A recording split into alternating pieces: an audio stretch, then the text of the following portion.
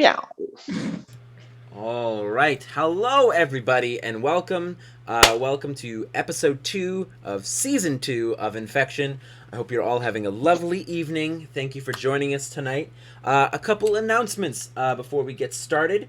As you can see, we are down a player or two. So Harley had some personal things to take care of today, so she is off doing that. And then a quick announcement is that one Warlock, the character, the creator playing Bishop, will no longer be a part of Infection. We've just decided to part ways. No bad blood. Everything's good. I don't know whose noise that is. Thank you so much. But everything is all good. So Bishop will, I'll have a thing for Bishop here at the beginning of the stream. But just giving you a heads up.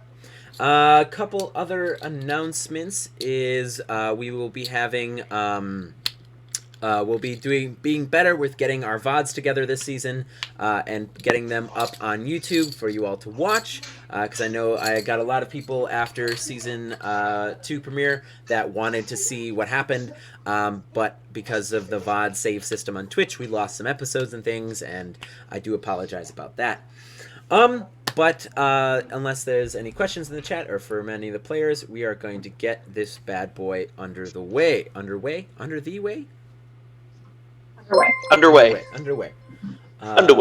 Dex, I have a question. I have a question for the DM.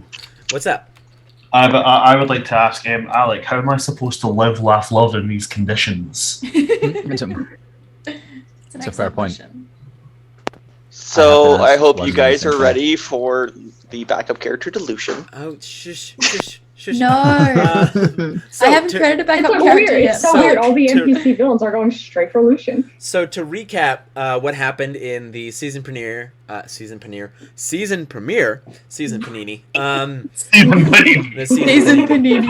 The party, after 3 years of going off and doing their own things, had met at their friend Bishop's house for dinner, and that's when the ships arrived in orbit.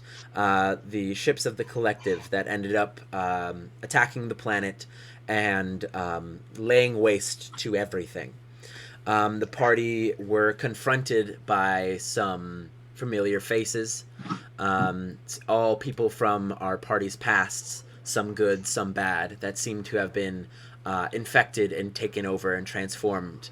The party fled from the oncoming army and found a downed airship that attempted to assault the collective ships in orbit. And they found Lieutenant Nerva, and they helped basically offer aid and helped, kind of create a camp for refugees as more people kind of filed in around the ship to create kind of a tent city. There was a lot of high emotions, a lot of things as characters, pretty much everybody except a couple saw people from their past that were now under the control of the collective. Luos had contact with the Drowned King, or the one who called themselves the Drowned King, who seemed to be in charge of the whole show, telling her that he's here for the planet's resources. And the collective dropped these large spire-like shapes that seemed to be pulling resources from the planet, and Lieutenant Nerva came to the party telling them that they saw basically the infected were capturing refugees and taking them into the spires. And so where we left off was the party basically about to lay down for the night, but Lieutenant Nerva asked them to make a distraction for her, as her and her people were planning on liberating those captured in a nearby spire. And so that's where we left off.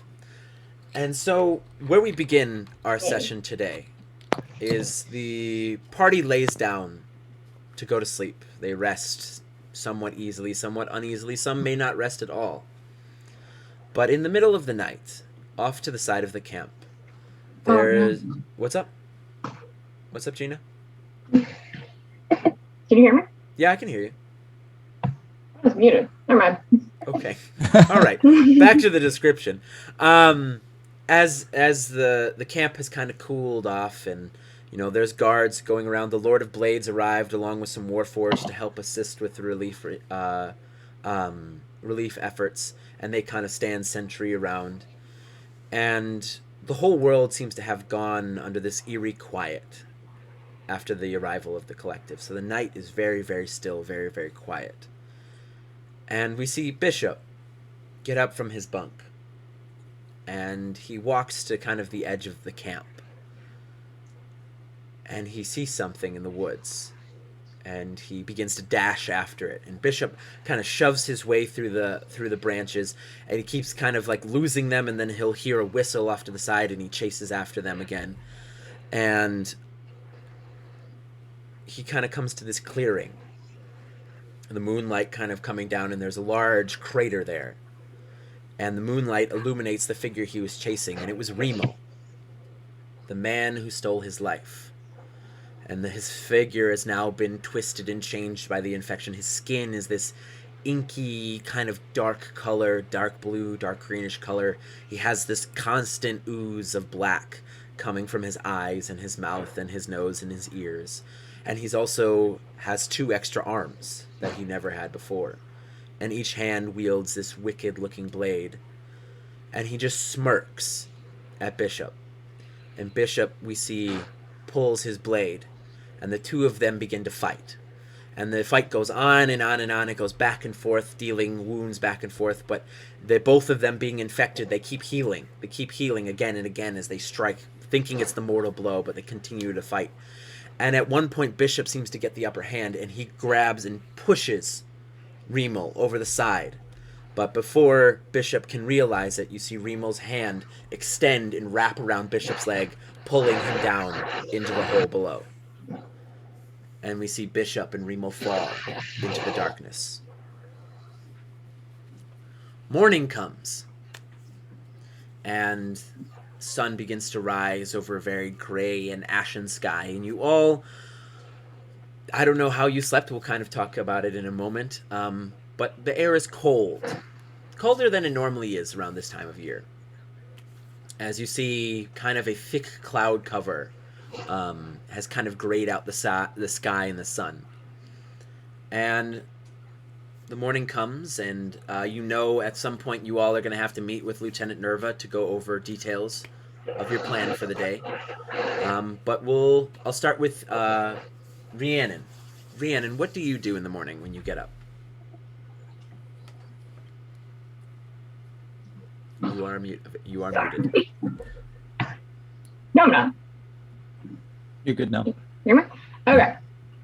What do I do in the morning? I think I get up, and I think I go to wherever the campsite is or wherever and go get some food. If there are like jobs to be done, I will start doing them. I'll start cleaning up or whatever. Okay. Just to be of use. I need to be of use. Okay.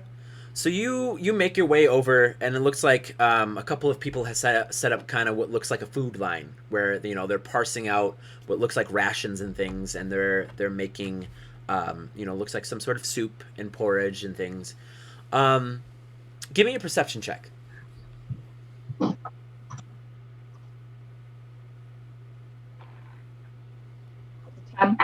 was it? A 10. Okay. Yeah. Everything seems tip-top. Everything seems normal. Do you help with the soup line? You also see people setting up more structures. You see the Warforge have actually begun to construct what looks like a wall of some sort. They're trying to kind of basically turn this refugee camp into a bit of a bastion of sorts. I think I'll grab some rations and I'll eat half of them, and then I see all this work being done and I shove it in my pocket and go help. I'll probably help the people building the structures. Sure. Make me a survival check. That's gotta be better. Nat 20. Oh, okay. All right, very good. Damn. That's much better than your last roll. So with a nat 20, what's the total? 24. Okay, so with a 24, you kind of assist the Warforge as you see they're kind of constructing what looks like I said, these kind of large metal walls out of this material that they brought with them, kind of to create some security. And you're able to also, you kind of begin to help them with, what are good sight lines, so if anyone attacks the camp, I'm going to give kind of advantage to the people who are shooting, because you've kind of helped them construct these watchtowers to kind of have good vision over the whole basically surrounding kind of wasteland around them. Awesome. Cool. Anything else for Rhiannon? I think just the whole morning until we meet with Lieutenant Darpa, I'm just doing work, not taking any breaks. All right. So then we'll go to Squirrel Boy. Gil. Oh, What oh my god, I just saw the script. Yeah, I've seen it. Sorry? This entire time. Oh my god. Yes. No idea what you're talking about. Sure you don't. Sure you don't. just got a glimpse of it. What is Nate getting up to this morning? So this is initially it's going to be like this is the rounds. This is going up and checking on the things that were sorted yesterday, ensuring that the airships are safely coming down. Like one of the dangers that you often get with like those sorts of things is like a later collapse. So ensuring that that's coming down safely, ensuring that some of the damage that's being done is going to be safe, you know. Okay. Before then starting to check in with the rest of the party and seeing how everyone's doing. So give me an investigation check. Alrighty. Go, Harley. Oh, you know what I'll do? Let me just give you this on Le DND Beyond.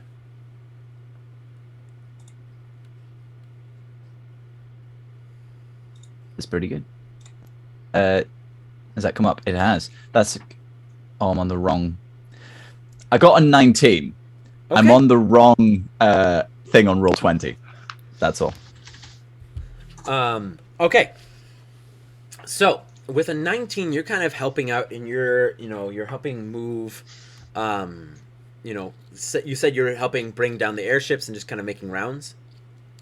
Yeah, so it's ensuring that things aren't going to cause any extra damage than they've already done. So like burned out wreckage, collapsing later, that sort of thing, and then going and checking on the rest of the party. Okay. So with your 19, you actually, what you see on the far side of the camp is you see a bit of an argument happening. Looks like between some refugees and some of the now Warforged who have come into the camp. And you hear like, no, I can do it myself. And it's like, sir, please, I'm just here to help you. And you see they're kind of bickering back. It's like, I don't need helps from the like of you. And they just seem to be kind of going back and forth as they're fighting over what looks like a crate. Is any of the other people that I know nearby? None of the party seems to be nearby. It looks like it's refugees and Warforged kind of arguing. Okay. Wonderful. Then I'm going to march over, as Nate, and as looking as obviously militaristic as possible, like not drawn weapon, but like the straight back, slightly imperious, that sort of style of thing, walking directly up to them. And as he's sort of going along, he's going to make eye contact with the Warforged, and just like a nod before he turns completely to the refugees, and he says along the lines of, "Please, step back. What's going on here?" We were trying to get some more rations, and this one over here says we can't have none. We gotta save for them something. They don't need food.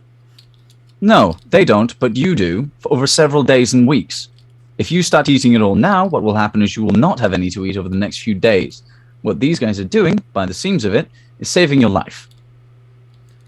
Make a persuasion check for me. You can do so at advantage. Oof. You're welcome. Oh, thank God, because I've got a -1 to that. I know.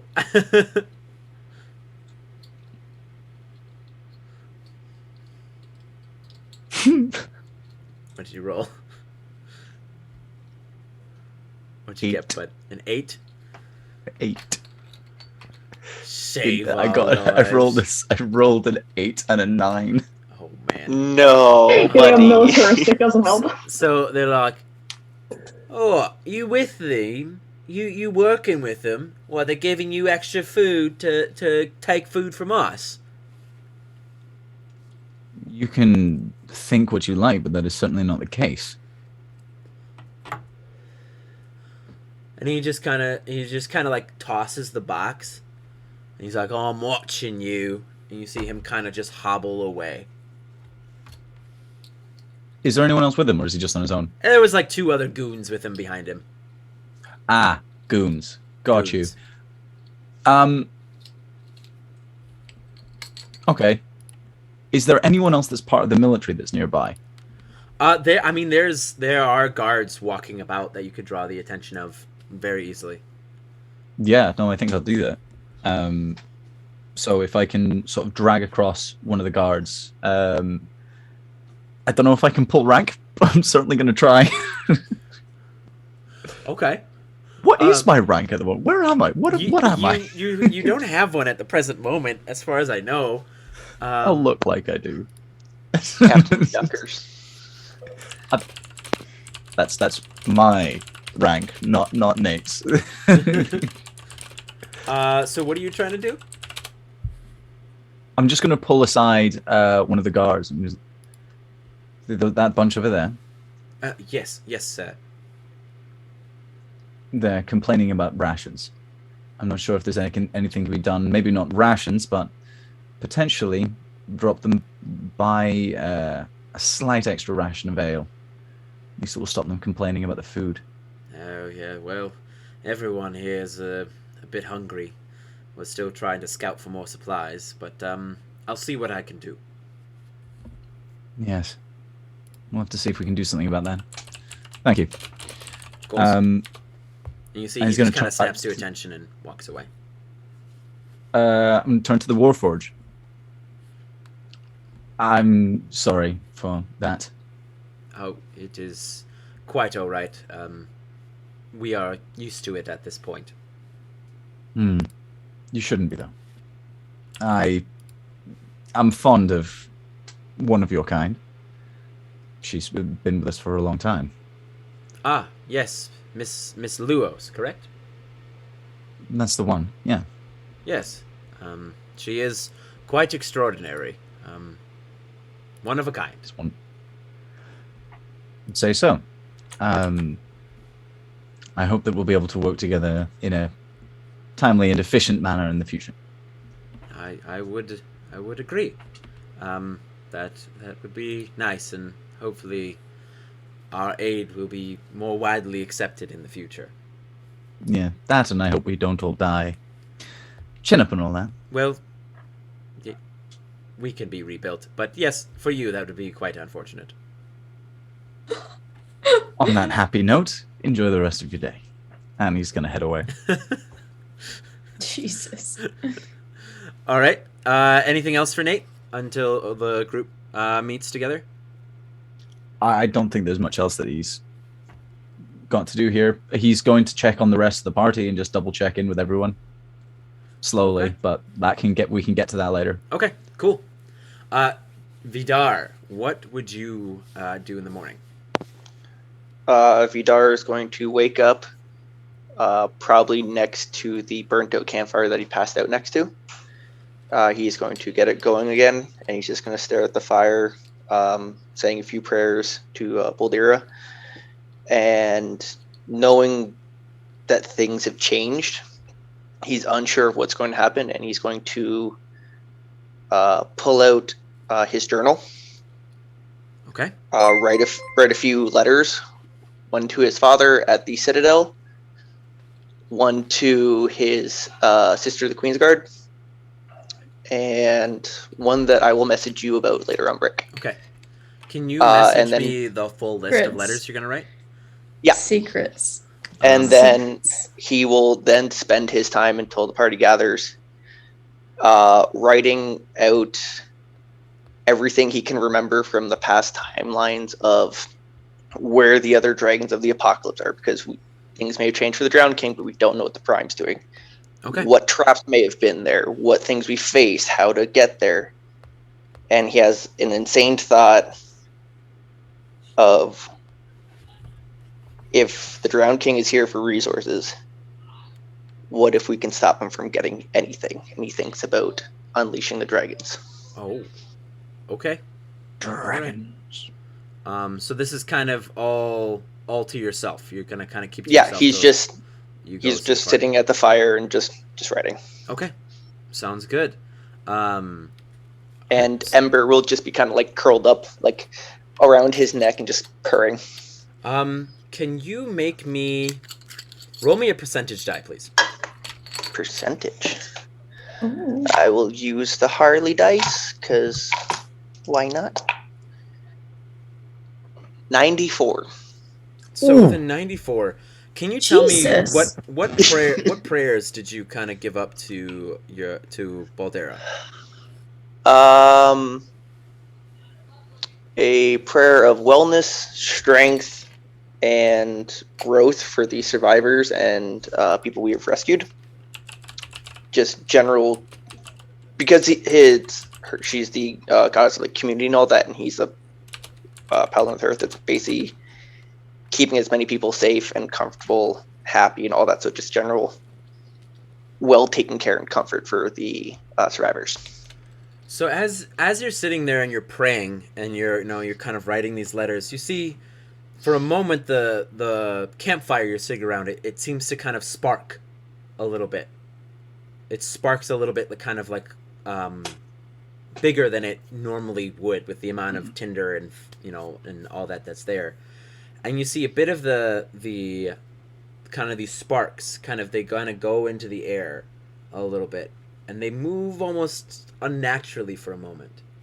And then you see they settle on the ground around the fire, and there's a slight warm shimmer for a moment on the ground. He just kind of watches, closes the journal, and reaches out and touches one of the shimmering spots to see what happens. It feels... Gil, I'm gonna kill you. I'm gonna kill you. Some Jurassic Park shit going on right now. Yes. See, what's worse is I have it on whoever's talking pops up, so I just hear, I'm gonna kill you. I'm like, I don't even know what What to did do. you do? I just started. I think it's better that you don't know. Yeah. Okay. I think it is better. I gotta create another Gil chaos counter. Please. God. Sorry, the dog just needs to get out of bed. Come on. There you go. There you go. Oh! People need... Since we don't have Harley, we have Harley. Yay! Oh. Hey, Harley. she's So like, sweet. why aren't you paying attention to me? So, as you touch one of these sparks on the ground, and you see it it shimmers a little bit more, and it feels warm. You know in your chest, in you, that Baldera it's Baldera, right? Yeah. Has her eyes on this camp. Okay. You kind of. you know that she's got this, she's here. She got me. She got you. Okay. He's just gonna kind of smile, and toss a few more logs onto the fire to keep it warm and going. And he's going to return to his writings, and he will hum a childhood lullaby he got from his mother in Giant to himself, just kind of going through the motion as he's writing out everything from the past adventures that the group has had. Okay. And then just make sure to send me that list of letters and what you'd say. Yep. All right. And then we go to Braylon. Did I check yours and Gina's name so I didn't get it wrong? Maybe. Good job! I'm so Maybe. proud of you. Good job. What does Braylon do in the morning? She is already awake. She didn't really sleep a whole lot, just kind of kept an eye on the camp. But she's going to sit next to Vidar once he's kind of finished his praying and is kind of humming to himself. And just kind of try and strike up conversation in the most awkward possible way. So this weather, huh? Yeah, that kind of stuff. Be like, oh, Okay. it's cold this morning. Yeah. Okay. Are we actually gonna roleplay this out, or do you want to get through the rest? Yeah, of the no, people I'm first? gonna roleplay the awkwardness. Okay. She wants You to just- roleplay you just small kept- talk. Wait. What? Do you have? I read the book. Yeah. I mean, I guess. I mean, like I'm used to the cold and stuff, but it is like frosty this morning. He just looks over to the roaring flame in front of them and back. She's like, "Oh, it's cold." He just raises an arm out, kind of like, "Do you want a hug?" I mean, are we like? We're not really doing well right now, are we? We're doing better than we were 3 years ago. I've been over this conversation so many times in my head, trying to find the right words for this, and I'm not gonna say I'm sorry because what I did, I made a promise. Mm-hmm. But I don't. I want you to understand why I did it.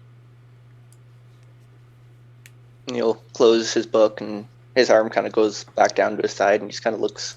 He thinks for a few moments, and then kind of looks up to you. You had a promise.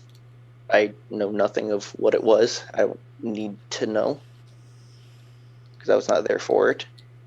It was between, I'm assuming, you and Lucian. I don't know him. I'm not close to him. I have the vaguest of ideas of what his father had done to him.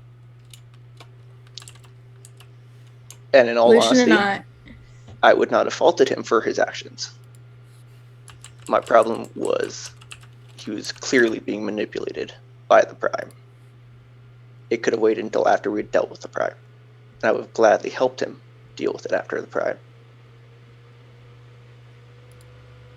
Lucian and I have an understanding when it comes to vengeance, if you will. We don't. We've all got our problems, and we've all got ways of dealing with them. And for Lucian and I, a lot of it is through violence, if you will. But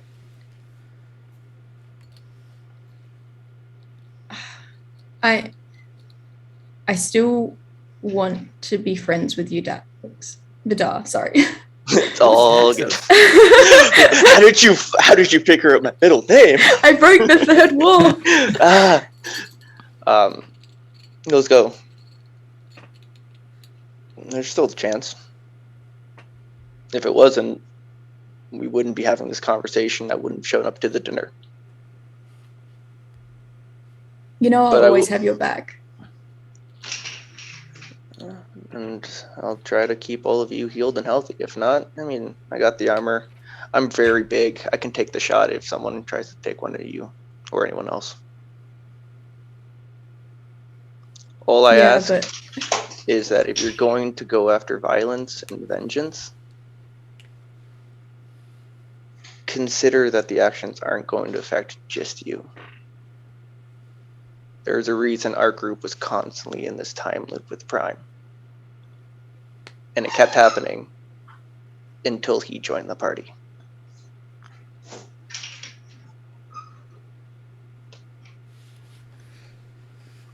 We aren't just one person. We are a party. We are a group. We have to think of everyone. I'm sorry. Gil is distracting me. Gil, can you please... Sorry, I stopped. Fucking, I swear, God, man. My brain is like, I can't. I'm gonna crit you on every hit. Just don't have to scream. Oh, look, a 20. Look, a 20. Oh, look, a 20. It'll be a more appropriate moment next time. Literally, there's like so much shit going on. My brain is like... That Gil, you've now got vulnerability to everything. Your sword is now made of rubber? Like, yes, that's a spell. Yes, Your Drake is now a corgi? Are you telling me that I'm going to be hitting people with the equivalent of a glorified giant dildo? Yes. No, you're gonna get the Christmas wrapping paper tube, just a thunk. Talk about assault with a friendly weapon. Ooh. All right. back to Braylon and Like most intense roleplay.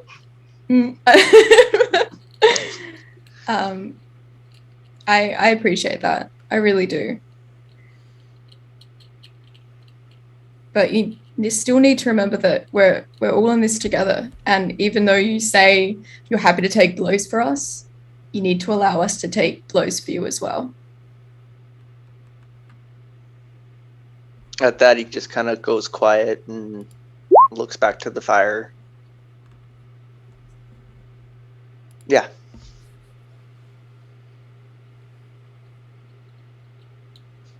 Okay.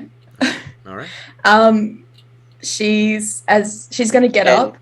As you get up, he just kind of like clicks his tongue, and Ember wakes up, and Ember hops off his shoulder and just kind of like does the two paws on your leg and does like the stretch, kind of like the pick me up kind of thing. She's not gonna pick up the cat, but she's gonna like scritch Oh, okay. Ember then- does the purr. and then she's gonna go find Lucian. Is Lucian still sleeping?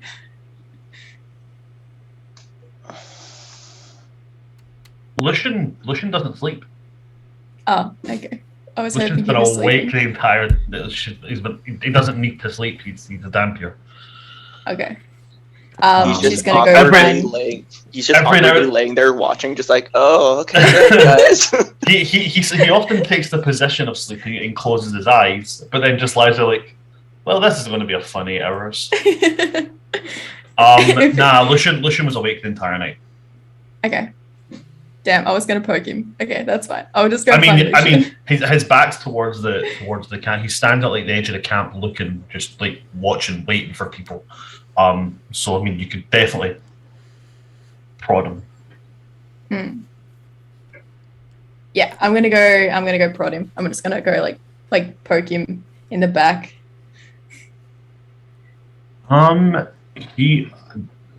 His passive perception is absolute dog shit. Good to know. 11. What? Yeah, passive perception 11. Yeah, he'll kind of jump a little bit, kind of startled, then turn around and be like, you know, if it had been 5 years ago and you'd done that to me, accidents might have happened. I'd expect nothing less from you. You have such a small view of me, don't you? No, you remind me a lot of my brother. I don't quite know how to answer that. He was a good man. I wish I could have met him. I've not I met wish you many could have good met him men too. in my life. Maybe one day you will. Perhaps. Still no sign of my people. It's beginning to worry me. They'll come.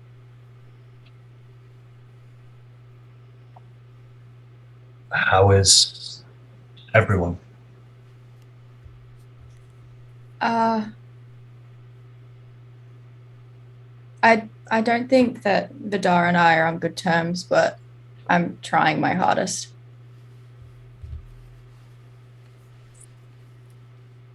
Dar is... He's a conundrum, a puzzle, something that is difficult to figure out, but I don't imagine he has any malicious intent. He seems to be noble. I don't know. Have you seen him swing that sword? That's pretty terrifying.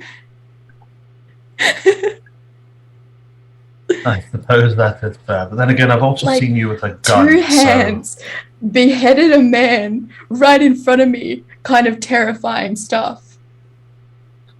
So that is fair, but I've also seen you vaporize someone's skull at 90 yards, so...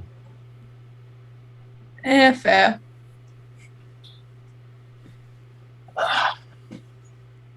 Braylon, are we going to survive this? Yes.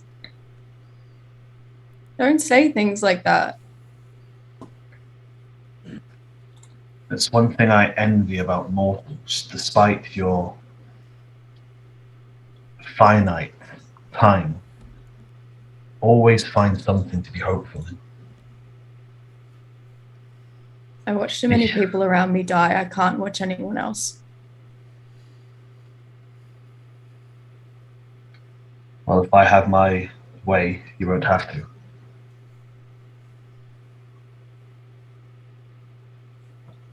But that is a very, very large if.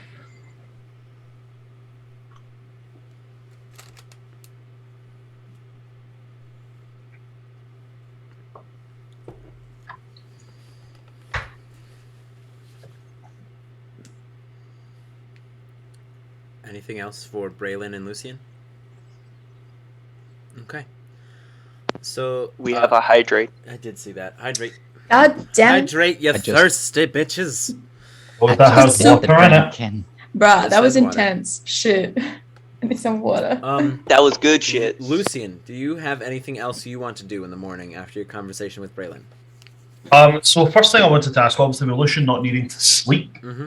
but my passive perception being absolute dog shit, would I have seen Bishop run off? Make a history check for me. Sweet, I'm good at history. That's intelligence based. I'm good at those. Let me move that. crap How out is of the your way. passive perception only 11? Mine's like something What's on your crack. wisdom? Let's not get into that. It's about my as good as wisdom- my dex. my wisdom is a +1. My passive Oh, it's perception better than is my dex. 16. It's better than my dexterity. I'm a 9. Mine was So- 0. What is that history check? Gil, I My swear to God. history is a 17. 17. So on a 17, we're gonna kind of for those who missed it, we're gonna kind of backtrack just a little bit. So while you were kind of, closing your eyes, fake sleeping, trying to figure out what you were gonna do or what have you, and worrying about your people, you saw Bishop get up and kiss his wife and his daughter on the head, and walk to the edge of the camp, and then you saw him dash into the woods. Yeah, it wouldn't have went after him. It would have just kind of let it happen. But at that point, that is where he would have got up. He would have woke up at that point. You will notice that Bishop has not returned to camp either. Right. He's going to kind of look around at everybody, he will never ever tell any of these people to their face that he cares about them, other than Braylon, because best friends and shit. But he kind of makes sure that everybody else is if he sees any of the party members kind of shivering a bit, he'll very gently scooch them a bit closer to the fire, Oh. or if their blanket is falling off them, he'll pick it up over them, kind of thing, and then he'll get his little dragon up onto his shoulder, and he'll walk towards the edge of the camp, and he'll offer up a prayer to the deity that he follows, who, despite the fact his oath of vengeance is actually a god of justice and mercy. Mhm. And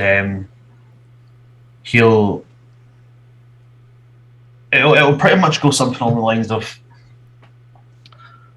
I haven't done the greatest amount of good in my life, and to most people that's a small statement, but my life has been much longer than this. I can't ask for anything for myself. I haven't earned that right to do that yet, but if dealing with my father has taught me anything, it's taught me that there are people who are worth asking for mercy for. And from everything I've learned in the 3 years since I took that oath, you are a God of mercy. And so I need to ask you to show mercy on these people. They don't deserve what's coming to them. Okay. I can't offer much, but whatever I have, whatever is at my disposal, whichever is available to me, Bahamut, I offer it to you in payment for this. Make me roll a percentage die for me. Vintage die. Let's get the Harley one out. They did me good last session. Maybe they'll do me good today. That 88. So, as you offer this prayer, asking for mercy for these people, and you kind of, look up, and as you're kind of sitting there on the camp, and you see it's a very cloudy sky. There's many clouds. It seems like there's a lot of ash in the air. But for the slightest moment, you see the sun kind of breaks through the clouds a little bit. And you kind of focus your eyes a little bit, and you see one of the clouds. It's got it looks like it's got a long head and a long neck, and it kind of branches out to the side. And that cloud just kind of slowly seems to be illuminated for a moment and kind of floating over the camp, above the sky. And as I mentioned to Vidar, somewhere in Lucian, wherever his heart is, you know that your message was received.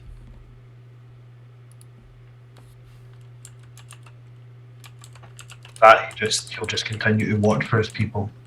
Every now and again, giving his dragon a little kind of scratch on the head as it rolls around his neck. Yeah. And then Braylon will show up, and then he'll talk to Braylon. And then after that, nothing. He'll just continue waiting, just desperately waiting to see if his mad vampires will turn up. Yeah. Give me my vampires. Like the scene in Twilight with the baseball, they all just rock up. Yeah. All of them in those outfits too. Yes, in baseball uniforms. So, Hell yeah. Absolutely. the morning, you all go about your morning duties. Kind of in your tasks and the conversations happen, and that as kind of early morning is turning into a little bit late, early afternoon. Lieutenant Nerva has basically set a meeting for you all. And you see there's kind of what looks to be kind of like a main military camp that's around the airship. And you see her along with some of, you see the Lord of Blades standing there. You see Luos standing next to the Lord of Blades. And what looks like one or two other military officers are standing there as the group of you, kind of make your own individual ways to the camp. Or make to the tent. And she looks at you and she goes, so, as I mentioned to you last night, we are attempting to assault one of the spires today to save those who were captured, and we don't know what happens to them inside those spires, but we are going to attempt to free them. And Luos, along with our new friend, Lord of Blades. Do you have another name? No, I don't have another name. All right. They are going to be attempting to help us break into the spire and make our mission a little bit easier. But on that same token of making our mission easier, after our initial scout reports, we sent out some follow-ups, and we will be able to handle the group that seems to be guarding the citadel. But the problem is the spire that is nearby, across the river. We are afraid if the alarm is rung from this spire that reinforcements will come from the other. So we have found a old broken down fort on this side of the river. And what I suggest is that when we attack, reinforcements will come, and if you all can hold them at that fort long enough for us to get the people out, we have a fighting chance. I'm not sure what the supplies are like there. I don't know what the defenses are like there, but it should be enough of a bottleneck that you could hold them long enough to the end of the day, and then get out, and so we can get the people out of the spire. What do you think? And she kind of she kind of opens it up for any questions or comments or anything from all of you. Do we have Well, any just- kind of idea of the makeup of their forces? Are there any forms of air support, or is it simply infantry? Well, it is abandoned. The fort was something left over from the last war. It is No, sorry. Yes. I think you may misunderstand. I mean the forces at the enemy's disposal. It is still unknown. The enemies that we have seen are these new type of infected. They are faster, stronger. They seem to have they have extra appendages. We have seen some of the old infected mixed in with them, but we haven't seen any besides from. And she kind of points up, and you can't see them, but she's referencing the warships in orbit. She's like, save from them, we haven't seen any form of air support. They seem to still be relying on horde tactics. Very well. I will go to Lucian. Vidar was first. Vidar. So Go to go with Vidar. Vidar then. Vidar. I will. Will it just be the 6 of us holding off these reinforcements, or will the Lord of Blades, or will you be able to spare any men to kind of plug up some holes that these infected might try and slip out of? Unfortunately, with the refugee camp still being constructed and the defenses needing to be manned here around the warship, and then the rest of our forces being devoted to the spire, it will be the 5 of you, as Luos has chosen to go with us to help bypass the defenses and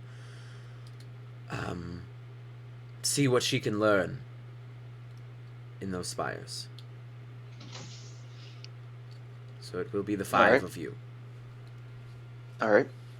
And he just kind of shrugs his armor a bit and just goes quiet. Lucian.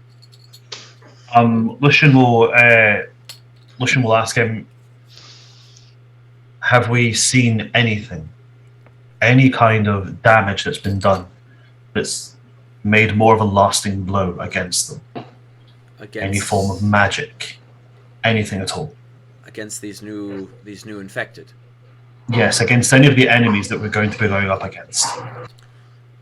Well, unfortunately, the information on them is pretty slim, because we haven't really.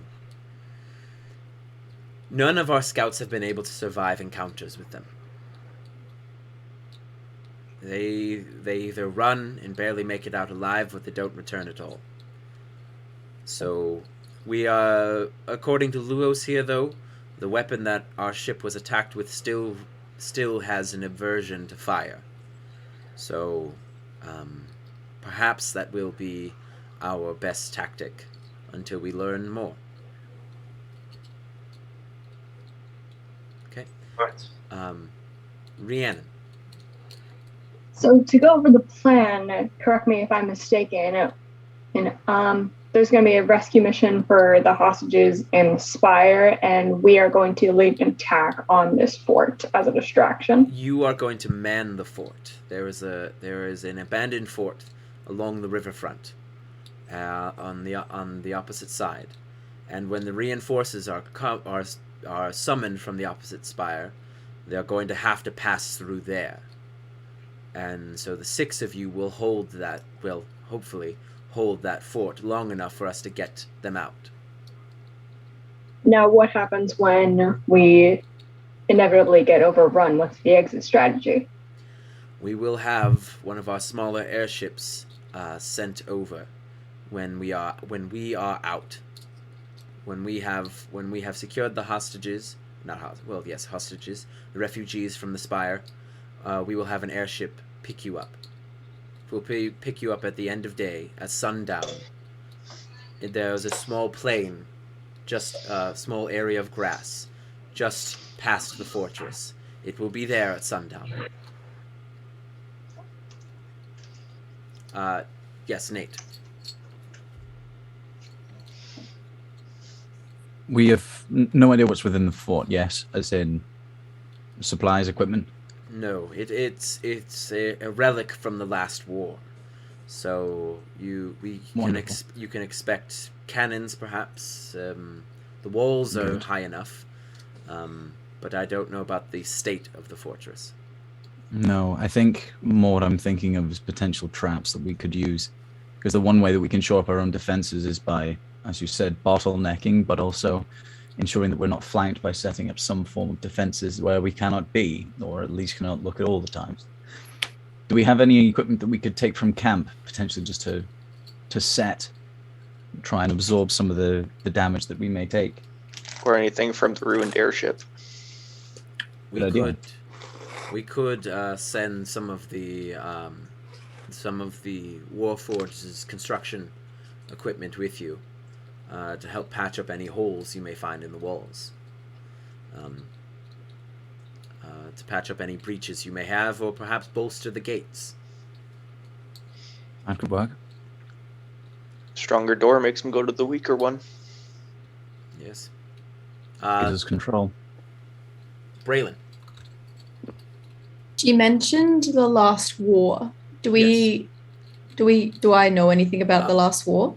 So canonically in Korrivar, the last war was basically the war that decided what the country looked like pre-infection. So it was like how the territories were all, and it's basically why there's such an aversion to Warforged, because it was perhaps been rumored in my version of Korrivar, rules lawyers don't come at me, that they started it, and that they were the reason for the mourning, which was where an entire part of the country was glassed. An entire part of the continent was glassed. And that's where the Warforged lived. And now the Mournlands, you would know, is where Luos's master found the ore, the infected ore. From the time cube? Yes. Okay. Cool. Does anyone else have any further questions? Are you able to spare any messengers? We are beginning to set up a messenger system between our encampment and some of the other refugees. Are you heading on to the attack as well, or will you be manning a command from distance? I will be leading the attack. And he just kind of looks around and just one moment, and he will step away to one of the refugees and kind of 7 foot tall guy just kind of puts a hand on his shoulder and goes, "See the commander?" Yes? He pulls out his journal. "When she returns, give her this. Oh. No one else. Okay. Should I Do not read do it? not lose it. Doing, Vidal? Do I not read it? lose it. Do you need me to Do read not it? lose. Do not lose it. Do not lose. read it. Don't read it. Do I? When she returns from the fight." Jesus Christ, this guy has no idea. Nope. No. There's a 7 foot It's Goliath the that was book. like, hold the book. Like, She basically goes, Rations? "When she gets back from the fight, give her that. understood. Thank you. It will help with the fight, but she does not have the time to learn it now." It's a Okay. It will Monty have- Python sketch. Okay. Yeah. And he just goes and pulls out one of his daggers. "You're also in charge of protecting the camp." And you see he goes to like grab the blade end. Of No. And he just puts the dagger back. "No. Warn the give him a club. Warforged." No. Give him a stick. No.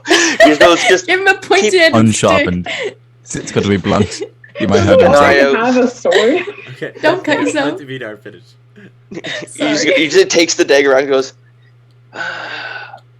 "Pointy end goes in the other man, not you." And grabs the guy's hand and puts the handle in. He's just kind of like holding it like in the book, like okay. Okay. And he'll just shake his head and walk back to the group. And he's like, "Don't read the book. Don't lose the book. Book to commander. I'm in charge of defenses." Other end goes into the guy, and he just mutters to himself as he like walks away. Can I, as he goes to walk away, can I grab him by the shirt and be like, "What's your name?" Jeffrey. My name Jeff. My name. I have to write this down now. Okay, I'm gonna push him away and just pat him on the chest and turn away. Alex, you remember the amount of things that I've just made a flyaway NPC and you guys always go and ask him like, what's his name, what's his mother's name? Yeah. Fuck you. This guy. And He's my new son. I will protect him with my any life. are any of the hands up to talk to Jeffrey? Fucking No, Dax, but I it's want to know what involved with. book he gave it. Okay. I want to know is his second name Bezos.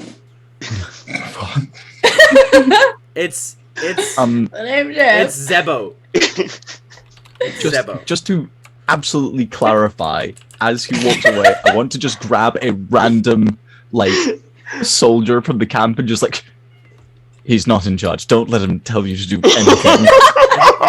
You hear him talk to his wife, and his wife like hugs him, like, "Oh my God, honey, I'm so proud of you." And he's like, You got a job. I'm in charge of the camp. I almost feel like whatever he says, just do the opposite. I'm not sure, but it's a strong inclination here. Just let him believe that. Let him go. All right. I look like- at Nate and I'm like, Nate, let him have it. Come on, just let him have it. I'm not talking It's telling like- him. I'm telling like a guard. I'm telling one of the soldiers. in the I know, camp, I'm he's telling not- you as don't- you're talking to the guard. I'm like, let him have it. Come on. I'm not going to Let him tell have some him. authority. I won't crush his dreams. Fucking Good. chatless Jeffrey. Just- It's like when you give your little brother the controller, but it's not plugged in and you're the one playing. He's like, I'm doing it, guys. I'm doing it. If Jeffrey fucking survives this, He will he's survive going this. to be like a fucking hero, isn't It's he? gonna be in If the he- series finale. I'm now gonna If have to write him Jeffrey's- into a fucking story. If Jeffrey survives, he needs to level up. He needs to become a level 1 adventurer. That's all I ask. Jeffrey is the BBEG.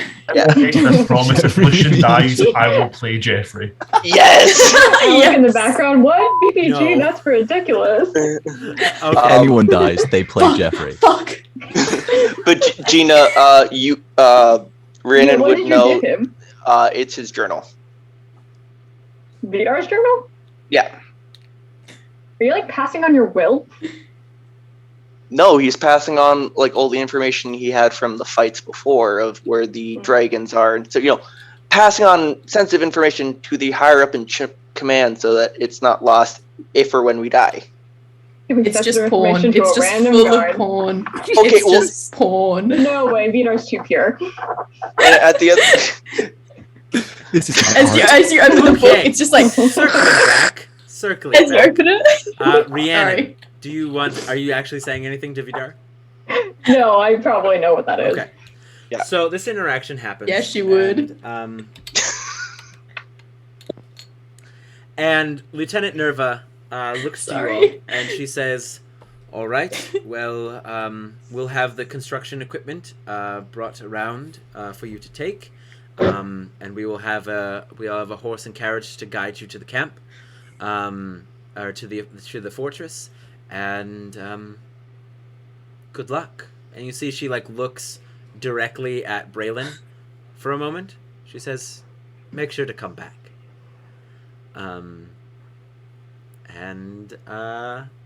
She turns on a heel and walks with the Lord of Blades to make preparations. And you all have Damn. maybe like, I'd say like 15 minutes if there's anything else you want to do before you head off to the fortress. Vidar yes. blue screens just a little bit at the, you better come back. And he's just like, that's my boss. I would like to notice that Bishop isn't here. Yeah, Where you at? that's like your spidey senses tingle immediately because you're so used to watching after Bishop. Bishop has not been around at all,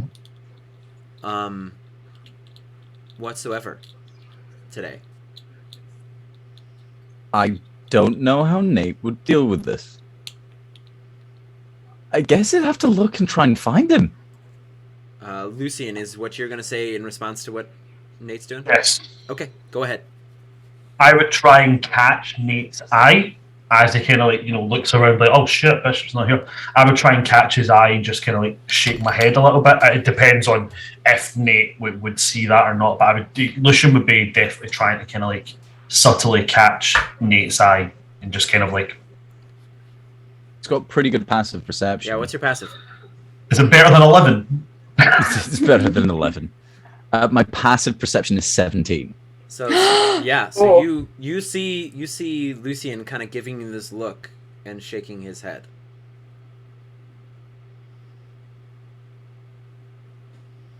Lucian, where's Bishop? He left early this morning. I don't think he's returning. He just left. He walked towards the edge of camp, then darted off into the forest. He didn't say anything? It seemed very definite in the way that he said goodbye to his loved ones without waking them.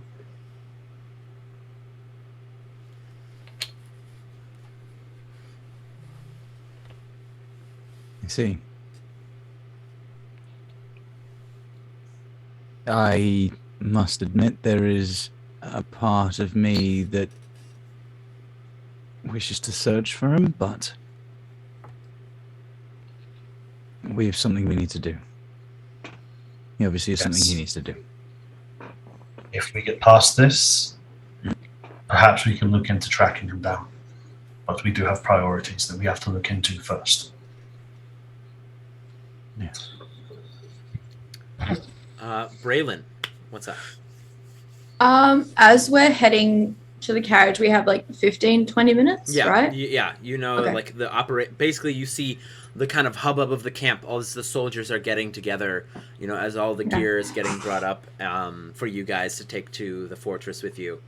Yeah, so you've got about 15, 20 minutes before everyone rolls out. Okay. I'm going to approach Nate and just kind of put a hand on his chest and be like, Can you shoot? What? Gun. I've seen how there's. Yeah, but that's DM, not my can question. Can you shoot a gun? Can I? I don't know. Was Nate ever trained in firearms? Did you ever? Is it regular training? I feel like it. I feel like sword and board is kind of the standard, but because we are in Korrivar, this kind of more technologically advanced world, I feel like you would have had basic training with a firearm. It's just not your preference. Yes, I mean I'm proficient with most, if not all, weapons. Certainly to some extent, at least. I mean, you seem like a pretty reasonable guy, and I think you'd understand where I'm coming from when I ask you to do this. If I turn, can you promise to put a bullet between my eyes?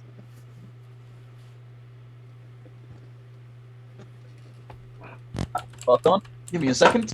How the fuck does Nate react to that? Badly. Is the answer. Damn.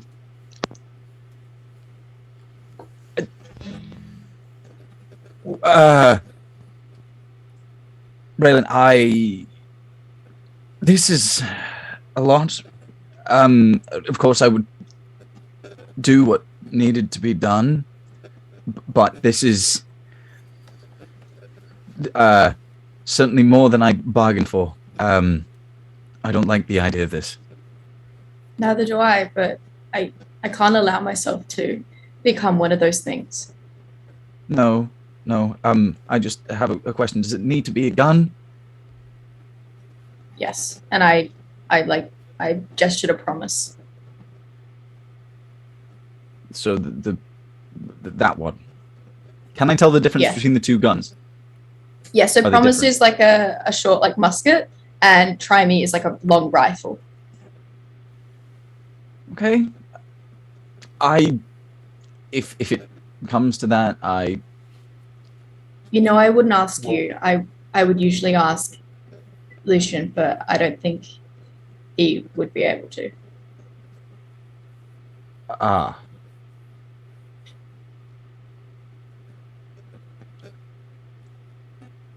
I suppose then you don't want me to mention this to Lucian. If you wouldn't mind.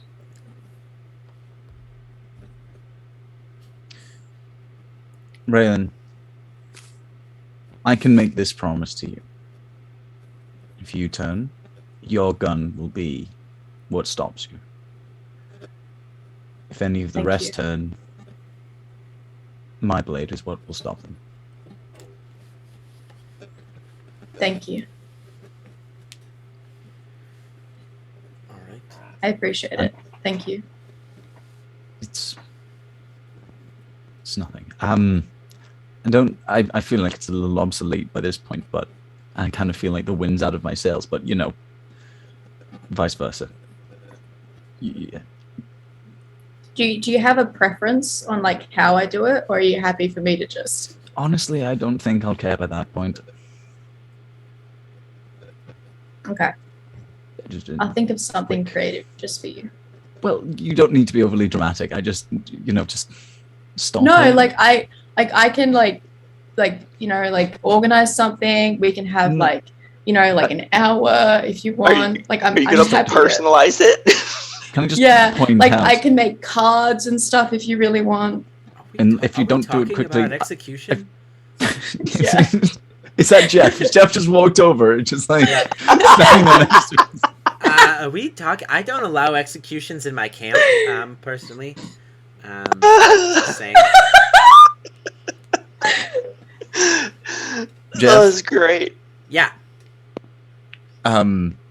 There's some people over there they look like they might be doing something suspicious. Oh, not in my camp. And you see him just kind of like scuttle off. We stand Jeff. I love how this guy has the bravado of like a seasoned veteran when really what he's got is a GCSE in sports technology and a dagger. Like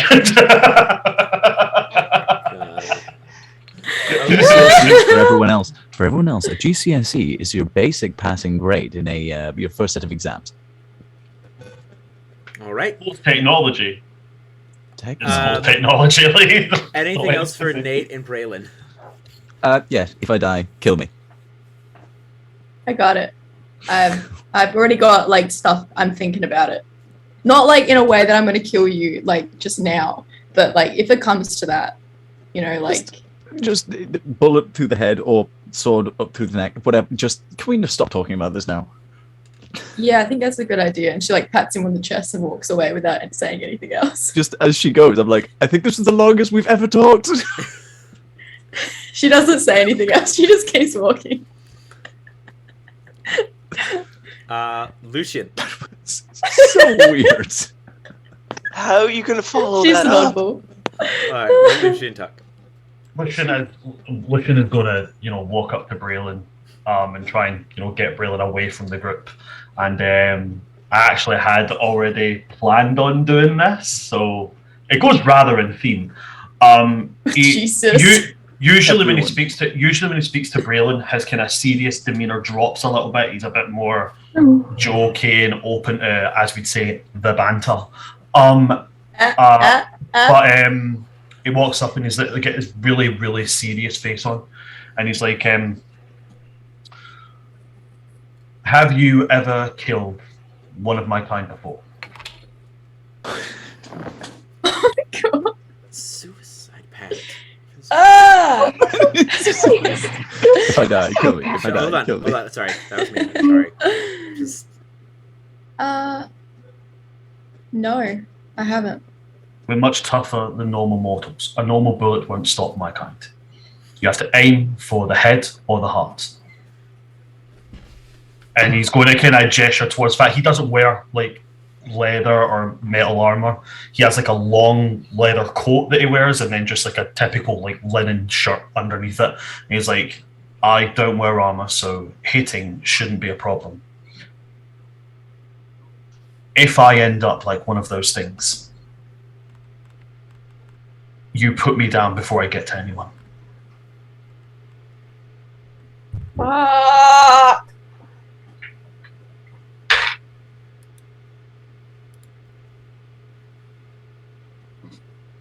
Lucian, you're my closest friend, and I don't think I can do that. That's the reason I need you to do it. If I go for anybody else, a sword to the gut is not going to do to me what it would do to any other mortal. Now, I can't give them the information on how to actually end me, because what if they turn in and they know that information? But you have... You're actually gonna make me cry. Like, I don't have anyone else I can trust the way I trust you. I don't have anyone that I love the way that I love you. So I need you to do this. a cold heart.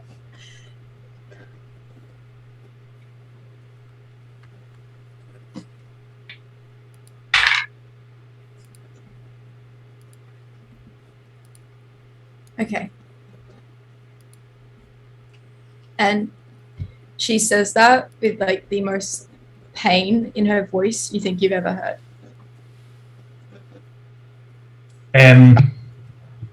When she answers like that, there's a very obvious sign of like hearing that pain is something that he kind of hates himself a little bit for having to ask it of her, but you know, he can't ask anybody else. Doesn't trust anybody else like that. So there is a kind of flash of guilt on his face at hearing that pain in her voice. But other than that, he just kind of nods and says, if they get close, stay nearby. There are certain measures I can take to make sure they have less of a chance of striking you.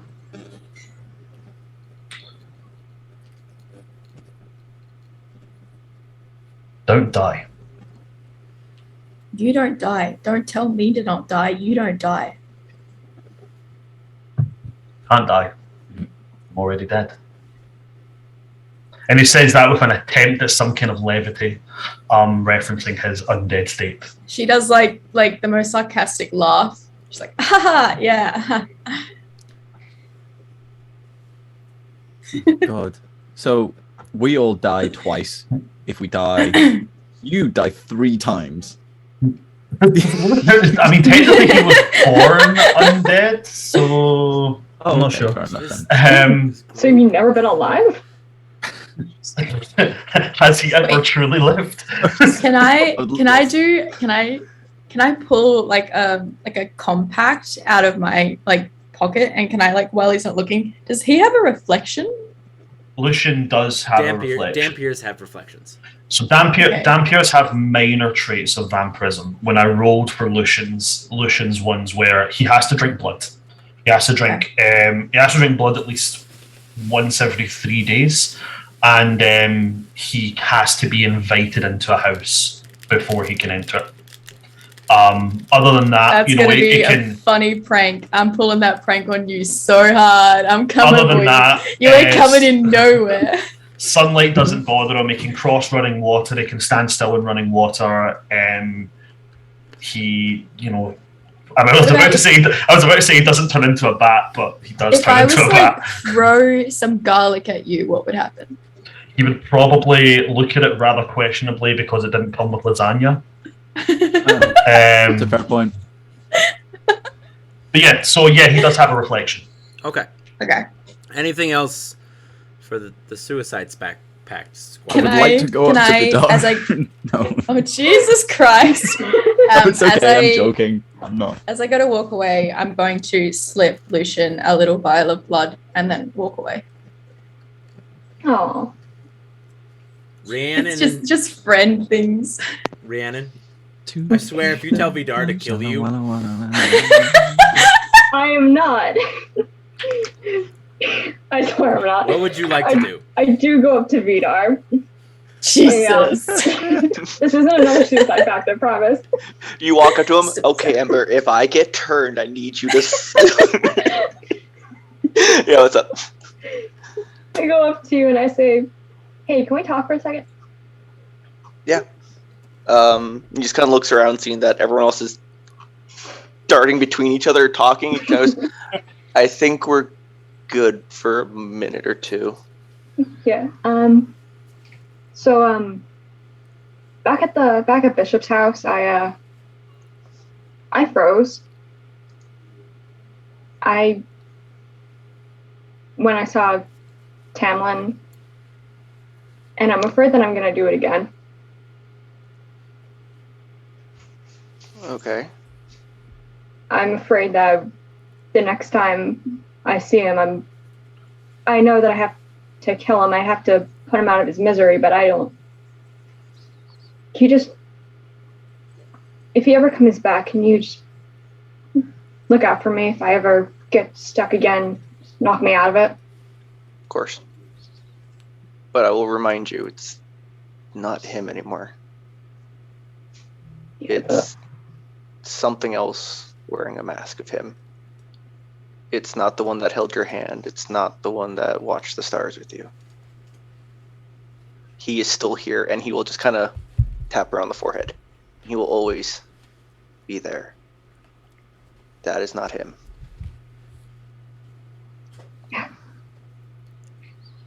It's hard to forget, though.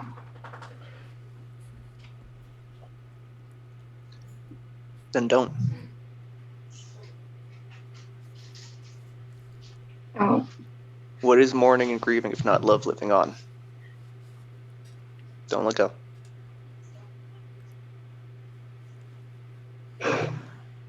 Anything else for Rhiannon? Y'all bringing the feels tonight. Okay. Yo, Yeah. some intense I'm sorry. roleplay Meet our today. quoting Jesus. Hey. division line. Yes. Have you guys finished first? Yeah. Are you guys done?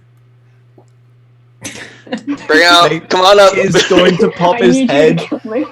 He is going to pop his head to Gina and Vidar, and he's just going to be like, make this quick. Just going to pop his head. Rhiannon's like, If I I'm die. fine. You're just like, hey. No, it'd be like, just sort of half walking in. Guys. Fuck, hold on. Don't fucking make me laugh. Hold on. I need to get this out. I'll cut this in post. Yeah. No, keep it in. Don't. Right? You shit. Right, hold on. Guys, if you die, I'll kill you. Just wanted to know that. See you later. Okay. Okay. What the? He's still traumatized. I just looked at Vidar like that was like a whole separate thing, right? 5 gold. That's what those conversations were about. Yeah, I'm just gonna Actually- hope that's what that was. Yeah. Yeah. Let's get in the carriage. Yeah. Yeah. Okay. Let's. Let's get going. Let's get going. Carriage. Yeah. And yeah, Vidar will sit and wait until everyone pops in. Lucy in there. Oh, I Full love house. That was so appropriate for Nate, though. Just, hey. Mammoth. Just saying. Just a memo. You all- You guys die. I support you in your choices. So you all file into this cat. This Cat bus. No. Oh my God, I'm myself. What is it called? The carriage. Wow. I lost the Carriage. word. Still got Cabbage, that. yeah. Still got Drama. brain fog Drama. from COVID. You all get into the carriage. There are some supplies, some building materials, some like basically metal beams and some wood like pallets and things that you'll be able to use, along with some tools. And you see the other military group kind of like has like set themselves up on the other gate.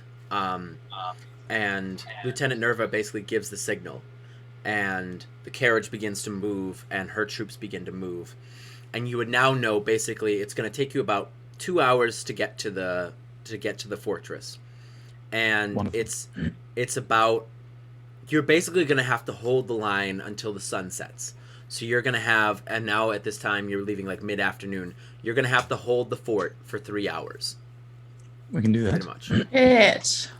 Alec. That's Yes. going to be a long Check. combat. Yes. Can what's I up? get a token for ingot on roll 20? I will make sure I have that. I will make sure I bring that in there for you. Beautiful. And are we Um, about to go to break? Yes. Okay. Yes. Wonderful. And so the carriage begins to take off through the forest, and you all, kind of chat amongst yourselves, are quiet, and again that silence. The world is a lot quieter than it used to since the collective came. There's less wildlife. The forest is quiet. The sky, is still that ashy gray color. The sun struggling to push its way through the clouds, and the temperature is a lot colder as, a lot less warmth from the sun is breaking through. And you're going along this path, and after a couple of hours, you see the fortress begins to come in view. And as she mentioned, it's not in the best shape.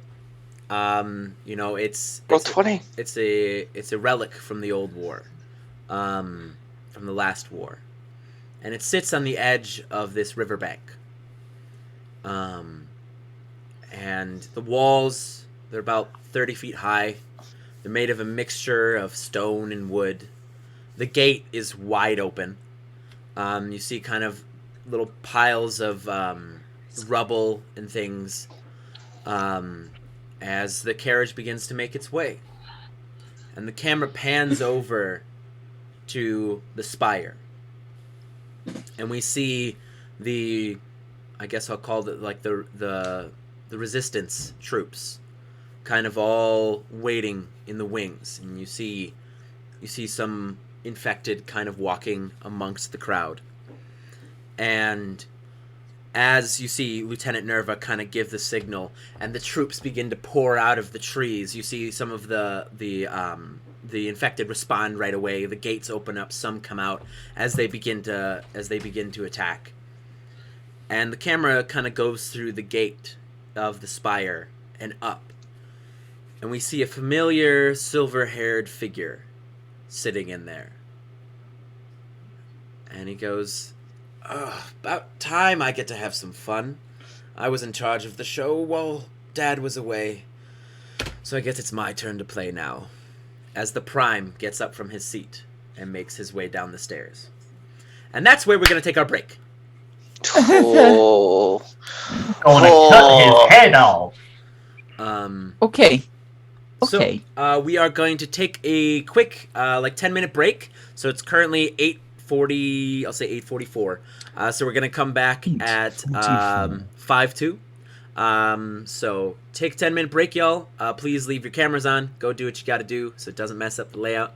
And I'll throw us over onto our BRB screen. So y'all chat. Wonderful. Please don't go away. We'll be right back in 10 minutes. Sweet. I realize I don't have a be right back screen. Okay. It's gonna be black. For some reason. Enjoy our backgrounds. Enjoy the backgrounds of our cameras. We shall return. Are we off?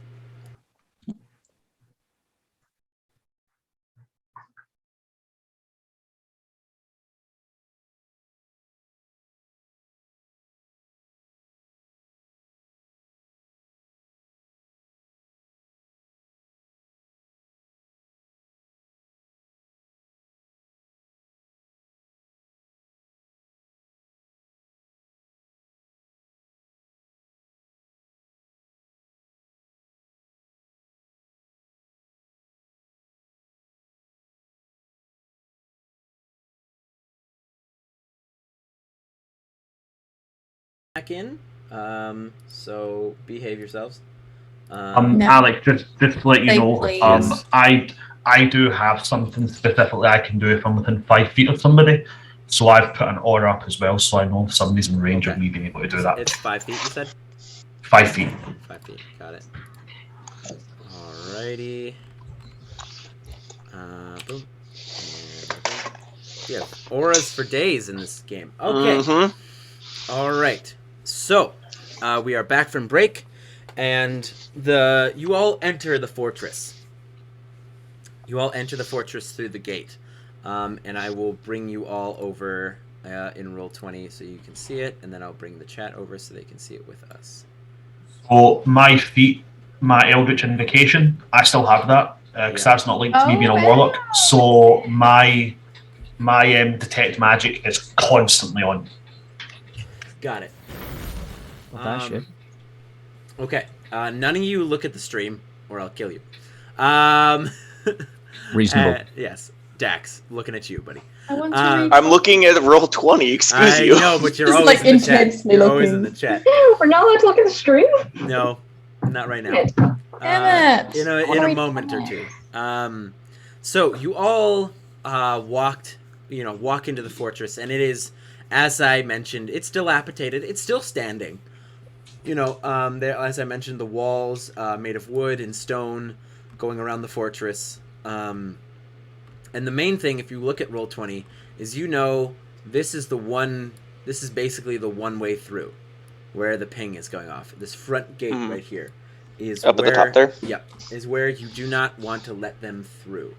Got you. Because then they can make it to the river, and then they can make it across. This is pretty much the only place that they can cross without boats, and up until this point, you have not seen them having that capability or intelligence to do so. So you have construction materials with you.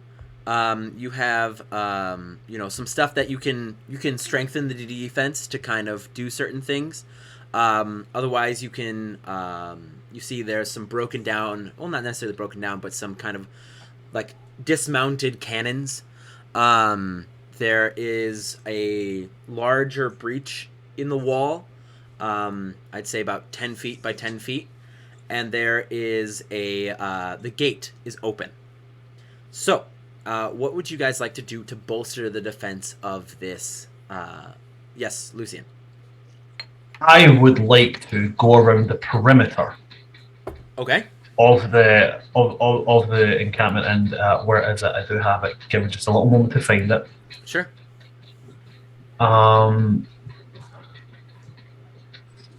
Okay, it doesn't actually do what I thought it would do. I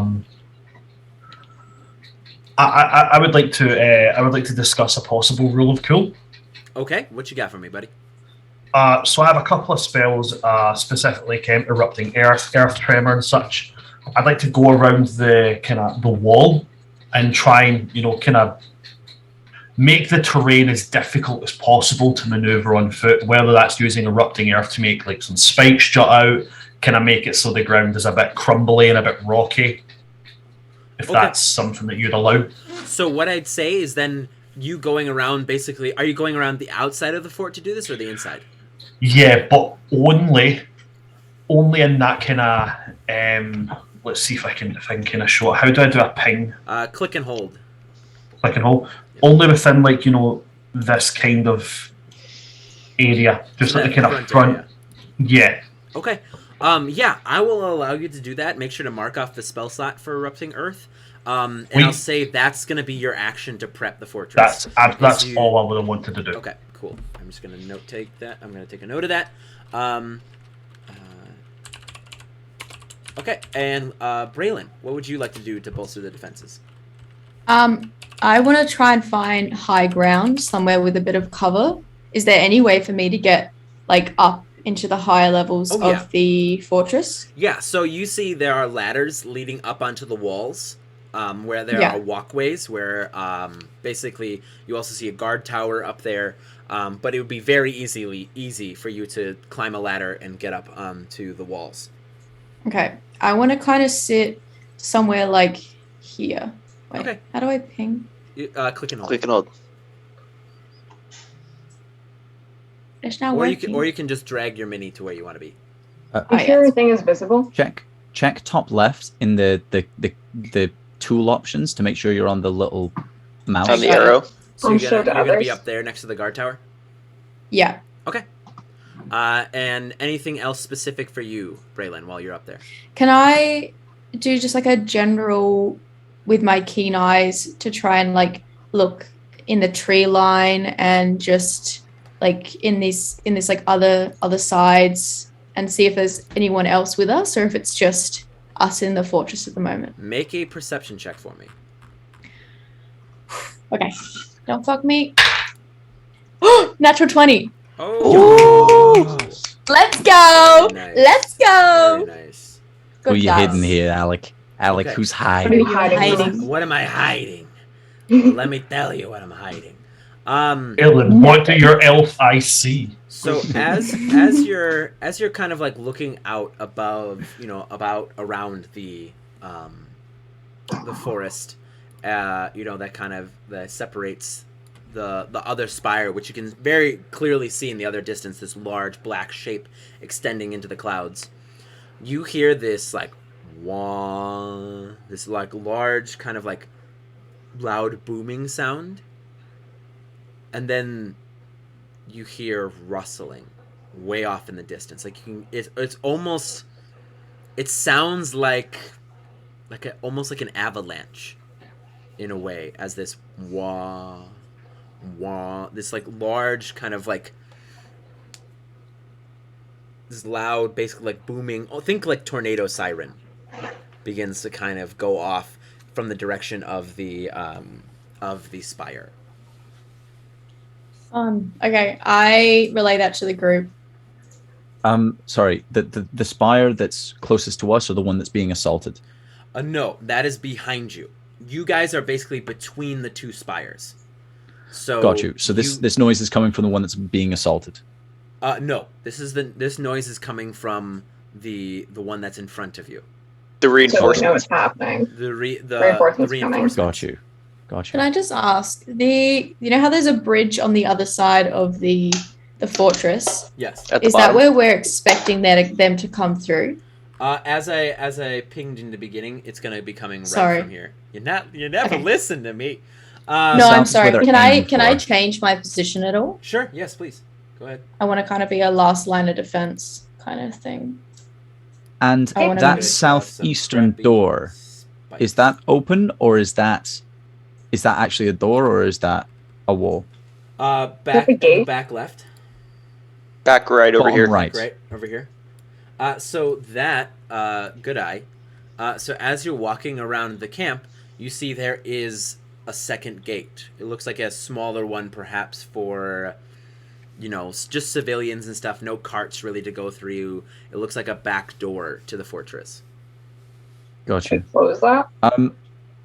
Alec, I would like to gut this place. I'm gonna start like rummaging around. I want to find rope, bear traps, like caltrops, like crossbows. Absolutely gutting this of anything that could potentially be helpful. Okay. And what are you gonna do with it? And I'm gonna gather it all in the center where we all are, right there. Okay. Vidar's gonna just so we assist have an him. inventory. Okay. Like this is. I don't know if anyone's ever seen Willow. Have you seen this film? Warwick No. Davis, one of his like first. No. Yeah, I know the film. Yeah. You know what I'm about to do, Brandon. Yeah. Yeah. Cool. So, yeah, collect as much as I can. Well, what do you want me to roll? Because Vidar is helping you gather these materials, you can roll an investigation check at advantage. Cool. Can I let Vidar roll that? Vidar, Do would you you like What's have Vidar's higher intelligence? intelligence than me? I really hope you do. What is your No, modifier? never mind. I will roll. He's a Goliath. What do you mean? No, wait, I can help you. I have a +5 to your investigation. Oh, if you want to help us look for Then- stuff, absolutely. Then go for please. that if Vidar can do something else. We're all just Yeah, sitting I'll- there like, hey, Rihanna, Dad do you just wanna finds do a rock that? and he's like, Yeah, I was like- Pretty. Honestly, I probably would have been helping you, but you're just turning. You're like, oh, you're I, helping wi- us. I wish I was there to help. I've got a +8 to investigation, but unfortunately, I'm only playing in the mud. We've got it. I got a 19. What's my investigation? My Oh wait, I get investigation's advantage. shit. Yeah, roll again. Advantage, yes. 19. All right. Hey. 19. So you make your way, the two of you make your way through the fortress. And you're able to find, leftover crossbows. This place was a pretty like transient place for a while where people would just kind of come through. So there's not a ton of stuff. But you do find No. yourselves, a good handful of crossbows, maybe enough bolts to fire each one of them a couple of times. Wonderful. You find some hunting traps, like some bear traps, and you find basically one kind of like big long corded rope, perhaps maybe like 100 feet of rope. Beautiful. Any gunpowder by chance? There is no Or oil gunpowder. barrels? Damn it. Or what was the Okay. other question? Oil barrels? Anything like that? Nothing like that. No. Anything Okay, of value like that was probably taken. I would like to take a crate, set it up roughly from the gate around here. Mm-hmm. If I can draw, I'll just freehand. So if I can get a crate, maybe set it up something around like that, around there. Okay. Yeah. I want to pile the crossbows on that, pointed directly at the gate, all loaded, Okay. so that, and then thread a piece of string through the 3 triggers. Jesus. Pink. See. Okay. So then it can just be, and then 3 bolts or however many crossbows. Yep. I'd say you've At got like once. 4. Sing- You've got 4 crossbows. 4, then 2 separate. Okay. So one is going to be over. There's 2 going to be to the right. Then let's Okay. set them. One around here, and one around here. So not in the original spot.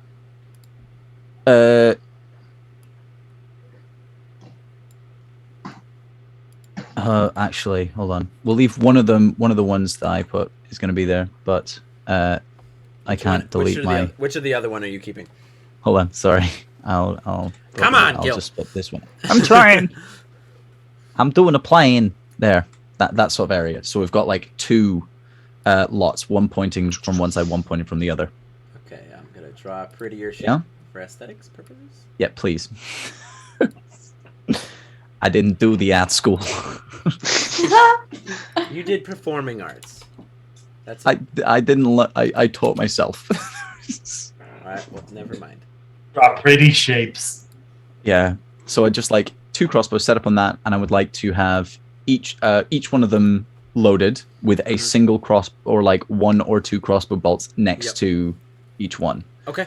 The long piece of rope. We've got the bear traps, right? Yes. What do you guys think? Where should we put the bear traps at? Well, I have a question. Yes. Are the troops going to be coming into this barricade? What's going to stop They- them from just coming around us? They have to basically the fortress protects the only passable part of the river. They need the bridge at the bottom. They will get drowned if they try to go. Okay, So got it. basically you all are the only ones between the bridge and them. Okay, that makes sense. Beautiful. I feel like maybe the bear trap should be a last resort thing. So like put them Well, around. they're going to take time to set, aren't they? Oh, right. Okay, I see what you mean. Sorry. Yeah. Just like as a last Within- resort thing. To... If Lucian is within range to give advice, he would say put the bear traps along the wall. Because if they see that we're defending the gate, their first thing would probably be to climb the walls. I would say the problem with that is that there's so much area to cover with the walls that I think we'd be better off setting up the bear traps in an area we know that are going to go through, potentially in this open space where Braylon could then pick them off. I would say down here where the hill drops down by Braylon and the gate. Because if they're Yeah. coming, Make that a minefield. I would say Yeah. if they're coming down this way towards the bridge, make this little choke spot littered with bear traps. Right Yeah, by that's Braylon. So you guys know, Because with it's my narrow. rifle, I get 120 feet on my rifle, so it's Mhm. not going to be a problem Nice. for me to pick off anything around. Yeah. But this Um, is in case they get below you. This slows them enough for you to kind of reload and fish in a barrel. Yeah. Final. Okay, gotcha. Final I've thing, got a Alex. crossbow on me as well. Okay. What is the highest point in this keep? The highest point in the keep would be the walls. How tall are they? 30 feet high. Okay. I was hoping like the keep itself would be taller. Oh, I Um, see what you mean. Yes, the keep is taller. The one on like the Like middle the- part or the left? Because the the left big- looks like it's on a raised. The, Okay. Yes. So, Alec, I want to find the heaviest box I can, Mhm. and I would like to enlist Vidar in helping me get that box to the top of whatever the tallest thing is. Okay. So I would say it's Vidar. this Then- center building. Then going to tie the long rope that we found to that heavy thing. Y'all are home aloneing this shit. I'm home aloneing this Why shit. wouldn't we? It's true. Tying super tight one end of the rope to one end of the to the wall down, say here, Okay. and then another anchor point directly down here. Okay. So The idea being, push the heavy thing off.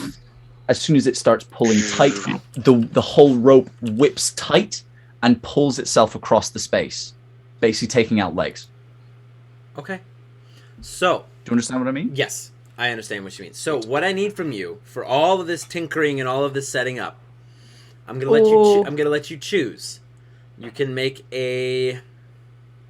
Intelligence. Yeah, it's gonna Oh, no, be. please. It's gonna be intelligence, or it's going to be. Survival? Is survival intelligence already?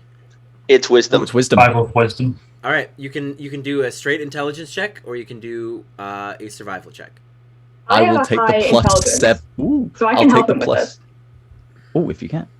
Yeah, You Yeah? roll I at- think you I'm can roll helping at- you with this whole thing. Yeah, you can roll at advantage. As this I'll is, take the plus This is going to 7. be Rhiannon and Nate setting this up. This will be your action defending the fortress. Thank God I had advantage. That was a nat 1 Jesus Christ. into a 23.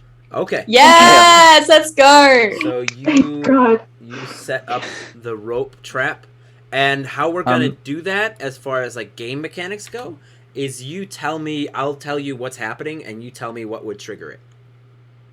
Probably Ingot. Ingot. So Ingot will cause it to happen. He's up there. Oh, he's up there next to the box. Okay. So He's up Yeah. there. I'm gonna put. Yeah. I'm gonna put a box up there. And Yeah. the Unless Yeah, we just had a rope just across we can do the- that as well. threshold, and then anyone who crosses it pulls on it, and the box comes down. I've got a simpler one. My familiar. Oh yeah, you've got a pseudo dragon, don't you? She can get up there. Can she And push over I- a really heavy box? I'm fairly sure she has my touch based spells, so I have catapult. That would be Okay. fun. Just catapulting it down. Cool. Do you know how much space? Do we roughly have an idea of where that's going to be? Do we know where a space area would be? Of what? From where this rope is going to go, what areas are going to take out legs? I would. What's our danger zone to avoid? Your Yeah. danger zone. Maybe do like a red line or That's something what it across is. the space. Yeah, red line would be better. Can I just ask Alec, this over here, is that a gate? Yes. Yeah. That has been closed already. Yes. Sweet, cool. Okay. So that's the danger zone. Is that red line? Danger zone! Okay. Now the only person who hasn't really done anything is Vidar. Vidar, is there anything you want to do? Vidar will go about with his belt of giant strength and just take up the busted cannons, leaning them against the gates to further reinforce from being knocked open. Okay. And he will actually ask Nate to move one or two of the bear traps over to the end over here, seeing the small cliff coming from the left building down and a straight shot to the bridge from over here.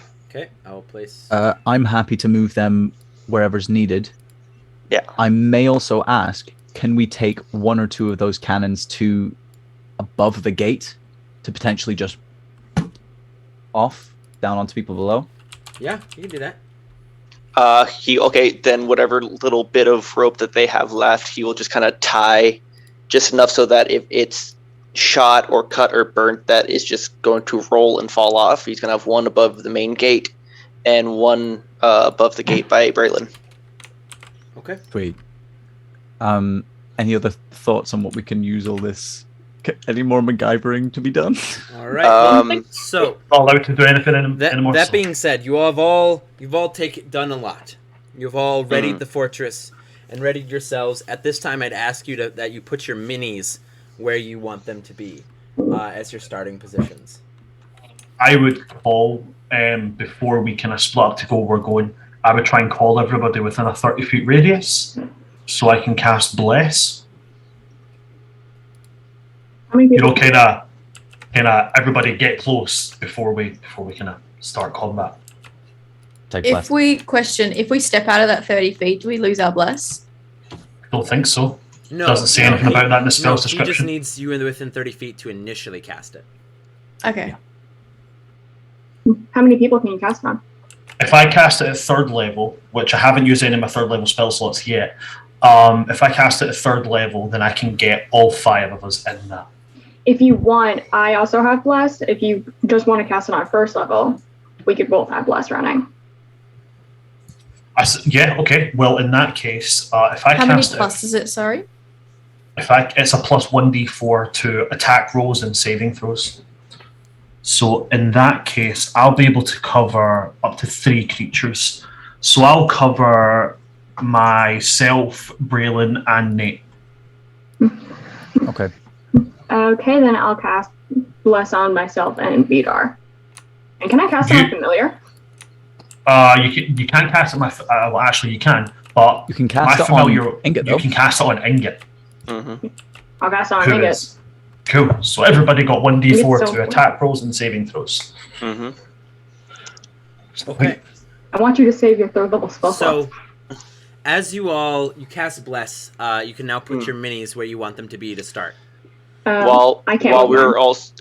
While we were there Can't move. in that 30-foot group, Vidar will also at 2nd level cast Aid on Braylon, Nate, and Rhiannon. What's three- that? The 3 of you, your hit point maximum and current go up by 5 for the next 8 hours. Hell Hit yeah, point max bitch. up by 5. Gina, can you move your mini now? So wait, sorry, our hit point max is up by 5. Yes. Say no. And did you say we get? That Is was it it. temporary? No, it's just. It's, No. Are you clicking Your on cur- Rhiannon and then using your arrow keys? 113. Oh, It's not working. What the hell? Should have control over her. Oh. I wasn't on my my clicker. I was on my measure. You. Got it. I was like, oh no. We're saying yeah, as- just moved me. As the embers float out to those 3, he just kind of looks over to Lucia and goes, "You're dodgy, and takes a lot to hurt me. So I figured these 3 were the better options." Sorry, can you repeat what you said there? After he casts Aid on the 3 of them, he looks over to you, not knowing that you're a paladin, and just kind of goes, "You're dodgy, and I'm can take a heavy hit." I thought those 3 were the better options. Lucian would just kind of look up and be like, "No, you made the correct choice." Okay. And then he's just going to start singing to his sword as he triggers his bright and shiny sun sword. And activate my blood song. My blade song. Definitely not a vampire, guys. Definitely not a vampire. Definitely not. So there's Sorry, I trigger my blade song. this humming noise begins to get louder and louder. Did you have something, Gina? Yeah, just as a small thing, I want to cast a feature that I have with Arcane Archer called Elemental Arrow. I can change my damage type for the next minute, so I'm going to change it to fire. Okay. So hell yeah. the woods begin to come alive as the earth begins to tremble, and this humming noise begins to intensify, and it's that buzzing when a TV is on the wrong channel. That kind of just like not static noise, but that kind of like buzzing, like yeah, begins to get louder and louder. And as they near, Vidar activates his flame tongue as the greatsword just lights up with fire. And out from the trees, you see, breaking from the tree line, you see hundreds of these green-skinned infected coming through the trees. Oh my god. And each one of these represents a large grouping of that you see. And We've still got a bit of distance on them, right? Like Hold on, 10 feet? You're right there. Hold on, y'all. Hold on. I'm still talking. Thank you. As they break the tree line, you see they all kind of sit there and pause for a second you see a couple of them sniff the air and snarl a little bit and look at the fortress. And I need everybody to roll for initiative. And before you do, I need you to click your mini and roll 20. If you're rolling from D&D Beyond, it'll automatically put your initiative in there. Okay. Don't fuck me. Okay. It's not great. It's actually really good for Vidar. Oh yeah, It's I really forgot good. Vidar has It's not great for utter me, guys. dog shit. It's because I'm not rolling with my dice. Damn you. I forgot to put on my blood dice. I'm rolling with stupid icy dice. Oh, fuck. Yep. Do you want us to put it in the D&D, the chat? Did you already roll it in D&D Beyond? Or no? No, I just pre-rolled. Oh yeah, then please put it in the chat in Roll20. Sure. Wait, enrolled? Oh, I see. Yes. In Roll20. Oh, amazing. Wow. Wow. Nate, does Ingot act on your turn, or does he have his own initiative? He shares my initiative, but acts just after me. Okay.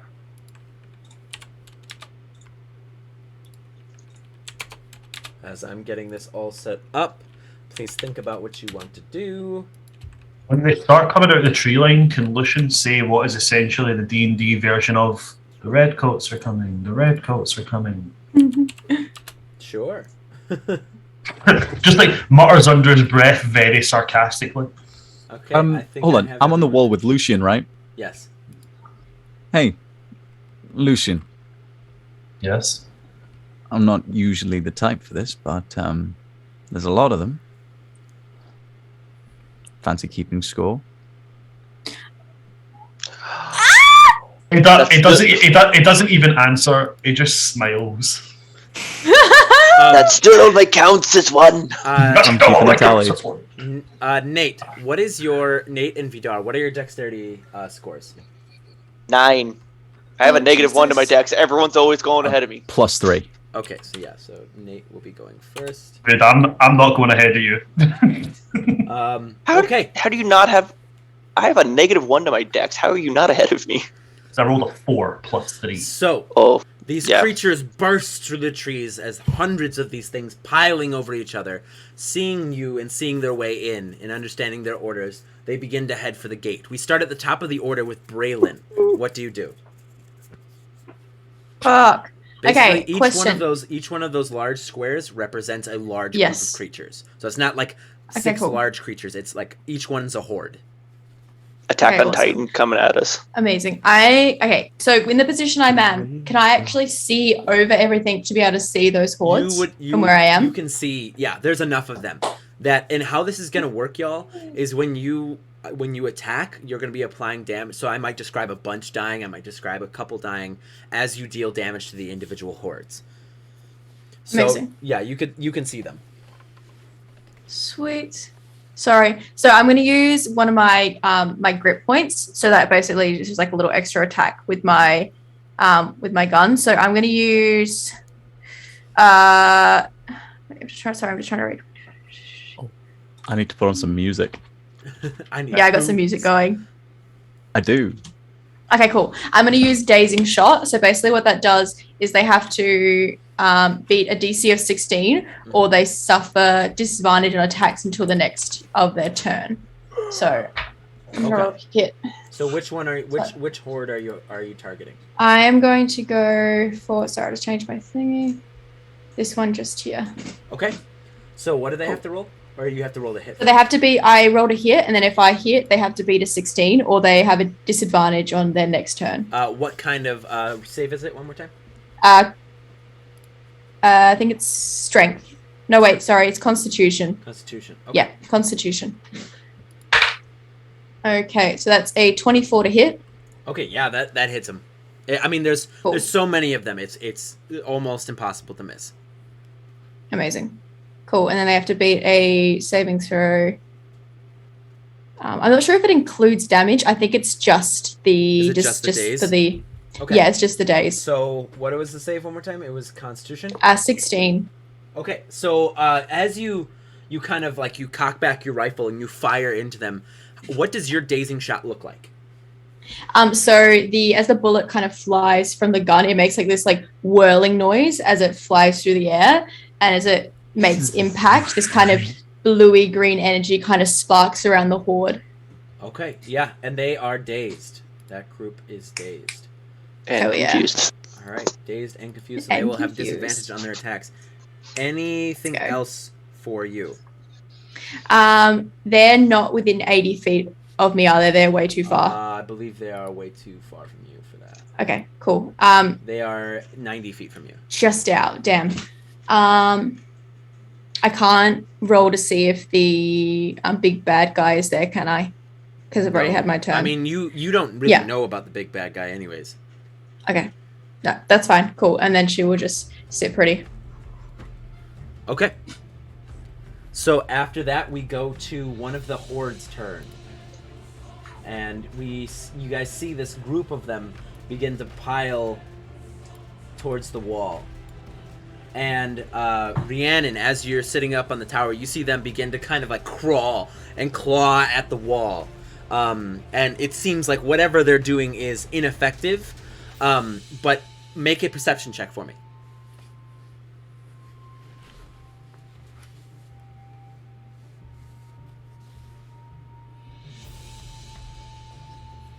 Eight. Never mind. All right. I feel like my perception checks are so important. And then we go to this next horde's turn. What's up, Vidar? The Emerald 97 redeemed a dance monkey dance. Not now. We will do it later. No, just putting that on the radar for We you. will do that Too later. intense. Yes, we just got to combat. I am not breaking now. Sorry. No. We will redeem it before the end of the stream, I promise. And this next horde, again, piles up to the wall. But because of the work that Lucian did outside of the wall, they're kind of falling over themselves and kind of like stumbling into the wall. And it looks like they haven't been able to really have the effect that they wanted to on the wall by charging it. With that, we go to Nate.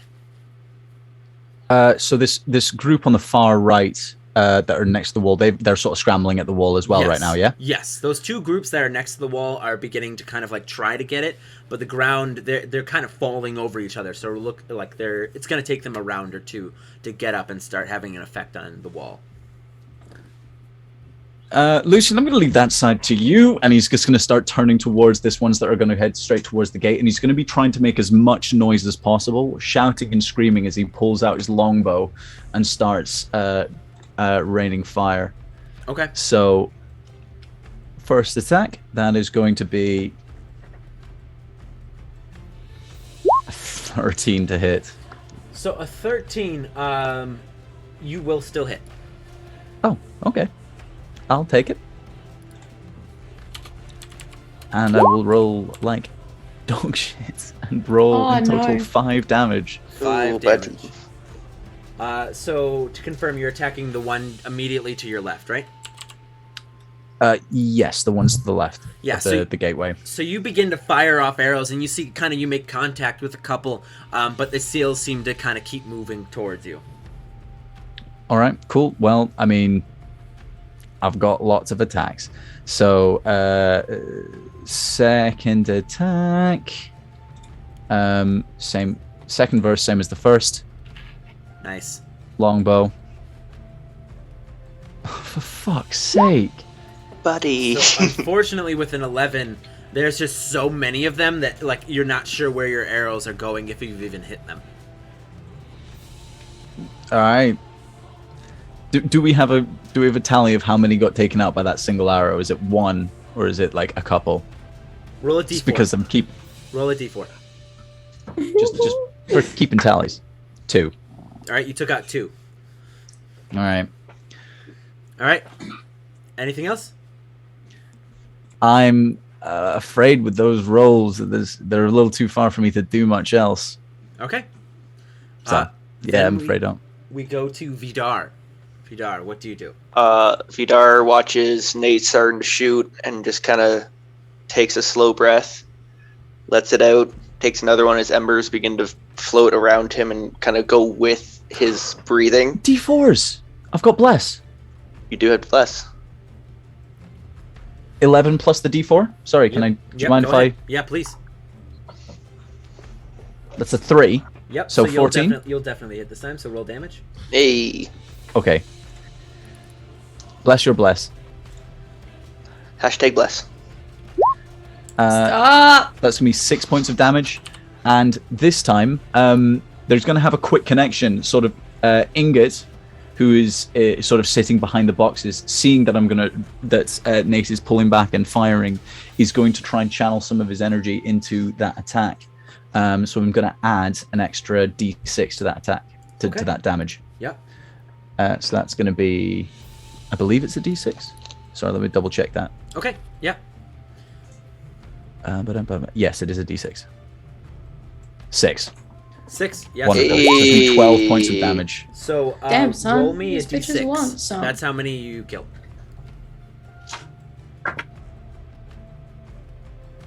1.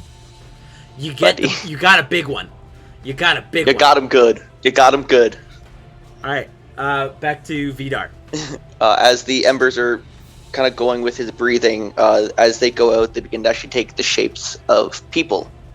Okay. Of civilians and soldiers that he specifically remembered dying when they tried going into the city to find the map maker, as he casts Spirit Shroud, and nice. intangible spirits of people he's seen die in front of him begin to grow and flit around him in a 10-foot space, and they are taking the radiant damage for him.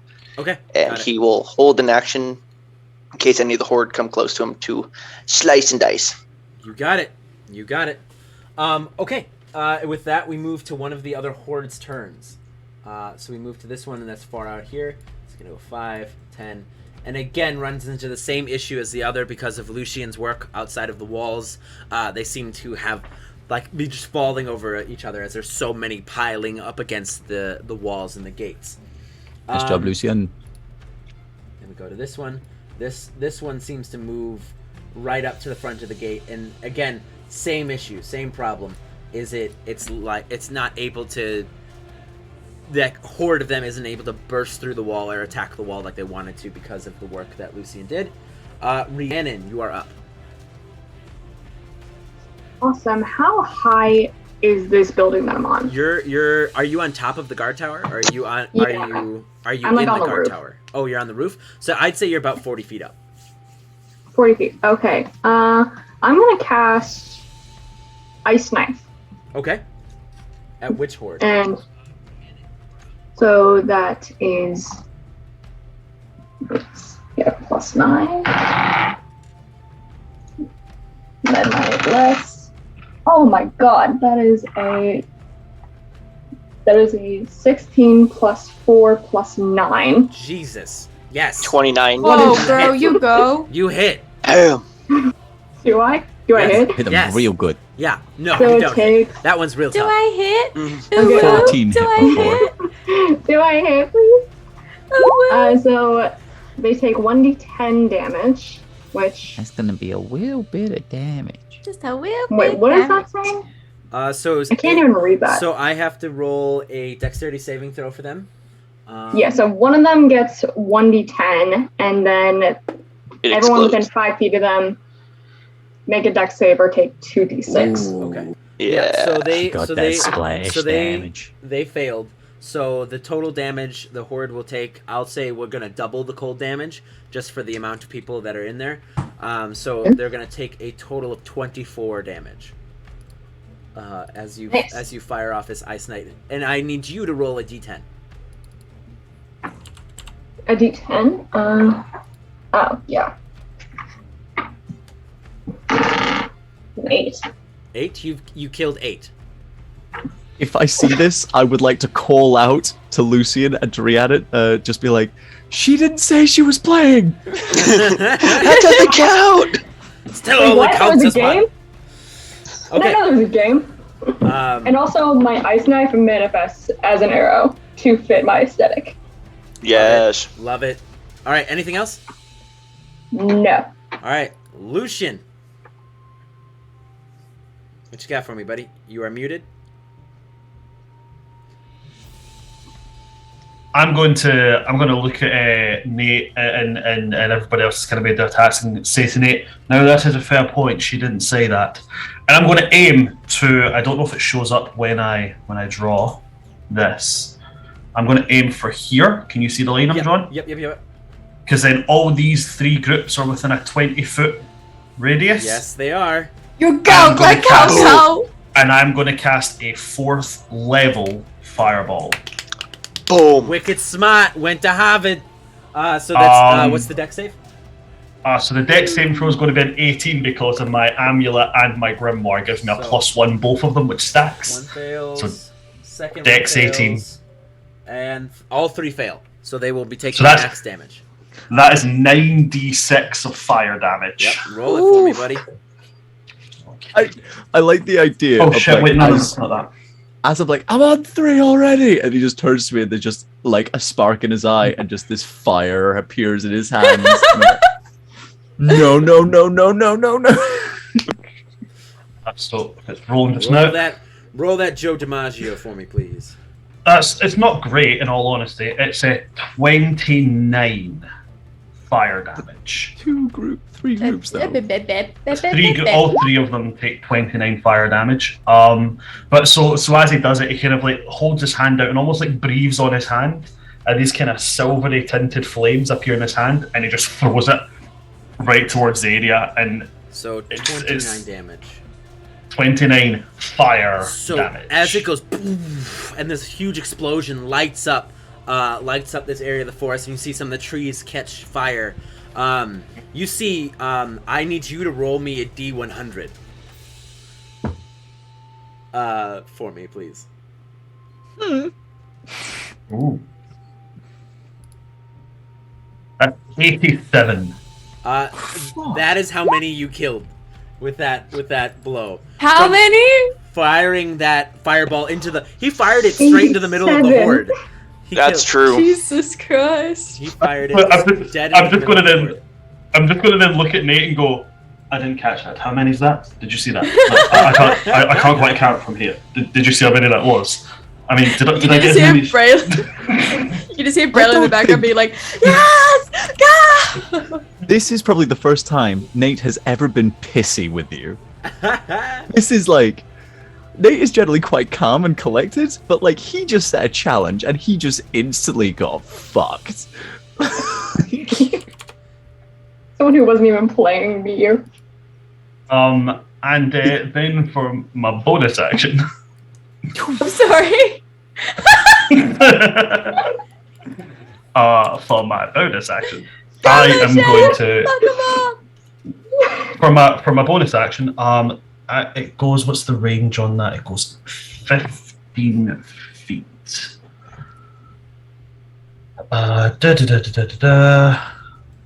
And the walls are 30. Oh wait, hold on. No, I can't do that. But what I can do, What can?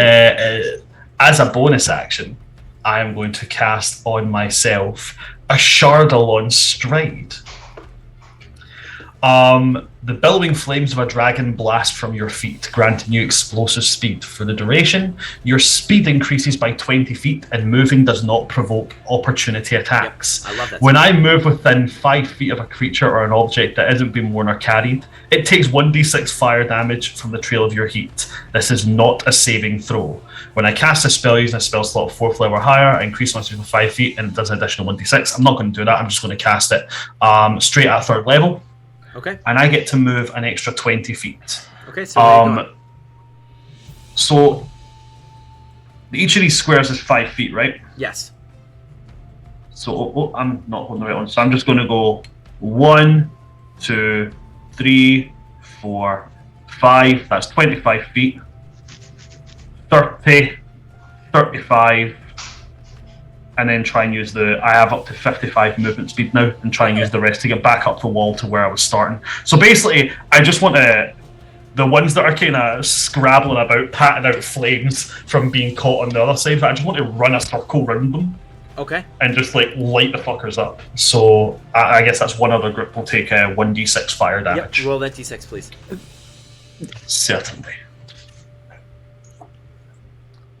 Once I find it in my spelly list, it's 3rd level. A shard of launch strike. There we go. Meh, it's an extra 1 damage. All right. Roll me a d4. Certainly, my good sir. 1d4 coming up. Yep. Fuck sake. That's a 4. Don't appreciate this So shit. that is another You 4. wanted the skill. Another 4 kills to your total. Okay, so with So the score as we sit now is Lucian 91, Nate 3.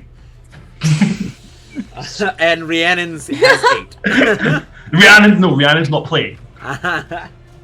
It's not Okay, playing. so then we go to No. the rest of the infected's turn, and they pile up against the walls. This first round of theirs really being lost because of the efforts of Lucian and the reinforcement of the walls from Vidar. So we go back to the top of the order with Braylon. Braylon, you Hi. saw this huge explosion. You see your party has begun to jump into action. What do you do? Okay, I want a piece of this fire action. So I'm going to use my bonus action and I'm going to take Promise and I'm going to load an exploding round into Promise. Okay. And I'm going to aim out and I'm going to be like, strike true. And I'm going to fire my exploding round at this horde just here. The one to the far left. Yes, that's Okay. correct. Got it. Roll Okay, to hit. come on. No, fuck me. Okay, that's a 22 to hit. Oh god, yeah. Sick. I'm a plus 10 to hit. Yeah. Oh yeah, bud. Okay, so with my exploding bullets, if it hits, it's 1d6 bludgeoning damage and an additional 1d6 fire damage. Cool. Yeah, roll it. Roll it. 5, 6, 8. Guys, just saying, I'm enjoying being back here. This is what I joined up for. This is great. Oh my fine. It's really love it. That is 17 points of damage. 17 total. points of damage total. Yeah, you fire this round and you see like a group of them kind of splatter apart. Roll me a d6. She's not playing. She doesn't need the 6. numbers. She doesn't need to know. You killed 6. Don't Yes! don't rub it in. For fuck's sake.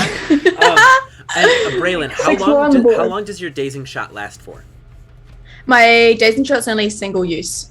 Okay. It only lasts one turn, sorry. Okay, so So it's just one round. they will be dazed then at the start, or they will not be dazed because they were dazed last turn. Yes. Okay. Yeah. Got it. Okay. Anything else for Braylon? No, she's happy. Yeah. She blew stuff up. You blew stuff up, and now on to this group next to Rhiannon.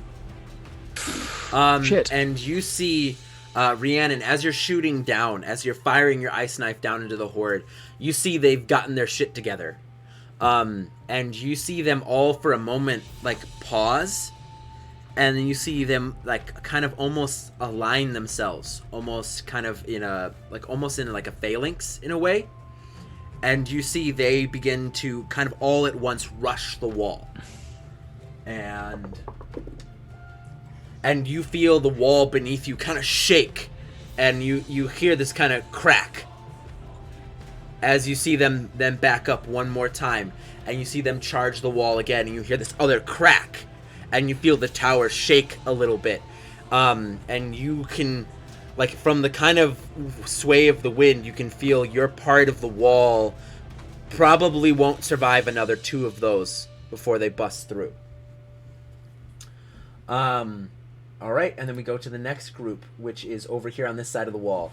And Lucian would probably be the only one that hears this, but you see them again align themselves in this kind of triangle and ram the wall.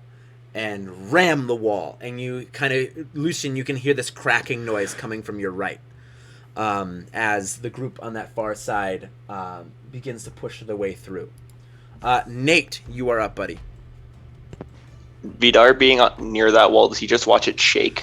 Yeah, you see like the dust and the dirt kind of pop off it, and then what you see little cracks begin to kind of form in the wood and in the stone. Gotcha. Okay. So Nate is legitimately having to resist doing something really fucking stupid because of a game that he decided to play. And I'm trying to figure out how... I don't think he would, but I'm so fucking tempted. What would you do? You know what? I've got a lot of movement. Fuck it. You know what? No. Screw it. Can I... Don't. He's going to jump right down next to the horde. He's going to take some opportunity attacks when he leaves this again. Yep. But he's got the slippers of spider climb, so he can get back up.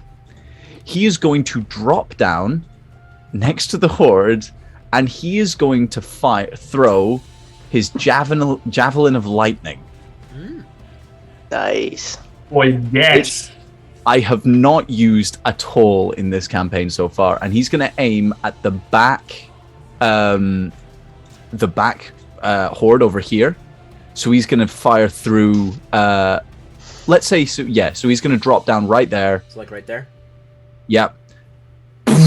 And let me just double check. I believe it's 120 feet. Yeah, you're gonna get. 120 They're all gonna have to make dexterity saving throws because you're throwing a lightning bolt through all of them. So the last one, I throw a. I make an attack roll against. Mm-hmm. So that's going to be a dex. So it's basically going to be longbow. So I'll roll longbow. We've discussed that a 16 is going to hit, right? Mm-hmm. Yes. That one's definitely going to take 4d6 lightning damage. Well, don't they all if they fail? Yep. Those ones are definitely going to take it. Okay. The other ones have to roll for it. Okay, so for this group here, what's this? That's gonna fail. There's no way. This one here, fail. Unless they're dex. Does a 15 pass? It does. Okay, so the second group will pass, and then the group right in front of you will fail. So 3 will take full damage, 1 will take no or half damage. Oh, for fuck's sake, you stupid bastard in dice. Well, plus. That's not to damage. Do I get to add... Oh, fuck. Such a shitty roll. 9 damage to each group, halved down to 5 or 4. What are you doing round up. Round up? So 5. So 5 on the one that passed. Okay. So you describe what your javelin of lightning looks like for me. So this is one that he's been holding. He's got an efficient quiver down by, hanging basically by his back, so it points out to the side, so he draws from there.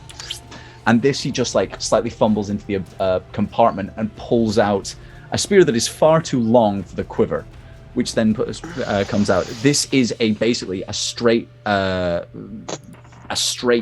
javelin, but at the end you can see that the spear tip is jagged in the shape of the thunderbolt that sort of leads down, and there's blue intricate weavings that go all the way down the shaft, and it's just going to be as soon as it leaves his hand, it turns into a bright streak of blue lightning that pummels its way through all of them. Yeah, this bolt of lightning just barrels its way through the crowd.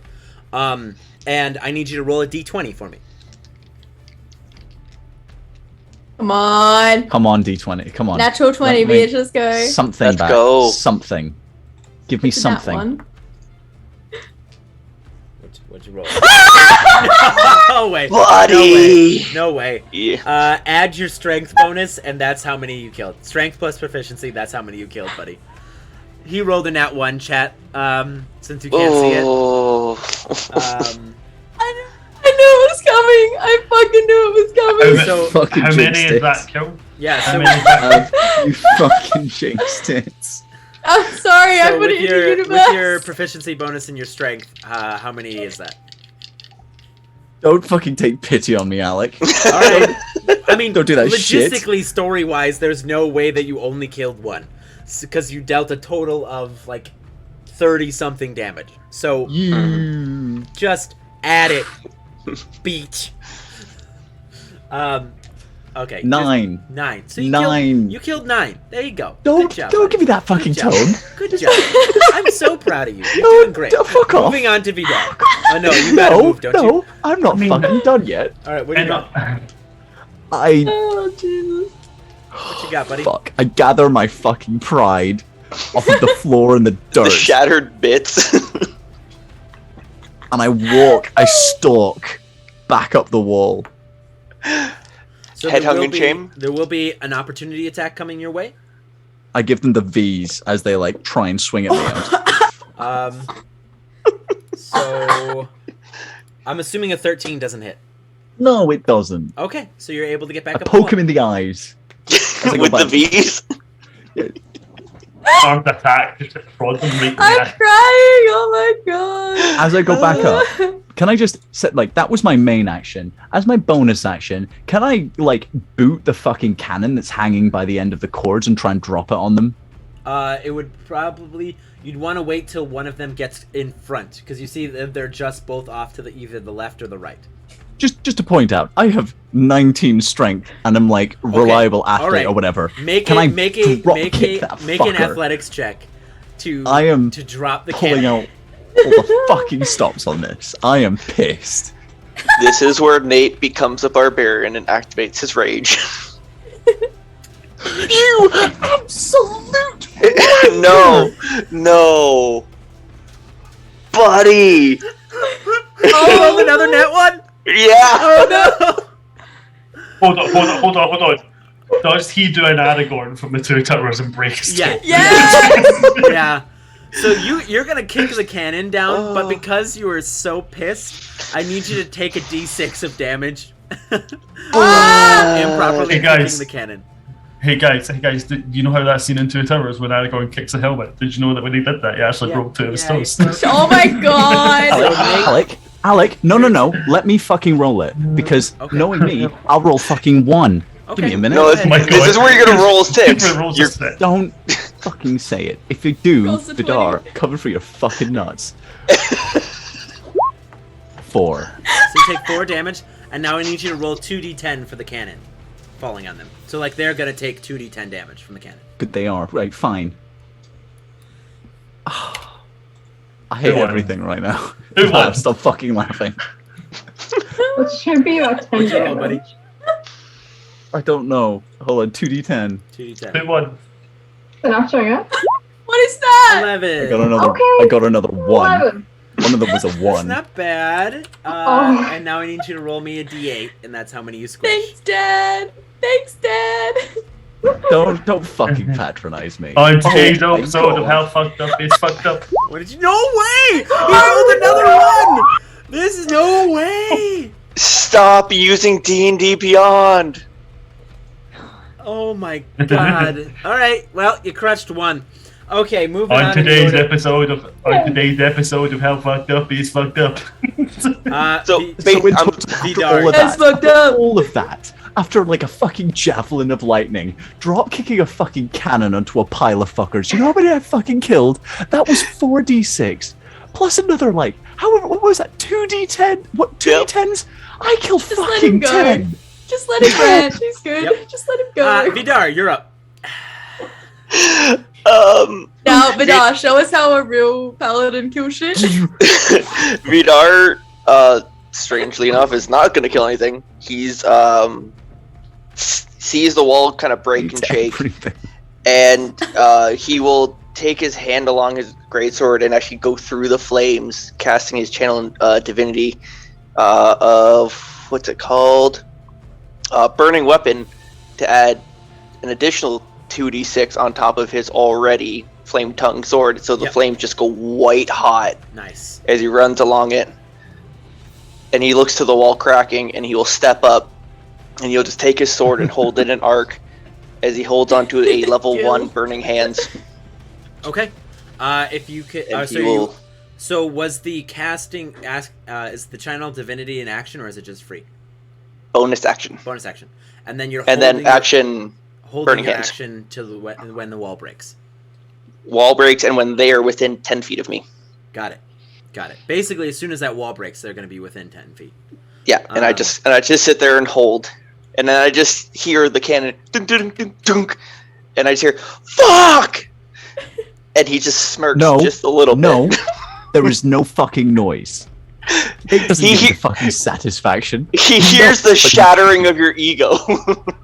Yeah, It's that's pretty little- fucking loud and clear. Okay. It's a dink. It's just a slight crack somewhere. Okay, so moving on in the order, it's this next group. And Rhiannon, you see the group that was in the phalanx. You see they hold their position, and the other group begins to pile on top of them and scale the wall. Oh no. And they are basically, they have climbed up, and they are now pretty much on top of the wall next to you. And that will be their action. And we go to this next one in front of the gate. And Alec, Yes. if I can real quick, What's I'm up? switching my level 1 hold to a level 2 burning hands. yeah, I'll allow it. I don't care. Hey! And this I just wanted to be in that square. This other one again does the same thing the other ones do, and they ram the gate, and you see the gate is beginning to buckle, and underneath Lucian and Nate, you can feel the earth kind of the wall shaking a little bit as this basically horde is slamming their entire being, some of them cracking and dying as they're just throwing themselves at the walls. Rhiannon, you now have this horde piling up underneath you. What do you do? How close are they to me? They are 10 feet down. May I Oh, cast shit. Thunderwave? Yes, you bitch, may. you go. You may. Can you read Thunderwave for me? Okay. A wave of thunderous force sweeps out from you. Each creature in a 15-foot cube originating from you makes a con save. On a failed save, they take 2d8 thunder damage and is pushed 10 feet away from you. Okay. Is there anything? That's hitting all three. Is there anything else about the about dealing damage to structures in that spell? On a successful save, they take half as much damage. In addition, unsecured objects that are completely within the area of effect are automatically pushed 10 feet away. Okay. So okay, cool. So they need to make. So con would that saves. take down the wall? You don't know. Oh. They're gonna take down the wall anyway, I feel like. Yeah. I'll still do it. So they need to make con saves. Yes. Yes. So the one that's underneath you rolled a 14. So is that a fail? That fails. What's the number I'm trying to beat? Con 17. Okay, the second group fails. I'm rolling like crap. And the third group will fail. So they're all going to take full damage and be pushed back.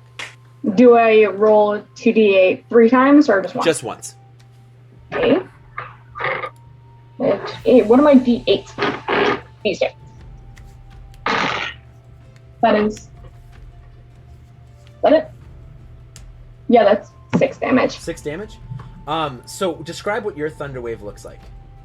I think as I'm shaking and rocking on this building, I kind of just, right before I lose my balance, just literally a shock of thunderous force just sweeps out from me and pushes these guys off of the wall, and you tell me what happens to the wall.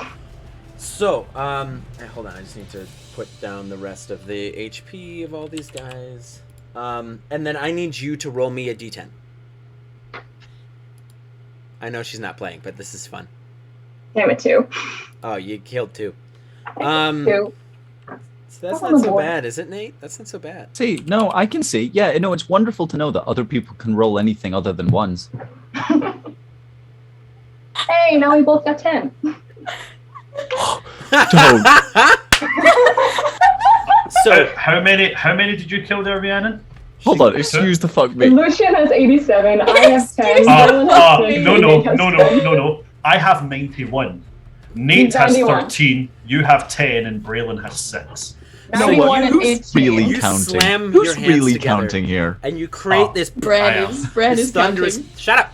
This thunderous noise. And Rhiannon, you see a good chunk of them fall off the wall, but they kind of dig their claws in, and you see they are held in place.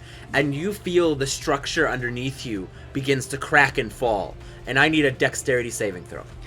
No. Do I get blessed with my saving throws? Did someone bless you? Yes, it's attack rolls and saving throws. Yes, Yes. Rhiannon blessed Awesome. themselves and So Vidar. make it and dex Ingot. save plus bless. Okay. 16 plus 4, so dirty 20. So, I'm going to give you the option. You can either land, as the tower begins to crumble and fall into the courtyard, so it's falling backwards into the keep, you can either decide to land on the wall next to the horde, you won't take any fall damage, or you can fall the full 40 feet and you will take some fall damage.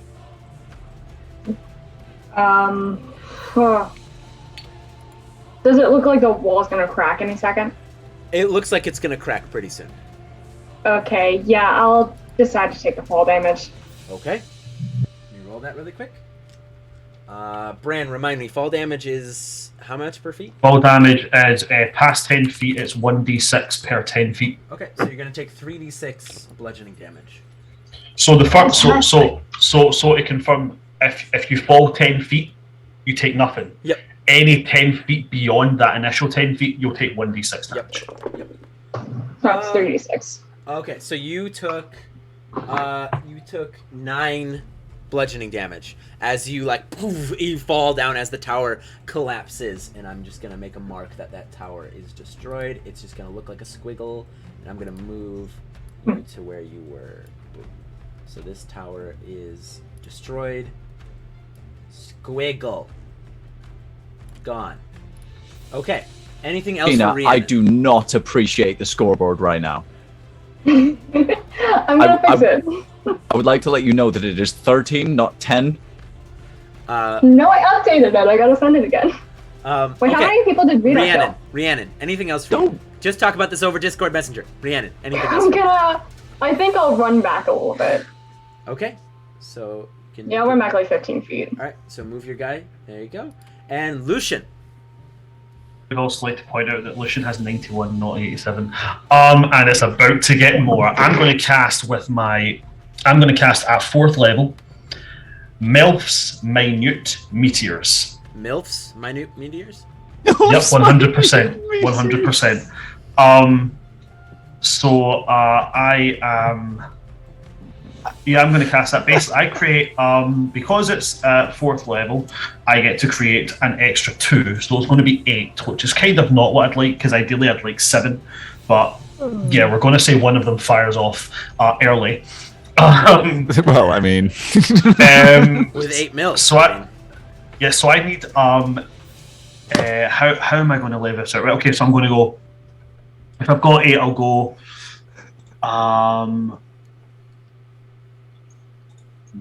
Well, why are you not there? Is there this one, this one, this one, this one, and this one to make fuck it. We'll throw in these two as well. I need all of them to make a dex saving throw. So every horde, yeah. Every horde, because I can hit all of them with a meteor. Okay. So the first one will fail. The second one rolled a nat 20. Cool. So that's a 25 total. The third, That's fine. Third only rolled a 15. That won't save, right?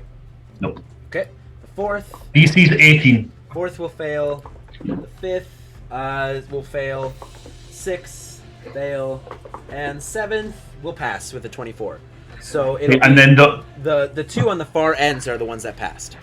okay, and then the one over closest to Rhiannon, the ones that have broke through the wall, Yeah. I need them to roll another Yep. one. So they were the ones who passed. Yeah, so they have to roll another They one. rolled a dirty 20 total.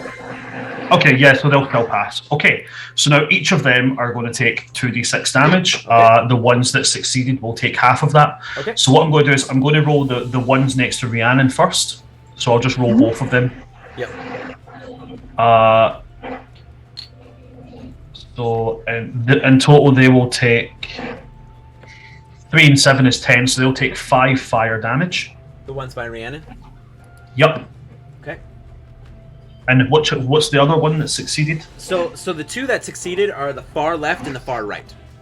Right, okay. So then the other one that succeeded, they'll take 2 fire damage. Okay. And then I'm rolling the 5 other ones, they will take the full damage from this. So that's 9, 11, 6, 6, and 6. Okay, so this is just in I'm just gonna go in sequential order then, of the way you roll. Okay. This. Okay. So you fire off these just because that's the way you rolled it, right? You kind of just went down the line. Yeah. So I did the ones that succeeded first. So the ones here, and then the one here, and then I just went 1, 2, 3, 4, 5. Okay, got it. Cool. So I need you to total up the damage for me really quick, so that way I know what dice to make 12, for kills. 18 plus 11 makes 29, 29 plus 9 makes 38, 38 plus 4 makes 41, 41 plus 3 makes 44. Was that 51 damage? Okay, so I need you to roll me a D100. Sweet. I'll roll it on D&D Beyond again. I hate to be that guy. Can't you only cast like 1 or 2 of the meteors at once? Yep. You can, so they float in orbit when you cast a spell as a bonus. Oh shit! Yeah, sorry, I've misread that. No worries. Sorry. Okay, well in that case, can I just retract that whole turn? Sure. Can I just retract that Sorry, whole turn? I don't. No, mean to be that that's guy, absolutely but- fine. No, it's my fault. I misread the spell. So in that case, I'm just going to use my 4th level spell slot because that's what I've already ticked that off and cast another fireball. All right, where are you aiming it? I will aim it. It's more heavily concentrated on this area, so I'm going to go. How many can I get here? Bear with me just 2 moments.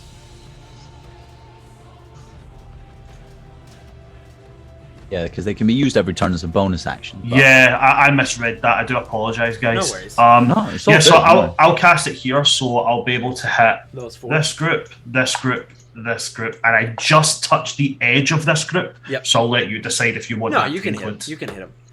Okay, so Just they all need to make a dex saving So throws, the first DC one 18 will again. fail, second one will pass. Third Okay. one will pass. Damn. Fourth one will fail. So the far left and far right were the ones who failed instead of passing. Okay, sweet. So that's just one big amount of damage. Okay. So, Yep, roll it. and again, it's not great. 33 this time. So 33. if you round up, half of them will take 17. Okay. The ones that succeeded will take 17. Those that failed will take 33 fire damage. Okay. Can you roll me a D100? Of course I can.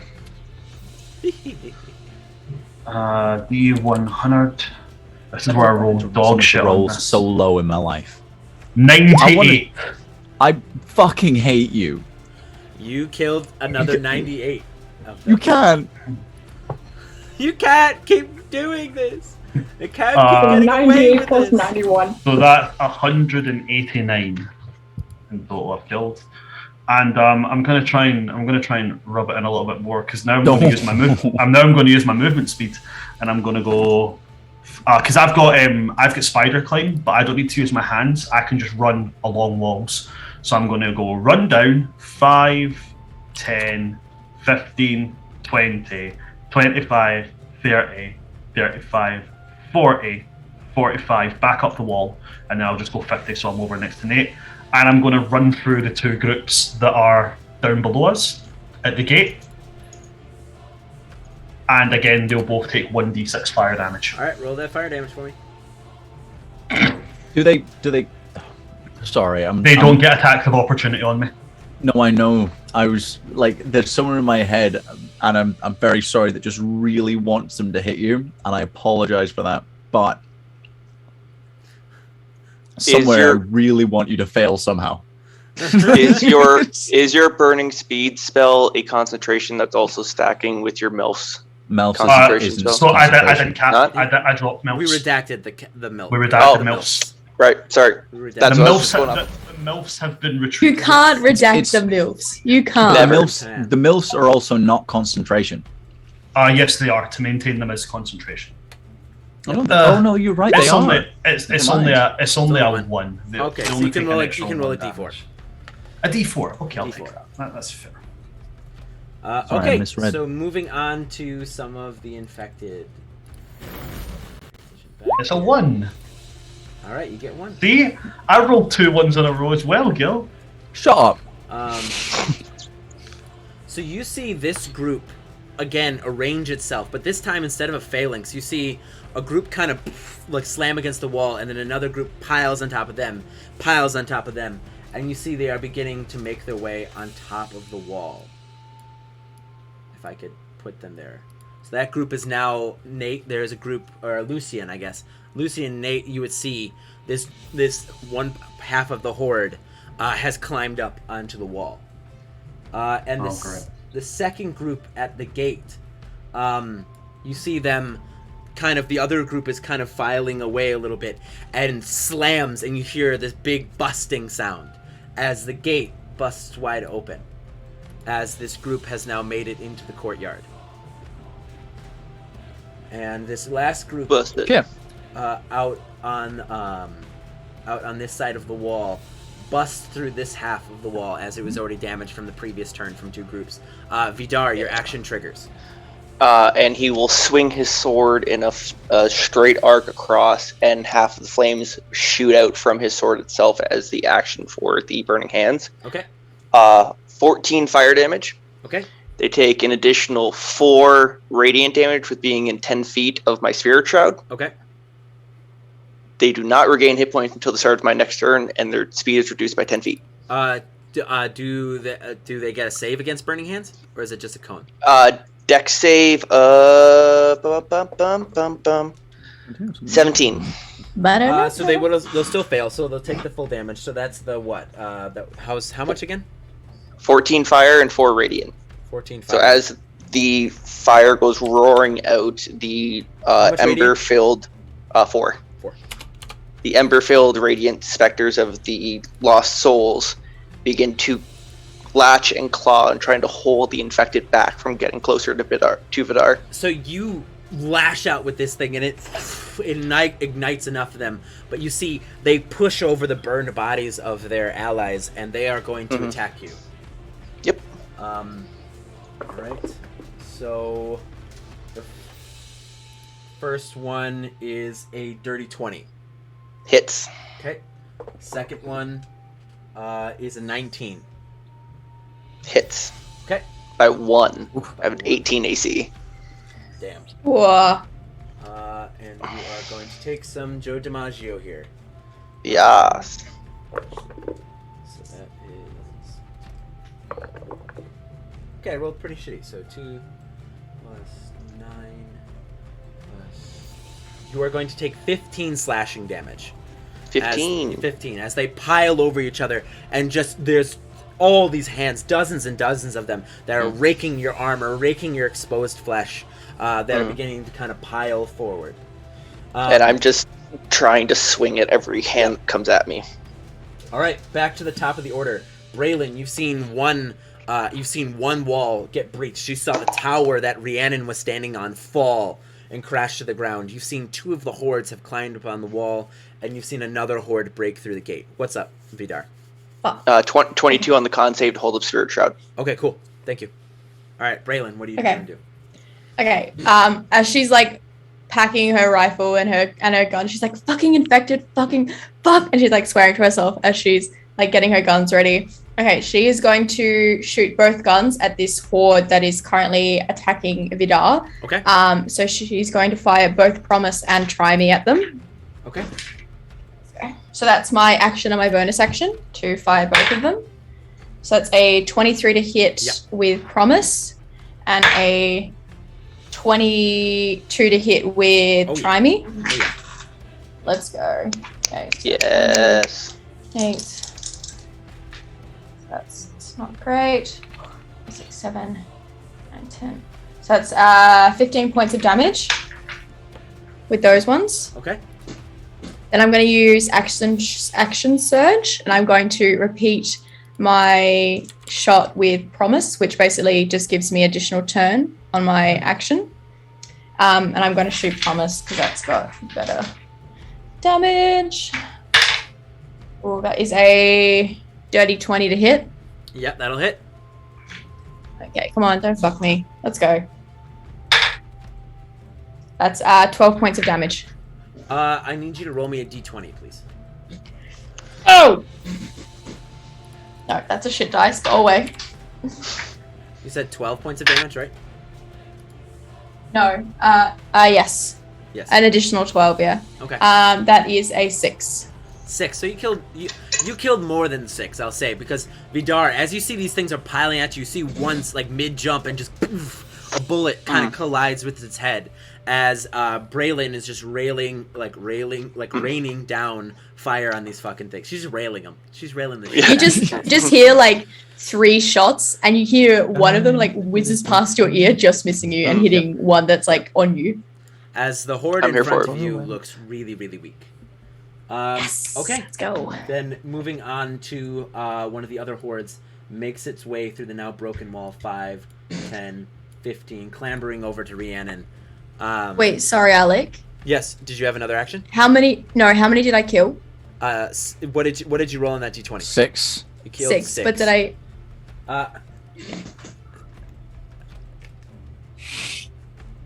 I'm thinking of a number. Guess. I hate you all. Hey, I'm thinking of a number. Is it 1? Guess. 10. 9. 10. You're close. Yeah. 7. So 6 plus 7.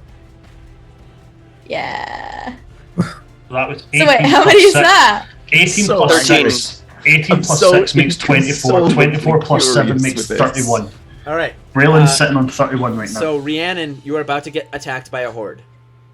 So the first attack is a 21 to hit. I don't like that. Oh, they have disadvantage on me because I have cloak of displacement. Okay. Second one, well, that's a nat 20, so you're lucky. So the 21 will hit. Yeah. And the second one is a 17 plus, so that's 22, but I'll roll at disadvantage. Second one's a 17. Does a 17 hit? Yes. Okay, so both will hit. So you're going to take some damage here. You will take... Oh boy. Oh boy. I rolled well, which I don't want to. So that Take it. is... You will take 21 slashing damage. I can take it. As they again, as I described to Vidar, as they're all trying to get at you and slash, as you're fending them off, your cloak giving you some cover, as you take 21 slashing damage. And the other horde next to Vidar is going to push its way through the wall, and they are going to make some attacks. Shit. Vidar. Yep. Because that part of the wall is busted now.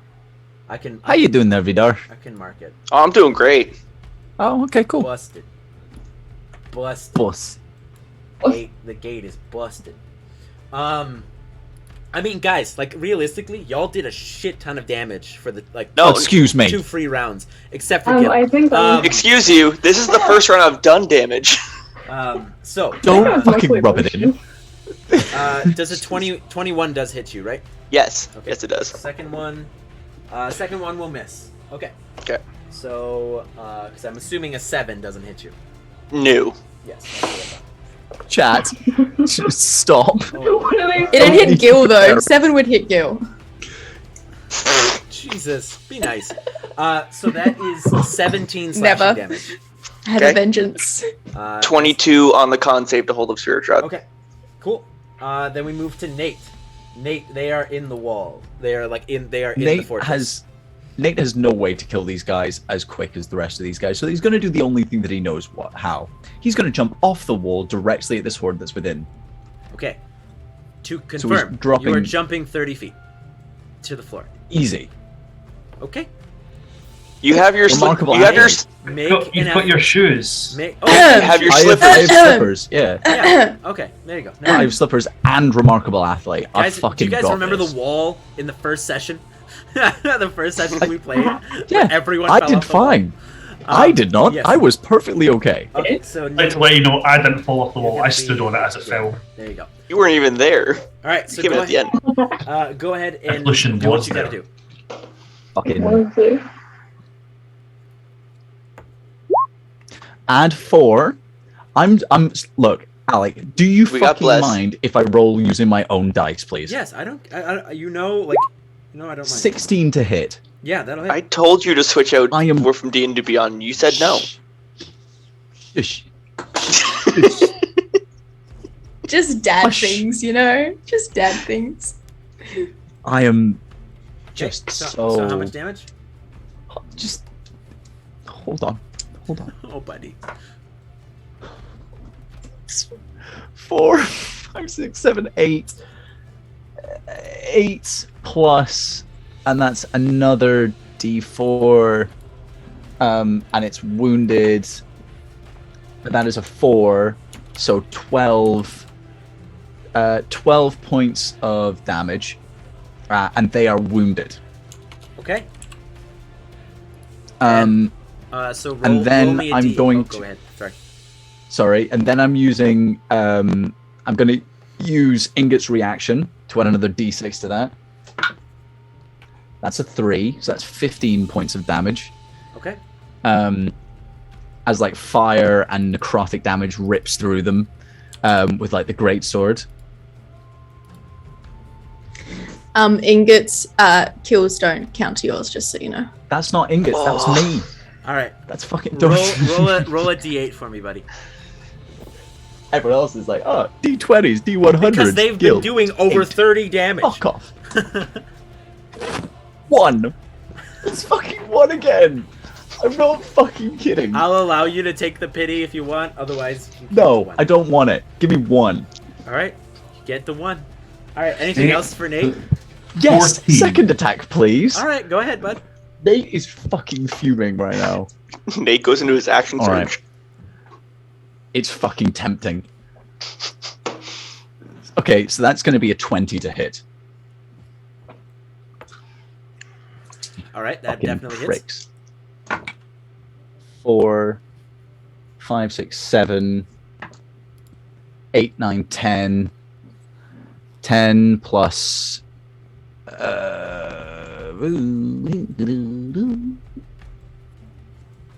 4, 14 points of damage. So And then- 2 wounds on them. Are you doing Ingot at all? Yeah, I am. Okay. Well, no, I can only do that once per turn with his Okay. reaction. But I'm going to let him use a in his own turn. He's not using an action, or he's not going to attack. But what he is going to do is grab hold of that string that I put through those crossbows and pull. Okay. Okay. So he grabs hold of this string and he pulls, and the box drops, and when you see all of the ropes that you like, yeah, isn't that what you wanted? No, the Oh. crossbows. The crossbows, crossbows. not the Crossbows. not the crane. The ones that are Oh, directly okay. in front of him. So roll me one range. Fuck it. Roll me 2 ranged attacks. We'll count each roll just so we're not rolling so many damn d20s. That's a 15. That'll hit. What are we adding? Sorry, am I adding my dex? or... Yeah, add your dex, Thank God. and then the second set. You blessed Ingot, didn't you? Yeah, Ingot. Yeah, is blessed. everyone blessed him is as well. everyone. Hold on. +3. Okay, that's gonna be a 15. Yep, that'll hit. So Okay. roll me. I'm just gonna homebrew this. Sorry, rules lawyers. sure. Roll me. Let's go with 4d6.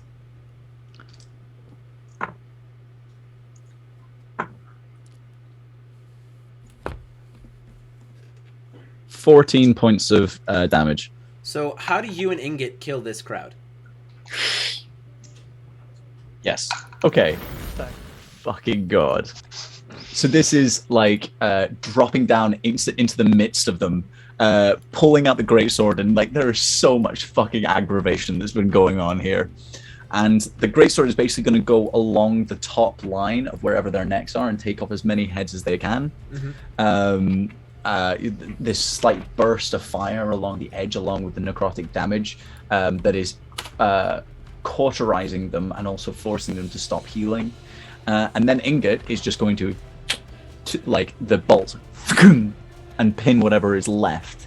And then his little head's going to go just like over the top of the boxes.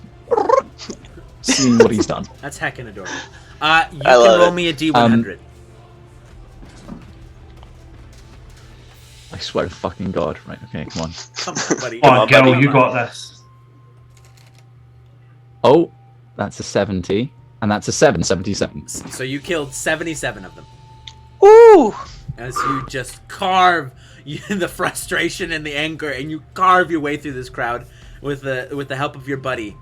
And that group is dead. Wonderful. Anything else? Ingot. And Ingot. Nate is done, except he is going to move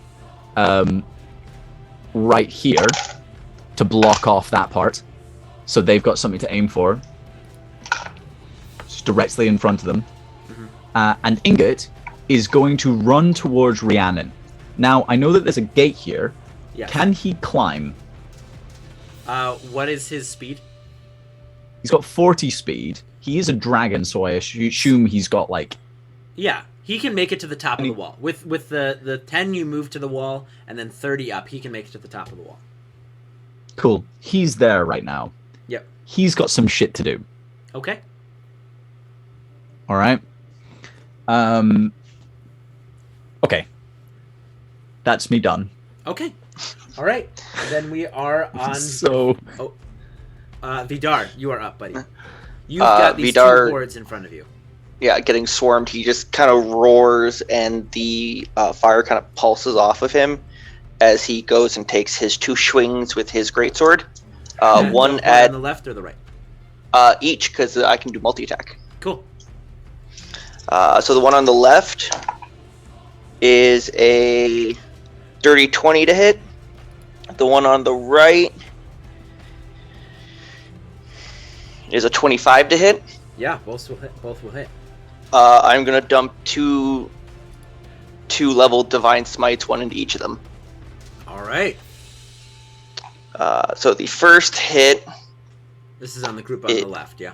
Yes, is the one on the left. Is 16 slashing, 11 fire. 16 slashing. So that's 27, plus 3 radiant from the spirit shroud. Okay. So that's 30. And then the smite, 38, 46, 50. That is the first attack. Okay. Second attack is 7 plus 5 is 12 slashing. Okay. Plus... I'm not going to make you roll the rest of it, because that horde had 1 health left. So, how do you kill these two hordes, Vidar?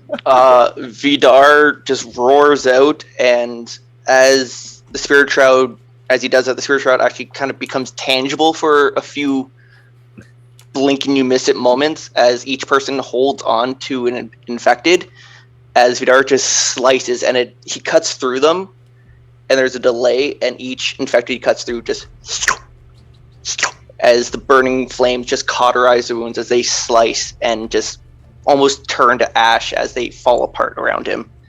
Roll me 2 D100s.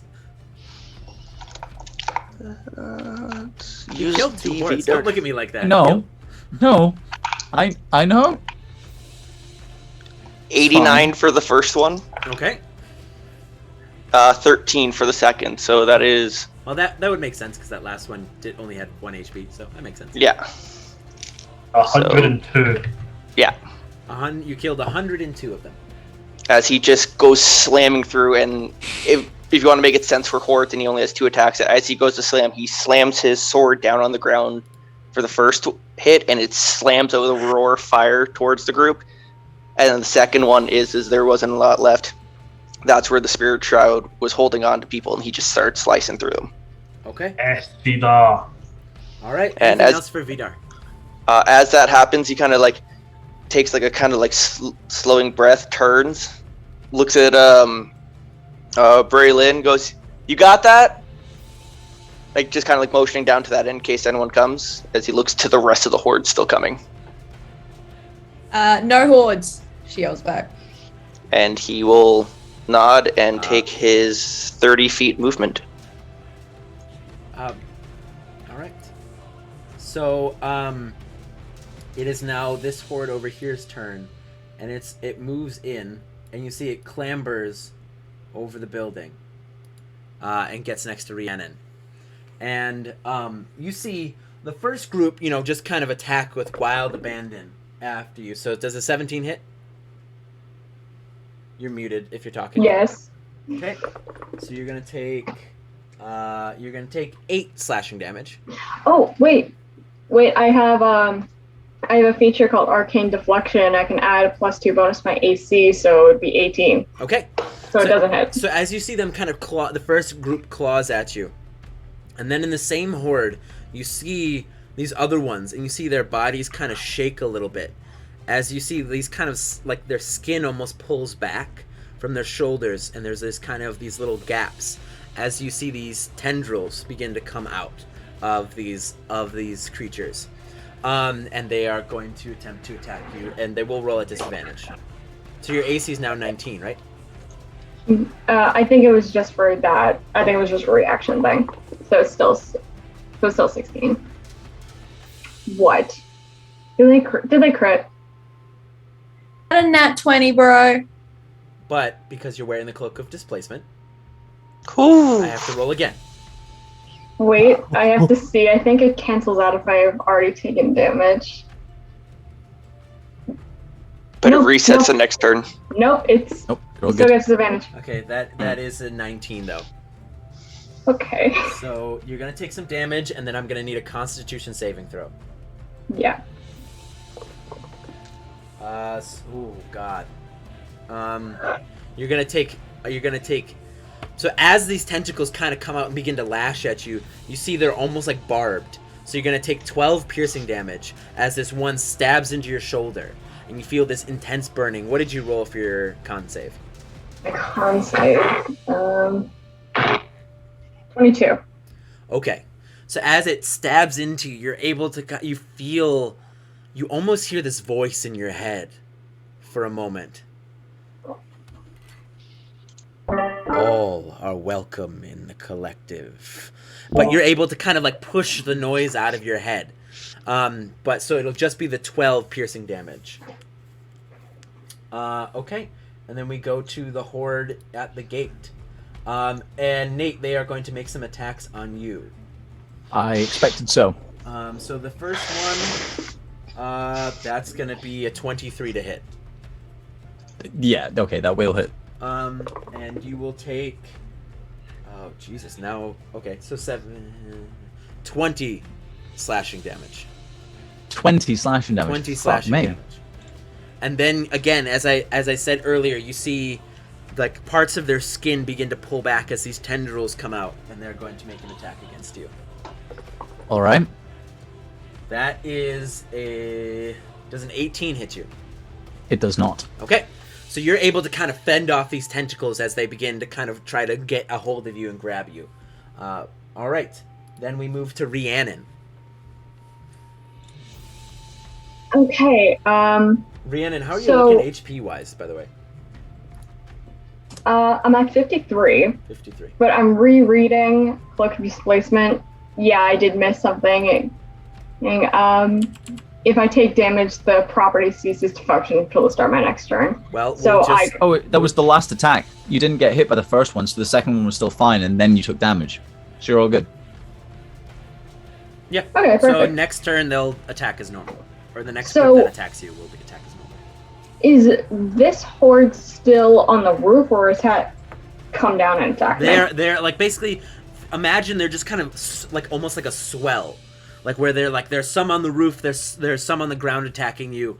You're basically surrounded by several hundred of these things. It's just a good time. I'm just gonna have Ingot sitting up on that wall, and he's just gonna screech down towards you. Okay. Doing what? Like almost just like well, I don't know, Just do you yell at speak him? Draconic? He's going, ah! It's just some dragon yelling at He me. doesn't really know how to interact with you apart from screech at you. So he's just like, "Ah!" Okay. But he's like, there. Okay, I have a feature that I want to do, but I have to read the whole thing or else it's not going to make sense. Okay. And so I want to use my arcane option, Piercing Shot. So when I use this option, I don't make an attack roll. Instead, the arrow shoots in a line, which is 1 foot wide and 30 foot long Okay.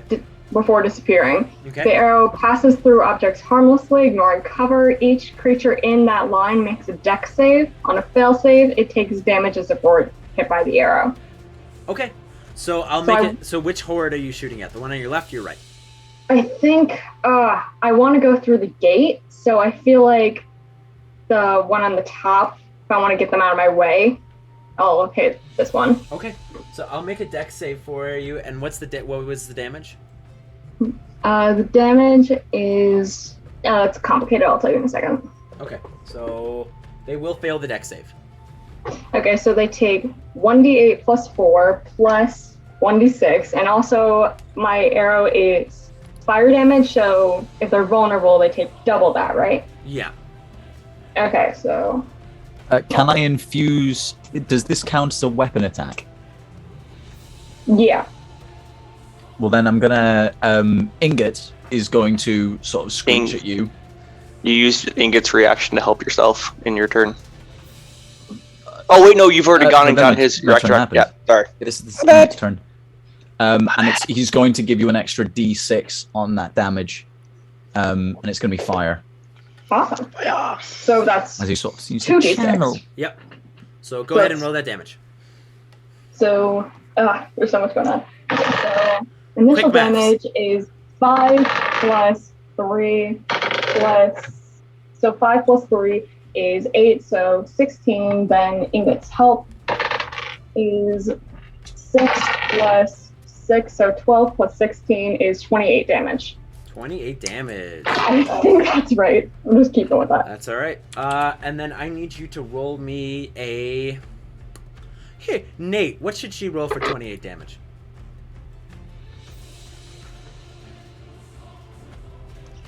I you know what? I'll. Help me out. What fucking rules have you been going by to decide this to begin with? This wasn't a thing till y'all made it, so I've just been making this up as I go. Look, all right, fine. Well, how about a D20? So then it can be between 1 and 20. You know, maybe just 1, or knowing my fucking luck, she's gonna roll a nat 20, and I'll be like, oh, look at that. She just murdered a whole horde because, you know, badass dice rolls. Can't do that with me. Only jinx for me, you're everyone gonna else. jinx For Nate. All right. So go ahead and roll this d20. Harley Days. 18. 18. You get 18 kills. Stack them. All right. Moving on. And then I got another. Technically, I hit twice, so Okay. Are you just Go ahead. are you Let moving me or hit are one you more staying time. there? By the way. so that's 21, Yeah, that'll hit. and then 6 damage. Okay. Do I kill one more, maybe? That's a D4. If I was to say anything, you Yeah, know, it's a 6 D4. damage. That's 4, so 22. You killed 22 this turn. Damn. All right. So far from what I've seen and from what I've put together from the rules you've bullshitted this entire thing based off of, below 10 damage has been a D6, below 6 damage has been a D4, below 20 damage has been a D20, and more than 30 damage has been a D100. Pretty much. Something like that. Question: Yes. Is Rhiannon staying there? Are you Oh staying there? no, I'm getting the hell out of Dodge. I'm gonna run. Is the gate able to be opened? That gate is opened. You guys did not close the internal gate. I run away from here. Okay, they will get the red line. They will get to the red line. They will make opportunity attacks on you as you leave. I guess that's fine. So the first horde, the one on your left will miss, and the second one, don't move yourself away just yet. Okay. The second one is a 23 to hit. Okay. So as you go, you're able to dodge the claws, but then you see the second group that hit you with the tentacles latches into you, and I need a strength saving throw. About that. 9. So you're gonna take a little bit of damage, but the main thing here, so you take 5 piercing damage as you go try to go, and this tentacle just wraps itself and digs its barbs and holds you in place. Oh, shit. And for this turn, your movement speed is 0 as you are grappled. Okay. Shit. Okay. Then we move on to Lucian. Okay, so first question I have: Mhm. when Ingot screeched out in Draconic, would I have been able to hear that? Because I speak Draconic. What's your passive perception? 11. Oh. I would say with all of the chaos that's happening in front of you, No. I don't think Nope. because all of the things are making noise, the walls are breaking, the fighting's breaking Yeah. out. If you would have had No, a that's fair. higher passive perception, I would say. So then, in that case, I would not do my initial plan. So with Nate handling these ones at the front, Vidar standing ready, I'm going to run to these other ones on the wall. I'm going to run to these guys. Okay, move yourself back just one space, and then you're Okay, so I move within 5 feet of them. Yes. Yes. So they immediately take 1d6 damage. Yep. Sweet. I'm going to get that done out of the way now, just so that nothing else gets confused. Where are you? Where are you? Where are you? There you are. That's 6 damage. 6 damage. Okay, cool. Yep. And then I will levy both my attacks into them. All right. do So this is where the thing. My blade song is active. It has been active since the beginning of the fight, but it doesn't register that on my rolls. it. Okay. So I just to add it. Cool, no worries. Oh my god, I've had an extra 10 feet walking speed this entire time. Did not know that. Good to know now, though. Alright, so I'm going to make my attacks. I need to ask for the weapon I have. Are these creatures undead? No. Sweet. So, swing first. That's a nat 20. Very good. Very good. So Usually I'd roll be your happy dice for you. and double the damage. Roll dice and double the Nate. damage. Okay. So I am going to pump a divine smite into this. Just the shaking of the head. I'm going to pump a 3rd level divine smite. So that's going to It's be fine. so that's an additional 2d8, and then so that's an additional 2d8 and then 1d8 for each spell level higher than first. So that's an additional 4d8 damage. So it's going to be 5d8 damage that I add onto that I'm rolling here. When there's a big thing for me to hit, I'm gonna fucking eviscerate it. But like these individual fuckers, just like You're gonna be great for 11. boss fights. thanks. 11 plus. That's not great. 11 plus 8 makes 19. 19 doubled makes 38. All right. Roll me a d100. Sweet. That is radiant damage. In case that counts, that's all radiant damage. Okay. Okay, cool. Right. That's 54. Yeah, you kill another 54, as you have reduced this horde to very little than what it was before. Okay, so that's 244 I'm on now, and then I'll use my second attack.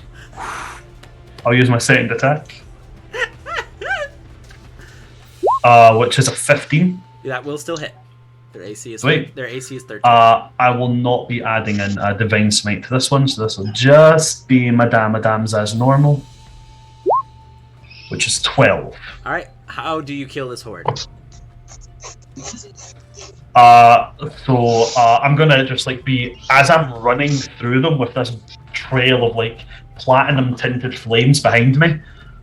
As I start slashing at them, the kind of light of the sun sword is going to switch from that kind of golden light to a more like kind of white, silvery tinted light, and I'm just going to be carving through them. Every single one that gets near, it's just like through the blade song being sung. It's like the sword is. It's almost like the sword is leading Lucian rather than Lucian swinging the sword, and it's like Ultra Instinct Goku, just like, you know, as they throw in a claw, the sword cuts the claw off and just decapitates them, just moving all the way through it before doing the very almost like samurai thing of getting to the end and just pitting the blade like this, and they all just fall apart and then burn in platinum flames. Cool.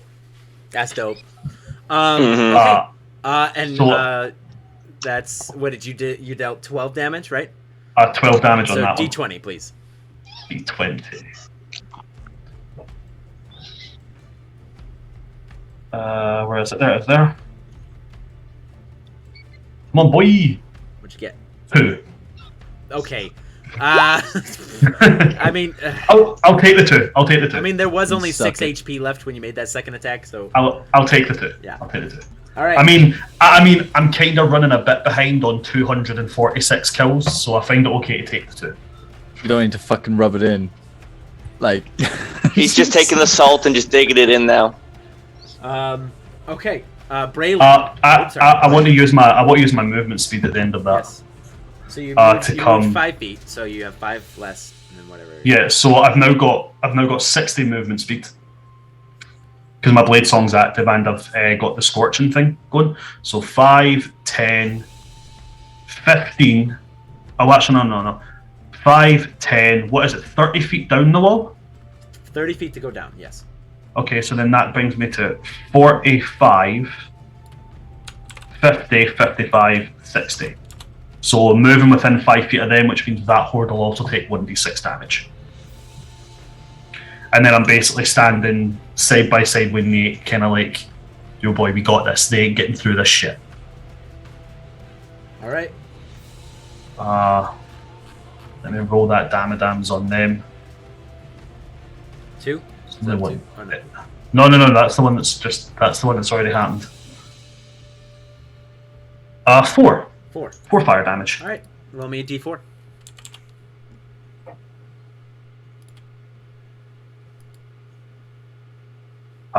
Two. 2 more. All right. Sweet. Then we're back at the top of the order. Braylon, you're up. Okay. Seeing Rhiannon kind of grappled, she's going to fire both her shots at the group that has her.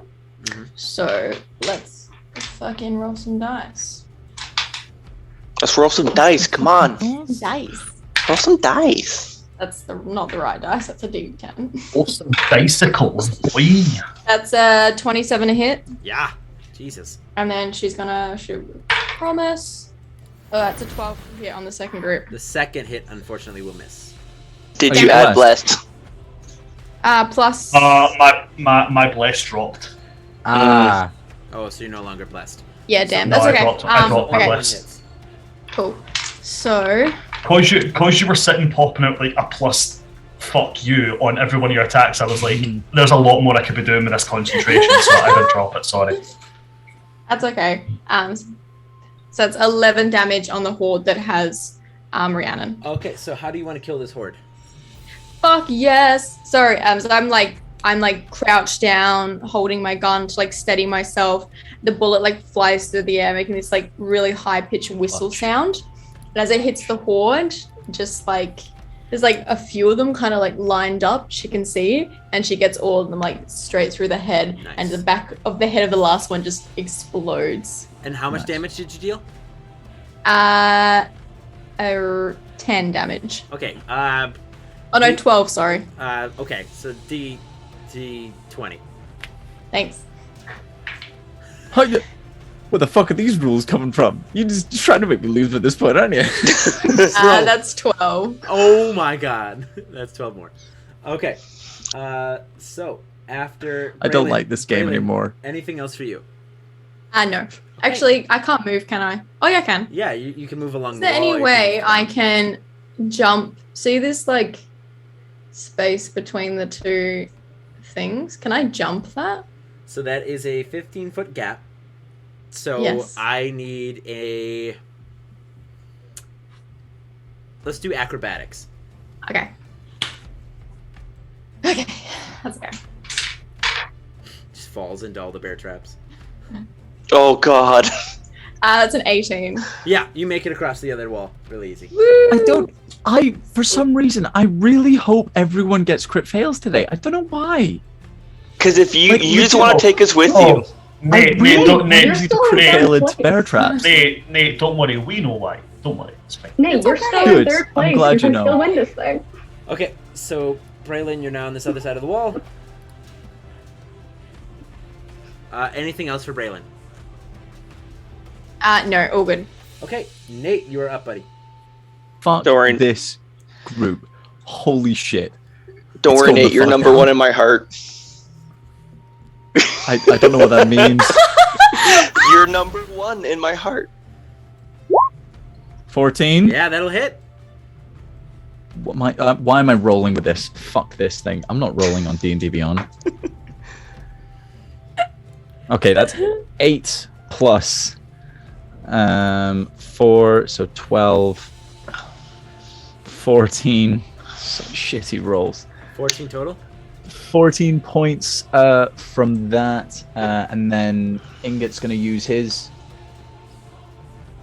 Nope, I've already used it. I used it on Rhiannon.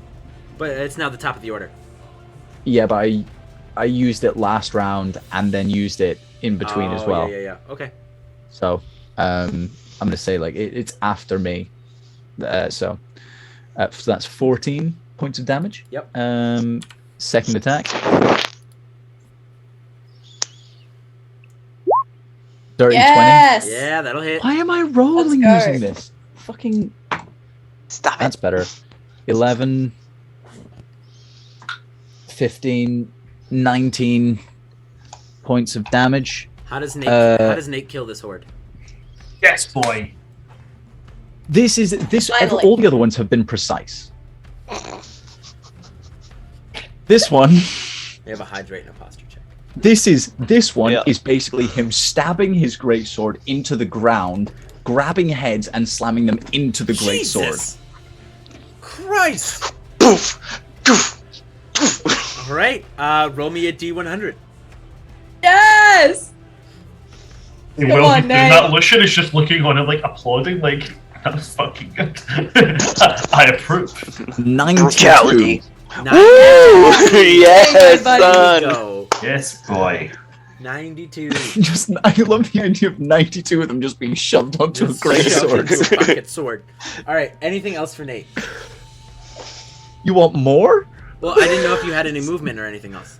Hold on, so that's 180. You're on 183 now. Nate. Hey, you're triple digits. The current, Yes. the current standing is Nate 183, Lucian 248, Rhiannon 28, Braylon 43, Vidar 102.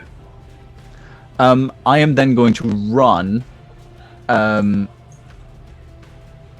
to stand next to Oh, sorry. Rhiannon. Okay. So it's. I think I can get there. Yep. Is that where I could get to? Hold on, let me double check. I think you'd be like one space back. Yeah, one space back, So just to try and take a little bit of the attention off of her. And then as a bonus action, I think I am going to. No, I'm fine for now. Recording stopped. Oh, Recording has stopped apparently. Pause. pause the game real quick. Because I think well, pause the game. I don't think I can change the rest of the recording, right? Where it goes, Bran? In like mid recording. I don't know. I don't record for the. Okay. And you Okay. can just attach to recordings. Yeah, I just need to find where the setting is for that, so I can change where it's storing it, because I think it was storing Hang on it. a second, guys. It was storing it in the wrong space. I would also just like to say I forgot to add the previous rounds on there. Rhiannon has 32, not 28, and Vidar has 107, not 102. Thank you. Yes, Apologies, guys. I forgot to 248? see the rules. Yes, 248. I don't Then feel as bad me as I 32, did. Braylon There you go. 43, Nate 182, and Vito 107. Nate's 183. Recording in progress. Okay. Hey. And we are It's back. great. Wonderful. Sorry. So last bit, Ingot is going to move. He's got 40 foot of movement, so he's going to get all the way over to here and then climb down the walls to the outside. Okay. So go ahead and move your token there. And then we go to Vidar. Just to point out, he is collecting my Javelin of Lightning. Cool. Sounds good. I was wondering about that. Yeah, All right. he's getting that for me. All right, Vidar. Mountain of a Goliath, Vidar goes charging with his 30 feet movement, slows ever so slightly as he sees Rhiannon kind of trying to capture her breathing and kind of steady herself after being torn by the horde. Seeing Nate there just gives him a nod and keeps going past, and he will take 2 swings at the fleeing horde as the 30 feet gets just enough into the 5 foot reach of them. And his 2 swings are a 24 to hit 24, yeah. and a 15 to hit. 15 and a 24 will hit. Perfect. First attack, 7 plus 5 is 12 slashing, Okay. plus 11 fire, So and 4 radiant. All right, so 27 total with the first attack. Second is another 12 slashing, Okay. 9 fire, Okay. and 6 radiant. Okay. So if I'm tracking this right, I've got a total of 64 damage so far. That sounds good to You're me. not going to leave any for me, are you? Jesus. Fair. We kind of want them dead, so. Yeah. This So is a he, game now. any of the ones No. that are Only closest 2 to players. him, the ones that are farthest, he's leaving for Rhiannon. But the ones that are closest, he's just slicing, taking out knees, stabbing them in the back. He's actually stabbed one through the back, lifted it, and then chucked it like a football off of the sword, barreling into a few others. And that's his turn. Okay. And he just kind of takes a quick little breather. And as he looks up, his eyes are just fire. Like fire just filled his irises. Yes. Can you roll a D100, please? Irises, if you will. Firuses. Not a lot. 29. He only got the stragglers at the back. Okay. And this group now clambers down from the building, and seeing Vidar come in and make all these attacks, they're going to attack him. Will you allow a bonus action intimidate? Yeah, go for it. All right.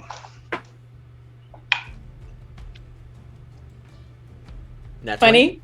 Natural 20 for a 23. Let's go. As he Let's just go. stands there slicing them down, and he, again, 7 foot Goliath, and just like flame, it's with the flame tongue. He has 40 feet of bright light, so he's just a beacon of flame and anger, and he just stares them down So with a steely cold calm and just watches them. So waiting. You see them kind of like back down.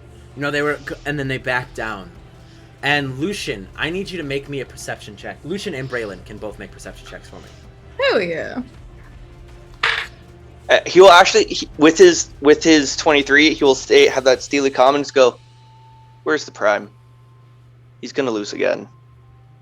Only an 11. 11. 17 for me. So Lucian, as you're kind of you just cleared the horde. Nate took off, kind of catching your breath for a second, and you look up to the clouds, and you see the clouds part in a perfect circle as you see a singular figure begin to float down from the sky. No. And all of you in your head hear a voice. You think the Prime is what you should be worried about? Oh, my children, you are such a disappointment to me today, making me step in. And I need everyone to make a Constitution saving throw, please. Oh shit. Rhiannon and Nate add a +3. +3? Yep. Oh, and also, Vidar, you're still blessed. Yep. Is this a spell? No. So I'm gonna ask you for your rolls one at a time. I need. I'm sorry. I misspoke. I need an intelligence saving throw. Not con. Come on. Thank Con. God. Not con. I rolled a nat one there. I misspoke. Oh. I misspoke. Rhiannon, what did you roll? So that's a 1 + 3 + 5. So that's +9 9. to a nat 20. Woo! Okay. So 29. So you passed. Okay, got it. Vidar, what did you roll? 9 total. Ah, Braylon. 11. 11. Nate, what did you roll? Well, it was an 18. Sorry. I'm sorry. I missed it's intelligence. 10. Buddy. And Lucian. 26. That is assuming that I still get that +3. Oh, do you have Indomitable to re-roll? No, I don't. I get that next level. Oh, come on, I tried, buddy. So 26 from So anyone who rolled above an 18 is going to take half of what's about to happen. Oh What? no. Yes. As you see the drowned king floating down the sky, you see him hold his hand aloft, and for a moment there's this large expanse of energy that then collapses into a very small ball, and he points his hand at the fortress, and a Do I have wave. time to shoot him? No. A wave of force unlike anything you've ever seen before, and it's like it's in your head but also physical at the same time, erupts over the fortress. And I need to roll this damage. How- Oh man, how, Rihanna is One so day- low, bro. What type of damage is it? I'll tell you in a moment. And this isn't a spell. No, this is not a spell. Fuck. This is an innate ability of fuck you guys. It'll be an innate ability if it goes too far. do I have time to second wind? Oh, Yes. oh. So Do I have time to second wind? anyone who rolled above an 18, you will take 35 psychic damage. Anyone who rolled below 18 will take 70 psychic damage. Vidar's out. I'm out. Psychic damage. Psychic damage. I Got hadn't no defense. I hadn't had a single person touch me the entire time. I have 64 HP. I'm down from One the- hit. You got one hit. One hit KO. Boom. I'm stuck. No. um 64. Vidar had Uh, 65 at that Ingot. point. So Ingot just as the Ingot fortress poofs out of existence. the fortress is eradicated, like it like was basically just destroyed with this, and you see even the own infected were splattered by the force of this. And Lucian, after being hit by this, you see him just turn, look back up, and begin to fly back into the sky. Turns around again. right. Yeah, he came down, did what he did, and now he's going back up. As he just sees the smoldering remains of the fortress. Question. Yes. From where I am, Yes. with the fortress now being leveled, Yes. can I see that Braylon's down? I will let you make a. You can make perception or investigation. I'm still up. Do I see that? I'll go. Yes, I'll get that. I'm gonna go. Still up, Gina? Are you still up? I'm still up. I'll I had go- like 95, 45 or Yes, something. how the fuck? The only That's, ones who that's the dropped save. were you and me. I'm Lav. sorry, guys. Hold on. Guys. What was that, That's Lucian? a nat 20 on the investigation, 28. So as you were able to kind of bolster yourself a little bit with your newfound powers, your blade song and your new oath, you're able to kind of bolster yourself as this attack racks your brain, and you turn because you just think of Braylon, and you see Braylon basically fall off the side of the tower, and basically like hit the ground,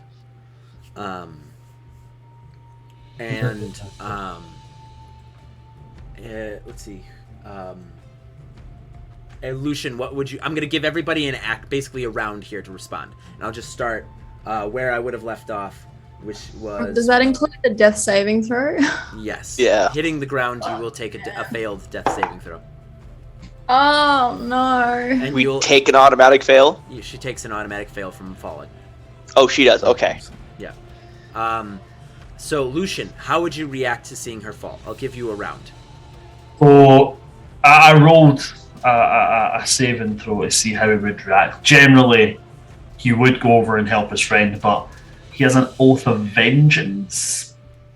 Okay.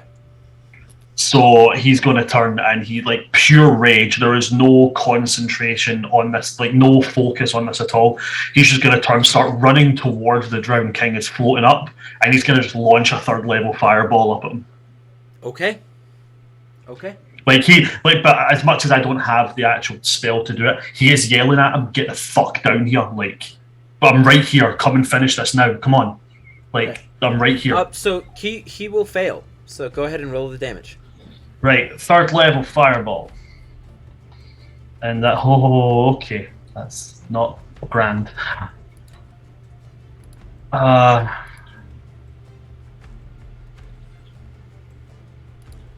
That is 22 fire damage. So you, in your rage, fire this, and as he's flying away, it collides with his back, and you see his cape kind of burns up, revealing his black and golden armor, and you hear him kind of like almost like a clicking hiss sound, and he turns his head to look at you and goes, "That was a mistake," and we're gonna stay in initiative. No. Mm. What would have done? I respect it. You rolled a saving throw. I understand. Rhiannon, you didn't get to take your turn, so I'm gonna go Rhiannon next, and then we'll jump to Braylon for a death saving throw. Yeah, I think I see the drowned king before I see Vidor go down, and I see Lucian attack it, so Yep. I'm gonna go ahead and attack as well. Yep. So I'm going to bramble shot him to Okay. try and stop him from going away. So he needs to make a deck save. Okay. He rolled a 15. That fails. Okay. So he takes poison damage, and while he's ensnared, his speed is reduced by 10. Okay. How much damage And does he he take? takes. Let me roll. Damn it, there's so much dice here. 1 second. That's 9 plus 15 damage. 15 damage. As you fire this arrow and the brambles like explode over him, you see him, like, his eyes now move to you. I'll get to you. As this arrow is now, like, firmly planted in his shoulder. I shoot him again. All right, go ahead. Yeah. Fuck me. That's 23. That'll hit. 9 damage. 9 damage. So in total, 24. And with that second shot, after he just said he'll get to you, he turns back to you and he says, "Fine, you'll be next." And then we go, unless there's anything else for Rhiannon. I was doing so good. I hadn't confused So the good. whole session. Not much I can do. All right, I was just checking. Braylon. Yeah. So I think this is the first time we've really gotten to this in this game. So the way I like to do death saving throws is, what is Braylon dreaming about? What are you dreaming about?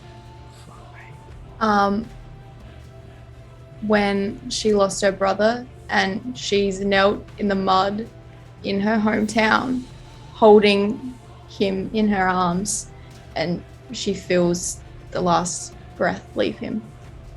Okay. Make a death saving throw for me.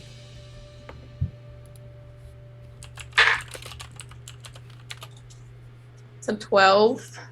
Okay, that's one success. I'm so nervous. All right. Then we move to Nate.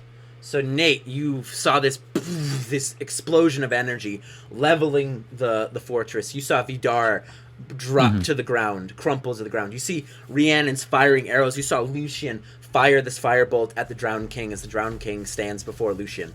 What do you do? So with this explosion, he's going to slam down onto the ruins of this watchtower that's above him, and it's going to be that moment of almost half blacking out before he does that. And he's going to use his second wind ability. So we're going to do that. That's going to be good. Finally get a high roll. That's going to be 17 points of healing. Yeah. Okay, so and then he's just going to look down at Vidar, and he sort of scrambles for his sleeve, and he rips it all the way up, revealing some of the tattoos that he's yet to use, and he just sort of fairly confused as to how it works, but he reaches out a hand for Vidar, and he's going to place it on, and he's going to cast first level Cure Wounds with one of the tattoos that he got from taking the level in Ranger. Yeah. So how much does Vidar heal? Not much, I'm afraid. 5.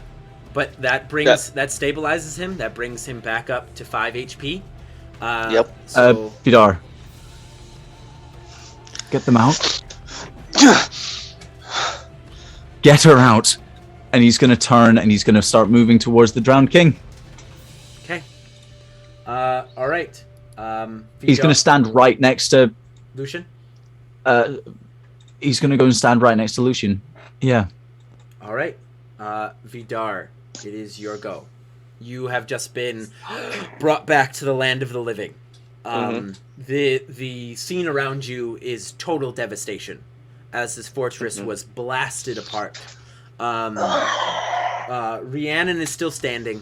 You see Nate just told you to get her out, and then he took off. And you see Rhiannon firing arrows. He is absolutely dazed and just like doing like the double single blinks kind of going on, and he barely holds onto his sword as he wiggles a bit and puts it back into his sheath, not even caring as the flames snuff out. He takes whatever left of the flames before they completely disappear, pushing them into one of the still open wounds that cauterizes it as he uses his lay on hands for 25 health. Okay. That's his action. And he will stand for half his movement, and he'll go, I'm sorry, and he will just full on scooper, just stomach onto his shoulders, fireman carry, and go. Okay. Can I try? Yeah. Do you resist? Yeah, I want to stay. So make a persuasion check, Vidar. Okay, if I will make a persuasion, and I know what I'm going to say for it. And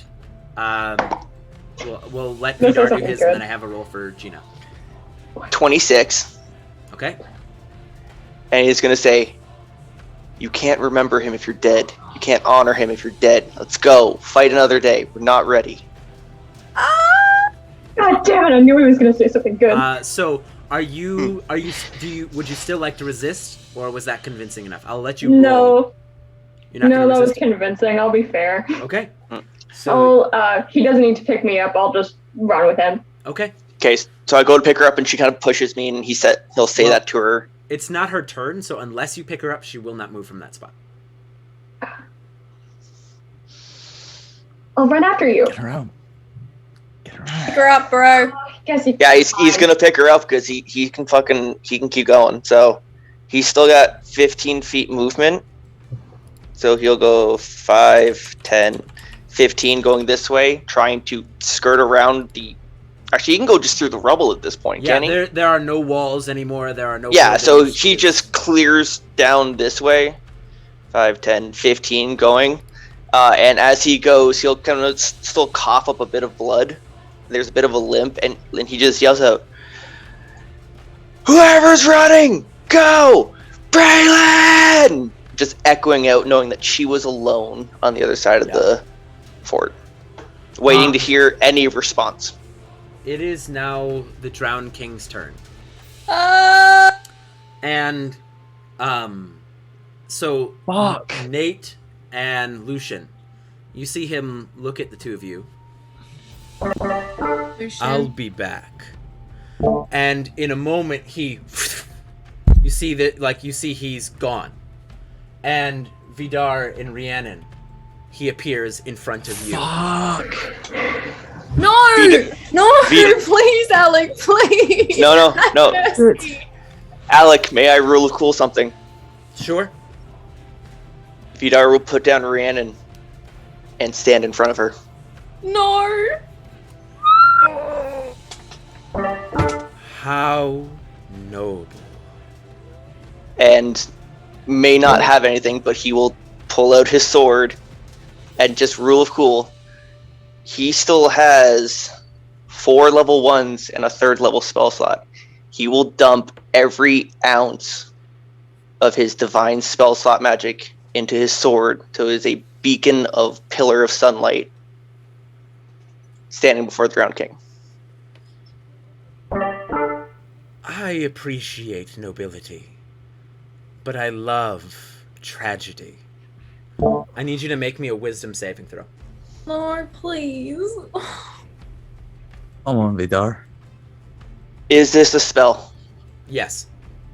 Cool, I have advantage on it. Do you have want a me to reroll? do anything? 18. So you feel his presence press on your brain. You feel him pushing, and you fight him every step of the way. But your walls, you just came back. They're not strong enough as he casts Dominate Person. Oh, fuck. Yep. And in your head, welcome to the collective. And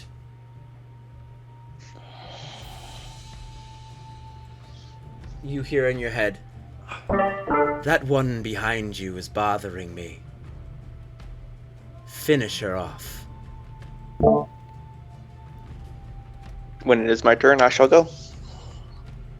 Do I Okay, plan to so- do anything?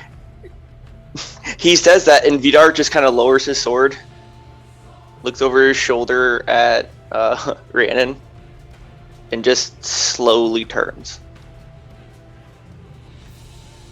And Rhiannon, Fuck. it is now your turn. His weapon has not lowered. You see, you didn't hear any of what you heard. The Drowned King, he says he loves tragedy, and then all of us, like, you didn't see any of what happened, but then Vidar just slowly turns to face you. Do I know what's happening? Based on what you guys dealt with in the ship, I will let you roll a history check at advantage.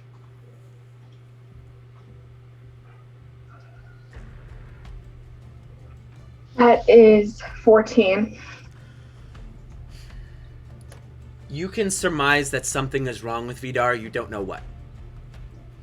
But Vidar has turned to face you, his weapon ablaze, and it is and his weapon is up.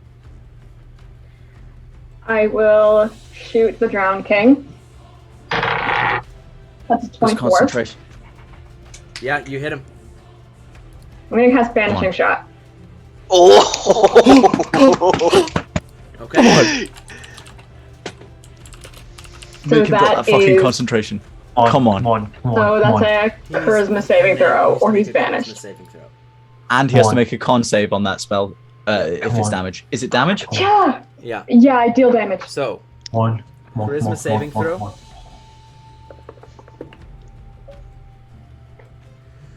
it's a 17 plus 3. Yeah, he saves. Damage? What's the damage? Yeah, roll the damage. You still will have to roll to maintain concentration. I mean, you got to do big numbers here. You got to do big numbers. I damage? I don't. I do 1d8 plus 4. Ah, So it's 8 damage.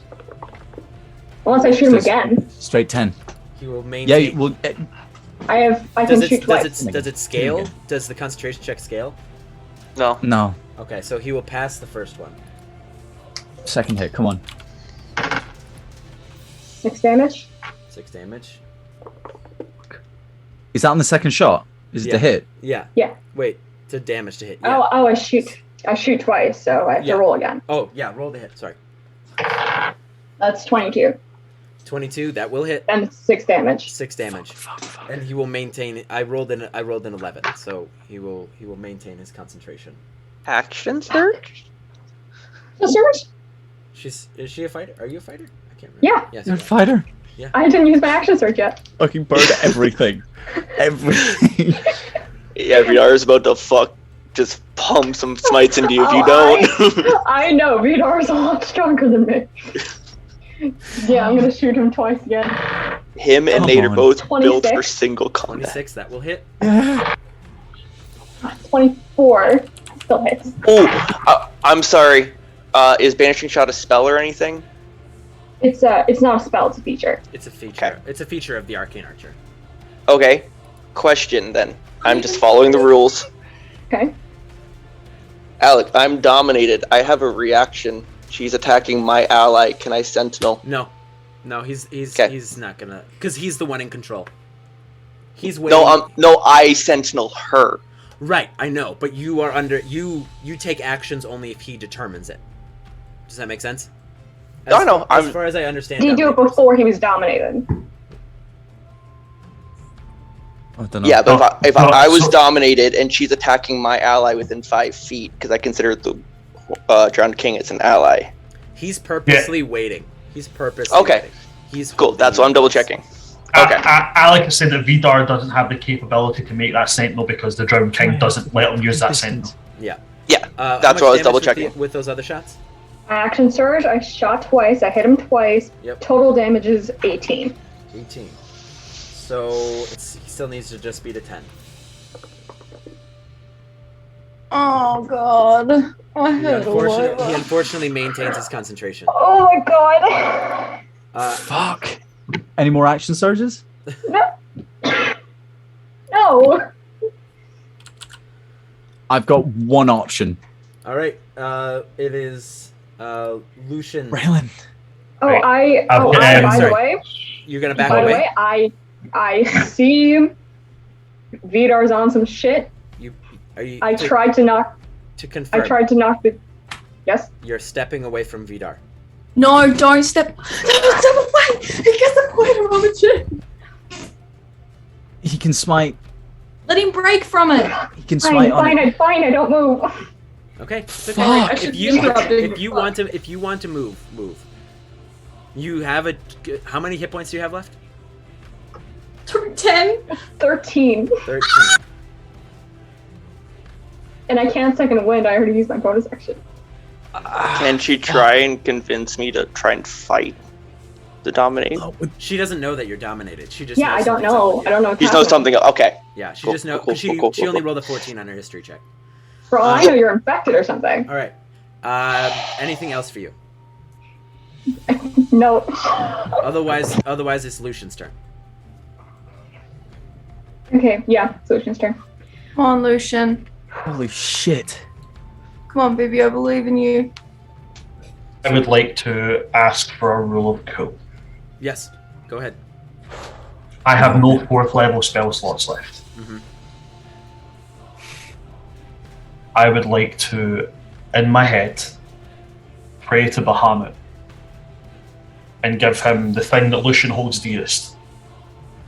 His connection to his mother through his humanity. To get a 4th level spell slot back. So I will give up all part of me that is human. So you become are com- going full vampire, is what you're Yes. Can I? No. I'm willing No, to give up. you're unconscious. You're unconscious. You're unconscious. Yeah. I want to give up a death save for him to have a 4th level spell slot. I refuse to accept. I don't think you can. Lav, it's a good idea, but because you're downed, I can't let you take an action like that because you don't know what's happening. It's a good idea though. It's a sweet idea. So, Bran, to confirm, Bran. you are giving up the human part. You are giving to Bahamut the human part of yourself to gain a 4th level spell slot. Knowing that Bahamut is a god of mercy, but also a god who requires a lot from his followers, he will give up what he holds dearest, which is the only thing he has left of his mother, which is the part of him that is human. So he'll give that up. What spell are you trying to get back? I want Banishment, which is a 4th level spell which I have access to. Okay. So Right. I will allow it. Okay. And My what's that called? That stride thing. I'm shaking, sorry. That stride is still active on me. I made the concentration save to keep that, which means I still have 65 movement speed. I want to dash as fast as I can, going past Vidar, who cannot make an attack of opportunity against me because of the stride, slap the Drowned King right on his fucking ugly face, and cast a 4th level banishment. okay. Come on. Alright, so let's look this up. Now that is DC 18. DC 18, so it's a Charisma. save. It's a charisma. Charisma. save. Charisma. Okay, I've got one option as well after this, but So- it's not quite as fancy. so here's... Okay, Anything can work. so I'm gonna describe what this looks like. So you call out to Bahamut and you make this offering, and you feel this sort of like this calm suddenly come over you as what organs really worked for you, if any, cease. You hear this eerie kind of silence and quiet come over you as you feel your body shift and change. And the only thing in your mind is this drive to protect those you care about. And you rush forward and you slap your hand on his face.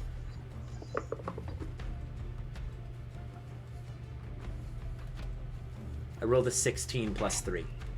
Fuck. 19. And you slam this hand in front, like onto the Drowned King, One and more. you see him start to shift and move, but you feel him kind of flex through it.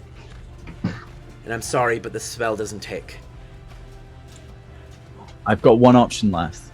Anything else for Lucian? I'm so sorry. It doesn't take. Do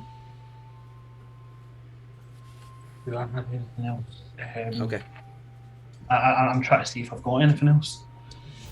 I'll bonus action Channel Divinity, Vow of Enmity. I choose a creature I can see within 10 feet. I gain advantage on all attack rolls against it for 1 minute. Okay. So that's all I got. It'll take 1d6 damage because of my stride as well. Okay. All right. Braylon, what's your dream like? Don't fuck. And it can be whatever. It doesn't have to be tragedy. It can be whatever. No, it's gonna be tragedy. Okay. All right. So her dream shifts and changes into the moments after people find her with her brother, and she's dragged into the throne room of her mother by her people who she trained with. And she watches as her mother raises a hot poker and brands her as a traitor. All right. Make me a death saving throw, please. You have 1 fail and 1 success.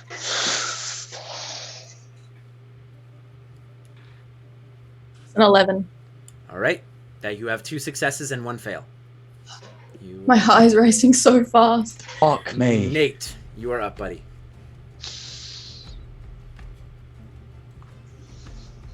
I don't know what Nate can give up. But it is 30 foot in a direct line to the roof of that building.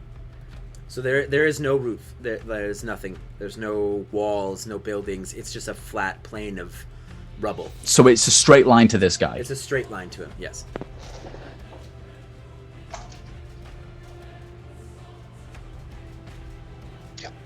What's 15 foot of movement worth? What are you trying to do? Tell me.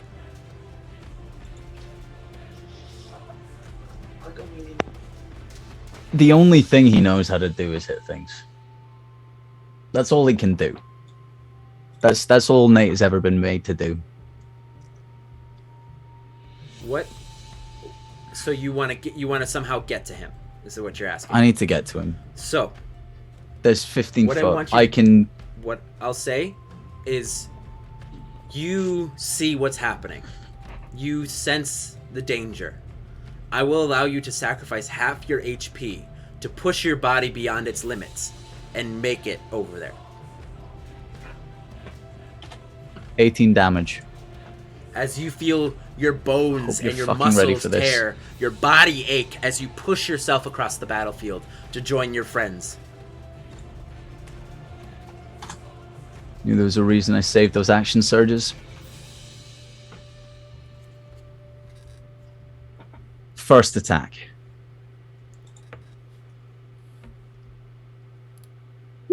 $24. That'll hit. 15 damage. I'm gonna roll. Plus, Plus. I'm going to count him as my favored foe, Yep. adding an extra d4. Okay. 4. That makes it 16. 16. So right now the DC is still 10 for the concentration check, unless you're gonna do something Fuck. else. Can I bonus action? Yep. Prior? Is that allowed? Will you allow me? Sure. At this point, y'all are facing the BBEG. Hunter's Mark. 10 levels too early, so yes. Hunter's Mark. Yep. Fuck me. That's going to add an extra d6.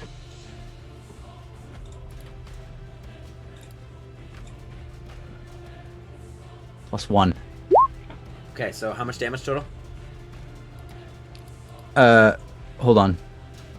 I can't see it all. Shit, it's all moved in the changelog. That's 12, 15, 16, 17, 18, 19, 20 points of damage Okay.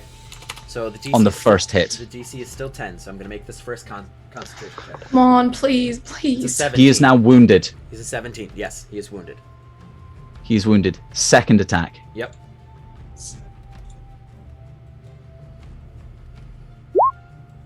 15. Unfortunately, that misses. Action surge. Yep. How many of those have I got? Fuck. I think I've just got one for the moment. Yep. Okay. Do it. Attack 1. That'll hit. 21 to hit. That hits. That's just that. So that is 2d6. That is fuck, what's that? It's 8, 9, 10, 11, 12, 15 plus 4, 19 plus favored. The first time. No, Hunter's Mark doesn't count either. Fuck, because it was the first time each turn. Okay, so 19. 19 points of damage. Okay. All right. Concentration check. DC is 10. Is it still? Yeah, because it's always half. It's either 10 or half the damage that he takes. He passes. All right. Okay, Did he make it? he did. Final attack. Fuck, come on.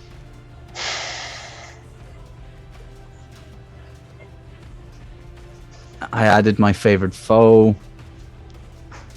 Is it the first time favored foe? When you hit a creature, you mark the target favored foe, or until you lose concentration. The first time on each of your turns. Fuck! Come on! Come on! Come on!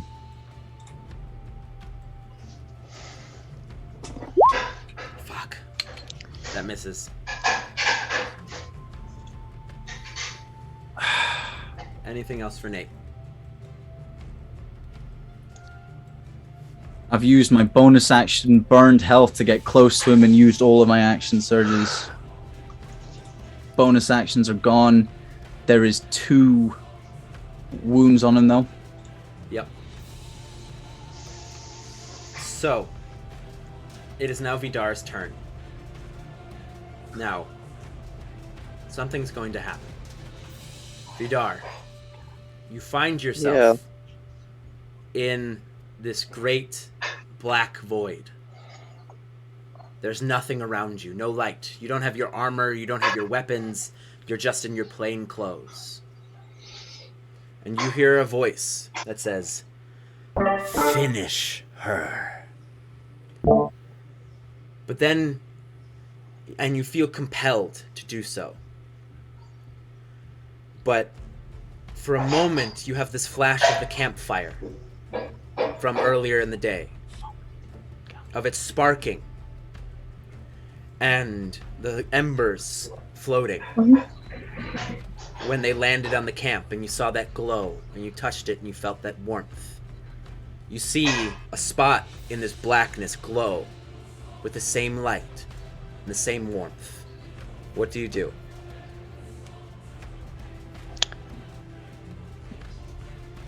Vidar's hand will clench into a fist in his mind, but on the outside it tightens around his sword. Mm-hmm. In his mind, the other hand will reach out, the same one that touched the glow from the campfire from before, and close around it, and pick it up and just look at it for a moment. And you, as soon as you confused, touch it, you hear a voice, another voice. The voice of Baldara. It says, "My child, I can only do so much. What do you want?"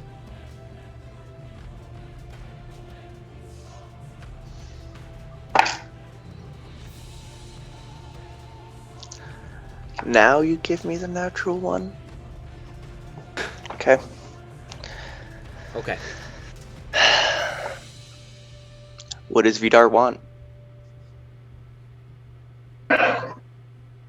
Run. What does Vidar want? You roll the 1. Yep. Okay. And the voice fades from the void. And then you hear that voice again. Do it! And Vidar, I need you to make your attack roll on Rhiannon. You make it with disadvantage. Vidar will look down at Rhiannon, not seeing her at all. Shit! And a single tear rolls down his cheek. Alex, Yep. I'm flanking him. Yeah? I didn't roll at advantage. Okay. I have a thing. I have a thing. No, you carry on. You carry on. I have a thing. Don't worry.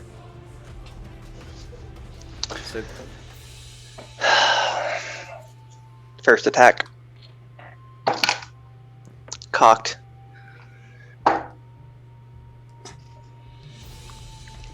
.26 to hit. okay. Disadvantage? Disadvantage. Disadvantage. Disadvantage because of her cloak of displacement.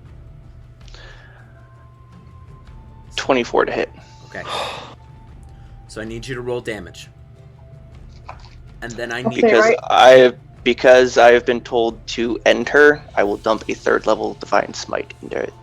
and I need Bran and Gilly to roll me both a D100. I'm Harley Dice.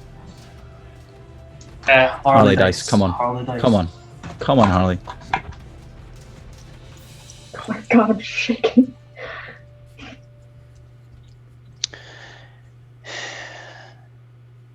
So I need the D100 rolls from Bran and from Gil. Nice. 69. Yes. Okay, Bran. 53. What is it? 23. 23. And then I need. 23. Okay, got it. And then I needed the damage from Vidar. 13 points slashing, 17 radiant. So, I'm going to describe what happens here. So Vidar raises his blade. The light ignites higher than it was before as he pumps that extra smite into it. And he brings it down. And Lucian and Nate, you see this. And for a moment, the two of you are sharing the same fear, the same panic that of feeling of helplessness against this monster in front of you. And suddenly you feel this well in your chest, this need to protect Rhiannon in your chest. And Lucian, for a moment in the sky, you see that cloud you saw earlier in the day. And you feel this connection to Nate. As Nate, you feel Ingot roar for a moment. And from the place where Ingot died, there's this eruption of flame. As that cloud suddenly almost seems like it crashes to the earth. As you see from the other side of the wall grows this massive form of a golden dragon. On the other side. And Rhiannon, you will still take the hit, and you will still take the damage as you fall. But Lucian and Nate, the two of you almost in sync together. You see this other dragon, this golden dragon crash on the other side of the wall. And Bran, what color is Bahamut? Bahamut is the only known platinum dragon in existence. And the cloud kind of comes off of the newly formed Ingot and forms a platinum dragon of its own, standing on the other side of the wall. Yes, Dax. Vidar was told to enter. He takes a second attack. Yep. And I'm 19 to hit. And those dragons, boys, are going to be under your control.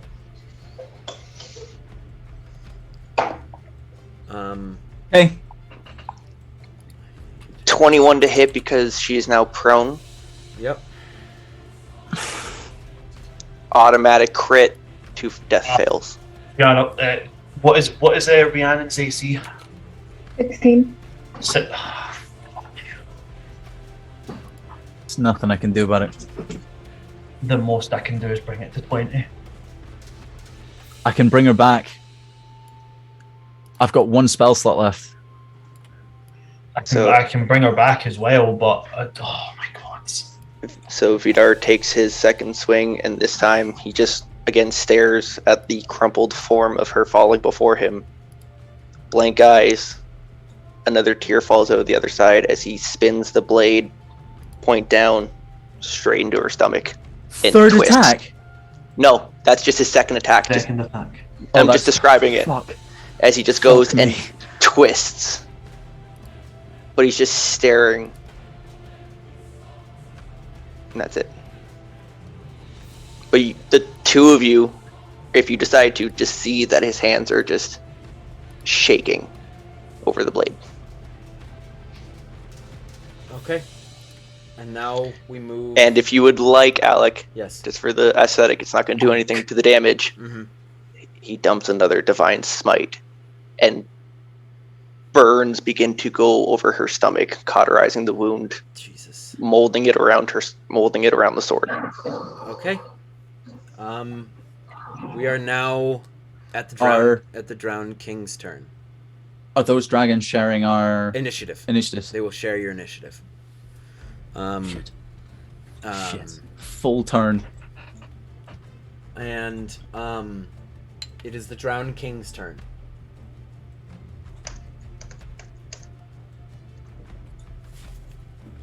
full fucking turn.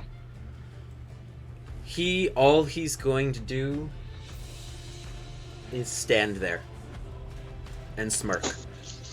He's gonna stand and smile, watching what's happening happen. Rhiannon, you have 2 fails. I need you to roll me a death. Well, first, what is Rhiannon dreaming of?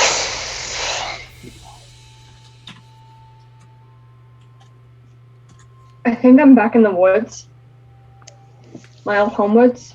I think at first I see my town the way it is. Tamlin's probably holding my hand by my side. Then it shifts to my village being attacked and me watching Tamlin get killed. And then it shifts again to me in the middle of the night clutching the sending stone, hearing Peter's voice in my head, and knowing exactly what's happening to him. And then it shifts again to me being controlled by the Prime and attacking him.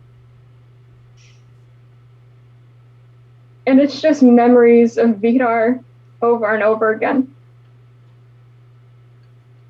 Okay. Can you make me a death saving throw?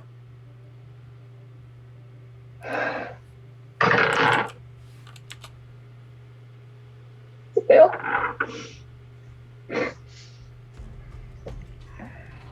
So, as Vidar cuts into Rhiannon, you see the last bit of breath. You see her chest cease to move. And Rhiannon, in your dream, you tell me. What are Rhiannon's last thoughts?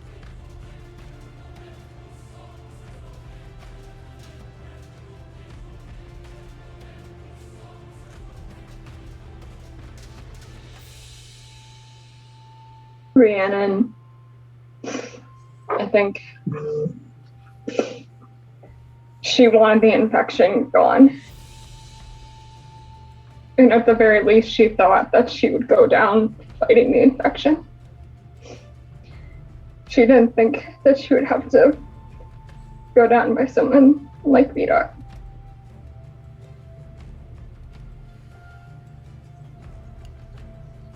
Okay. And it fades to black for Rhiannon. Next in the order is Lucian. Lucian, you now have... What? Lucian, Get them out. You now have this dragon ally. Rhiannon's chest has stopped moving. What do you do?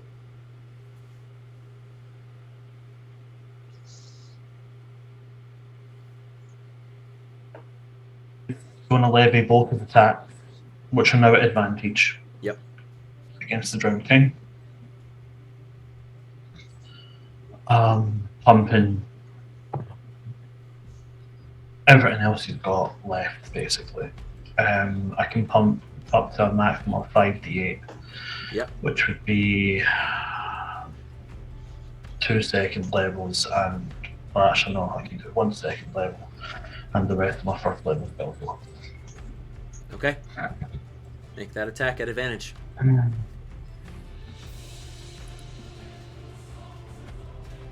Just to clarify, he doesn't count as an undead. No, he does not.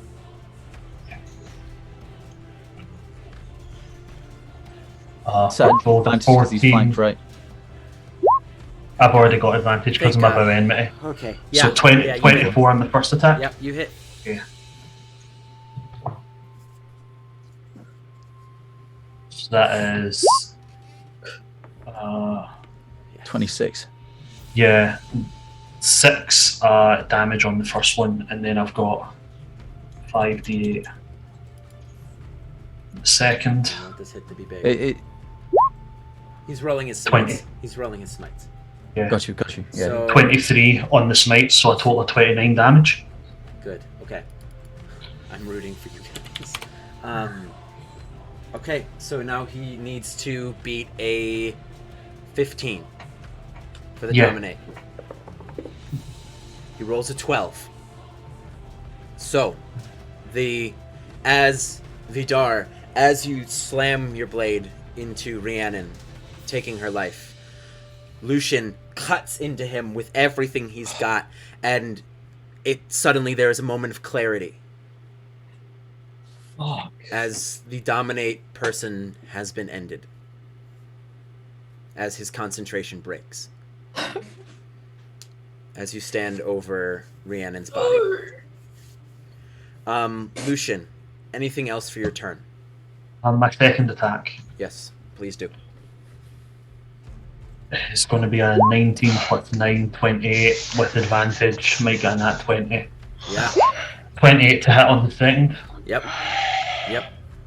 Hit him. 1d8 plus 5. 9 damage on that one. Okay. And this thing moves on my turn, yeah? Yeah.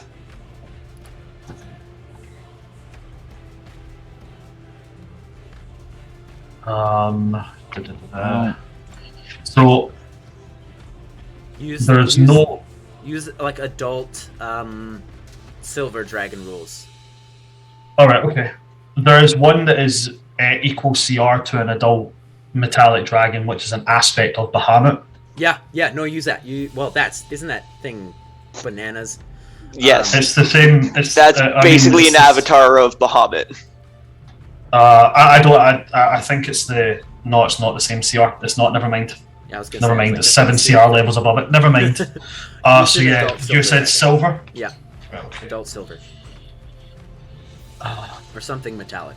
Adult something metallic. Because I don't know if there's rules for a platinum dragon. No, there isn't. No. There's only one platinum dragon. There's adult that's gold.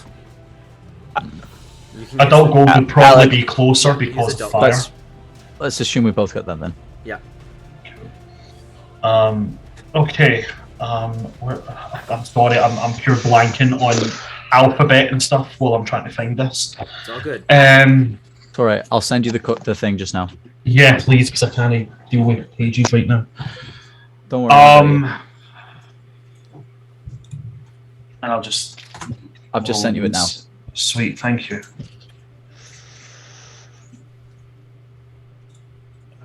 Right. Fuck, Braylon's I'm gonna have this thing move in. It's gonna get like right up into his face, and I'm just gonna have it empty its breath weapon right on top of him. Okay. So he needs to make a dexterity saving throw, DC 21. Okay. He'll fail. We need to go. He'll fail. Right. So that's 12d10 Okay. fire damage. That's big. Lost one.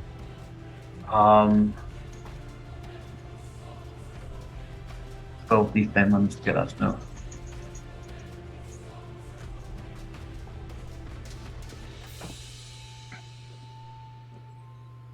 .74 fire damage. Yeah.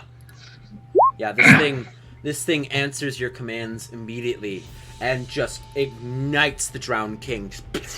And you see the 74 just burns. You see any piece of cloth he had is torched as you hit him with this. And then, because I'm still within 5 feet of him, he'll take another d6. Okay. So that'll be an additional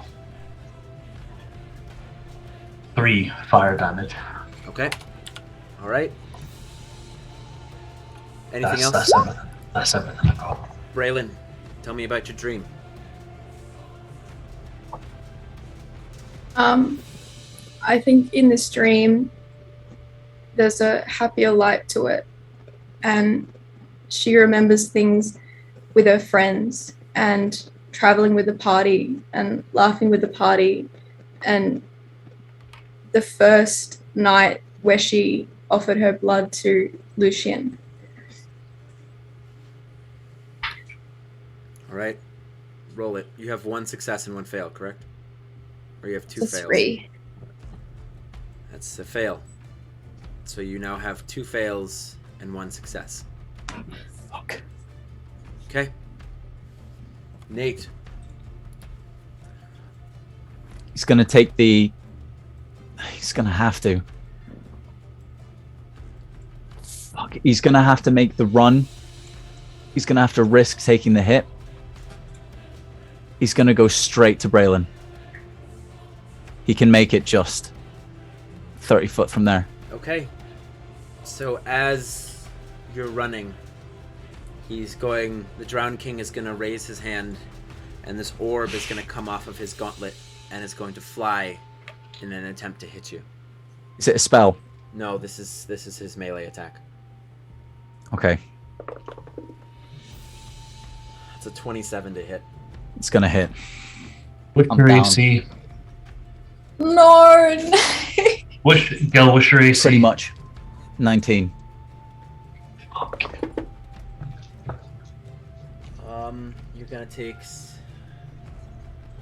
You're gonna take 17 force damage. I'm on 1 HP.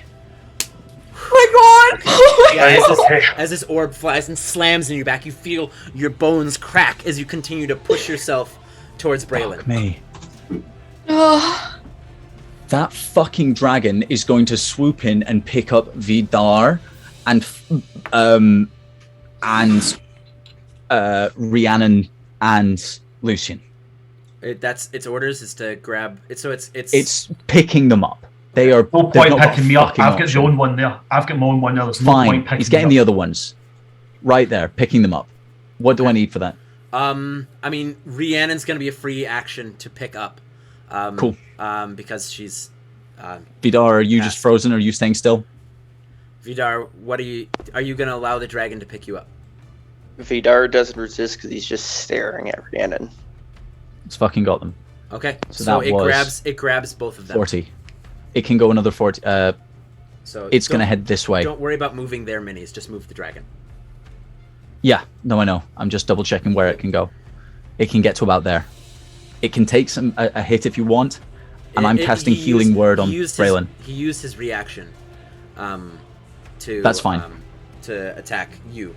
So you're going Perfect. to cast Healing Word on Braylon. It's my last spell slot. Okay. All right. You have 8. So Braylon, as you have this dream, suddenly you are brought back with 8 HP. before she wakes up, she remembers the night when we were all together and embracing everyone in the house.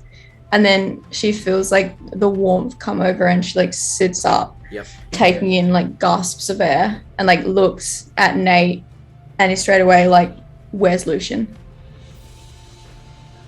And Lucian and his dragon are the two facing down. You see, like, that's what you would see. The others are being carried away by the other dragon. It's yeah. This one's gonna start heading towards me and Braylon. Okay, so move it the rest of the way. If it can, like it's only got 80 foot movement So speed. Actually, it can get to about here. Yep. Okay, so it is there. Vidar, Braylon, can you move your minis over to it just so I can keep an eye? And I'll move Rhiannon's mini over there as well. Vidar, you are in its clutches. Do you do anything? Am I able to reach Rhiannon? Yeah, she's hanging right next to you in the claws of the creature. He watches Rhiannon be picked up and just see her dangle.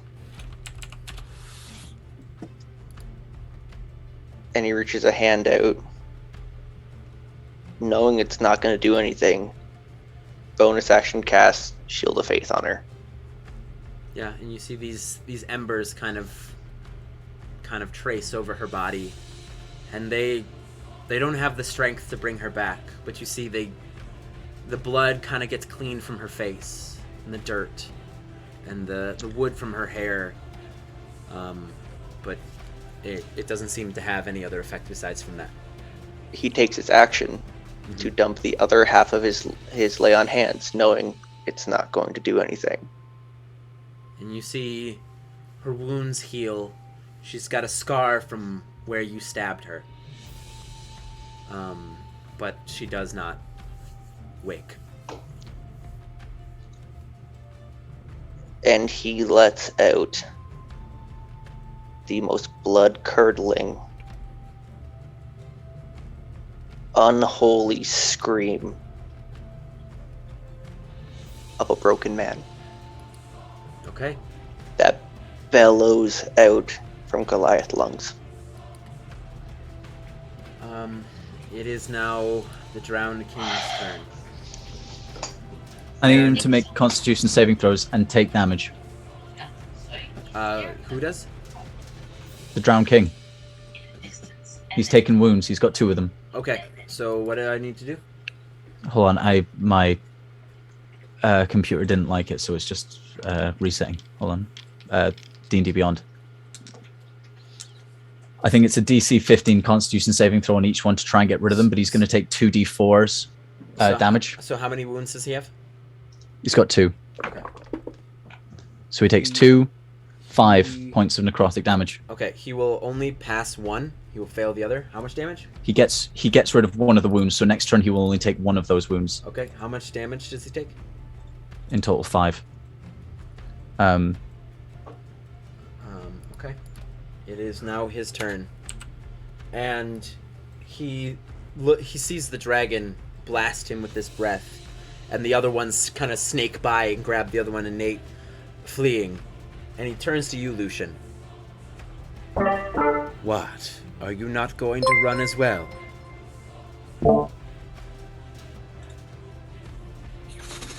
Don't you fucking dare stay, you cunt. Lucian. Let him speak. Let him speak. Go, Luna. Now is not the time. Go. Get. He's gonna take his sword.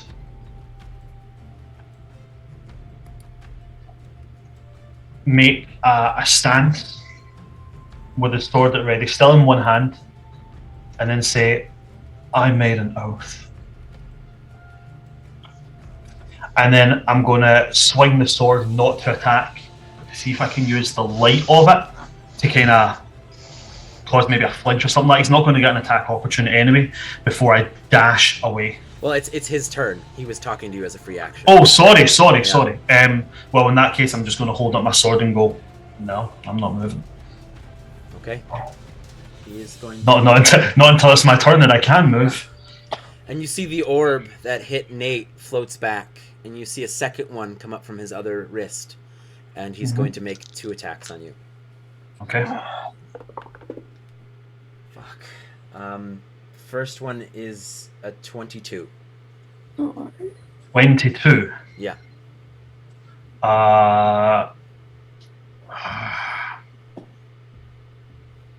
Take the hit. No, I won't. I'm going to use Gift of the Metallic Dragon, Metallic Wings.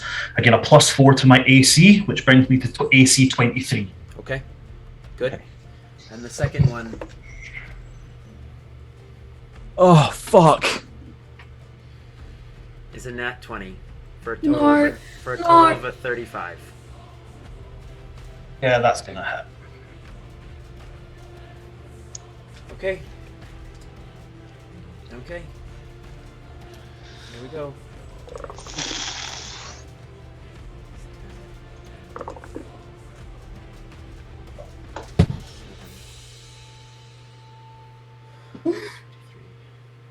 God, please. That is a total of 67 force damage. Fuck. I had 66 HP. No way. No! You're on 2 fucking HP. No. It done 67 damage. I have 66 HP left. No! As you see this one orb impacts your chest, and you feel your chest crack, and the second one slam into the center of your chest. And as Lucian falls, we see the cloud the platinum dragon just kind of also go with it as Lucian falls. Fuck. As the platinum dragon disappears.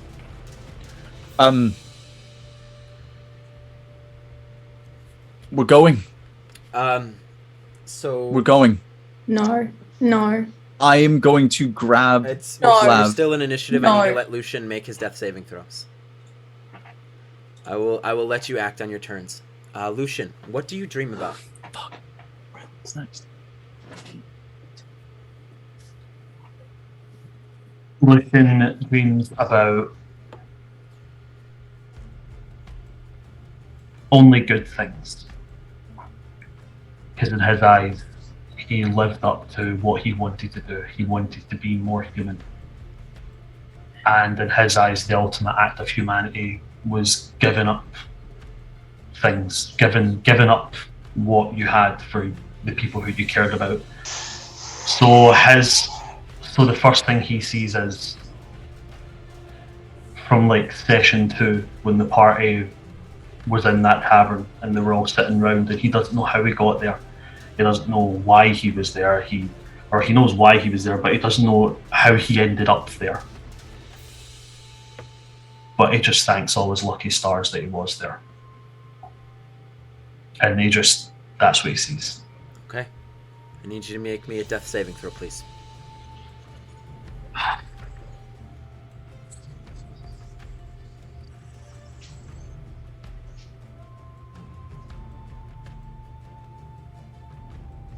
Nat 20. Thank fuck. Now, nat 20 means you're stable. You're not conscious, but you're stable. Right? Isn't that 2 successes? Isn't that what that means? Yes. And Nat 20 automatically stabilizes you. You're unconscious, but you're stable at 1 HP. Oh, Okay. my Can God. I? I'm gonna go in turn order. Braylon,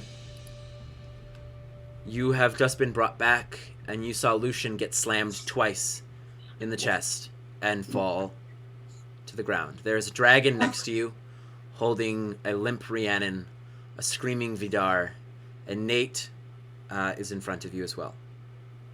Okay, how can I get to Lucian? How? I've only got 30 movement. How can I get to him? You can dash. Okay, I'm Have gonna. you got anything to heal him? Okay. You can dash next to him if you'd like. Okay. Yeah, you can get right next to him with 60 on the dash. Attack of Okay. opportunity. I grapple her. No. Oh. It's going to be a 22. Okay, so Braylon, okay, so that's an attack, right? You have to hit, and then is it I rolled a 22. it's a 22 to hit, right? And then to grapple, It's a grapple. That's an instant grapple. It's an instant grapple. It's not a strength contest. Yeah, I hit, so it's a grapple. Okay. Her movement is 0. So, Braylon, you take off to get to Lucian, and suddenly these arms wrap around you and hold you. And I'll give you a chance to free action speak, or do whatever you want to do, because you still have your action. Please don't do this, Nate. Please, please. I can't lose anyone else. Please. What would he want? Vidar, shut your fucking ass up, and if you've got a single healing word left, you cast it on that fucker who's down. I don't care how fucking hurt you are, what you've done, redeem yourself right this fucking second, or I will slay you where you stand. Please save him. Okay. Anything else for you, Braylon? Can I try and get out? You can make an action, but you'll have 0 movement. Yeah, you won't be able to move. You can make an act. You can do a contested strength check to get out, but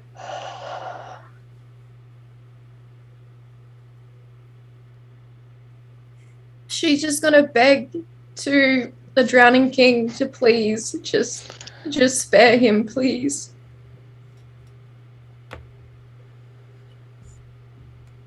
okay. All right, Nate, it is your go.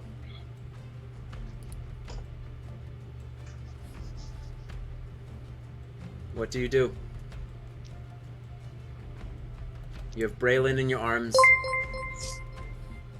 You've got... Drag her onto the dragon. Okay. And we go. You tell the dragon to leave.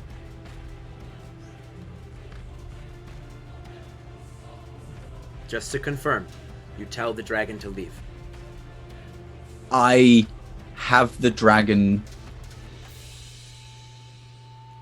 prepare an action. Dash. Okay. If after Vidar takes his turn, he will dash away. Okay. So after Vidar's turn, it's gonna run. Just to confirm. It's can I give it a conditional? Sure. No, it's gonna just. There's. If we go back in, we're all fucking dead. Yep. Wait until Vidar has taken his action, and then we're fucking going. Can I please break free, please? I can't You can leave try. it here, please. Okay. You can fucking try against Nate. I'm gonna... She's got to roll. She's... Okay. Make a contested Fine. strength check. Make a contested strength check. Nat 20. Oh, we needed a nat Braylon, one here, but Braylon, I still want you to roll. I still want you to roll.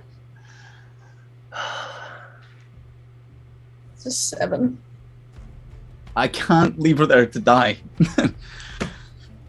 I know. I I can't- understand. I understand. I understand. She's just screaming. She's just screaming for Lucian. Okay. Vidar, take your turn. Vidar- The dragon has released you from its claws. No, it's not. Oh, I thought you were allowing him to go. Sorry, I misspoke. I'm Sorry. allowing him to go, but I'm he's not allowing me to allowing take my him to turn, move. but he's not letting me go. Got it. He's allowing me to take my turn, not to be let go. Yep. Vidar will stop his screaming when Nate snaps at him, and then hears Braylon scream. He looks over and sees Lucian unconscious to his mind.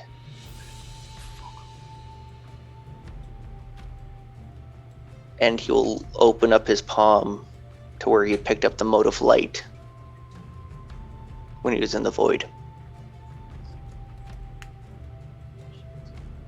I know what I want.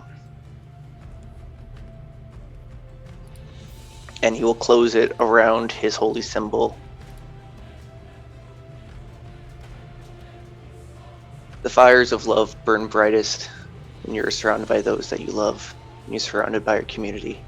I have sworn my oath to protect the hearth and protect those within my community.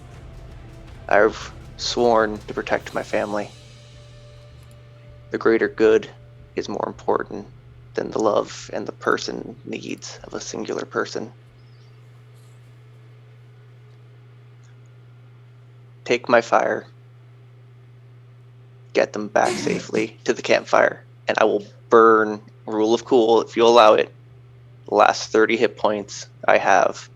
I will burn the last 3 spell slots I have, and the mote of what I want, greater good, get everyone else out safe, back to the campfire, back at camp. So to confirm, Vidar is sacrificing himself, body, mind, and soul, as a greater good to get everyone out safely. Okay. So here's what I want. I want a D100. Fuck. Fucking kill yourself with. You said heal him. I know.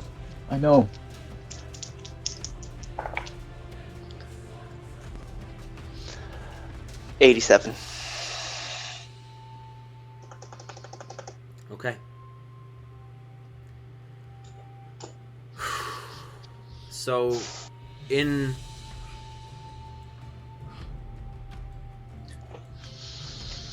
the cloud cover, has been ashy and gray.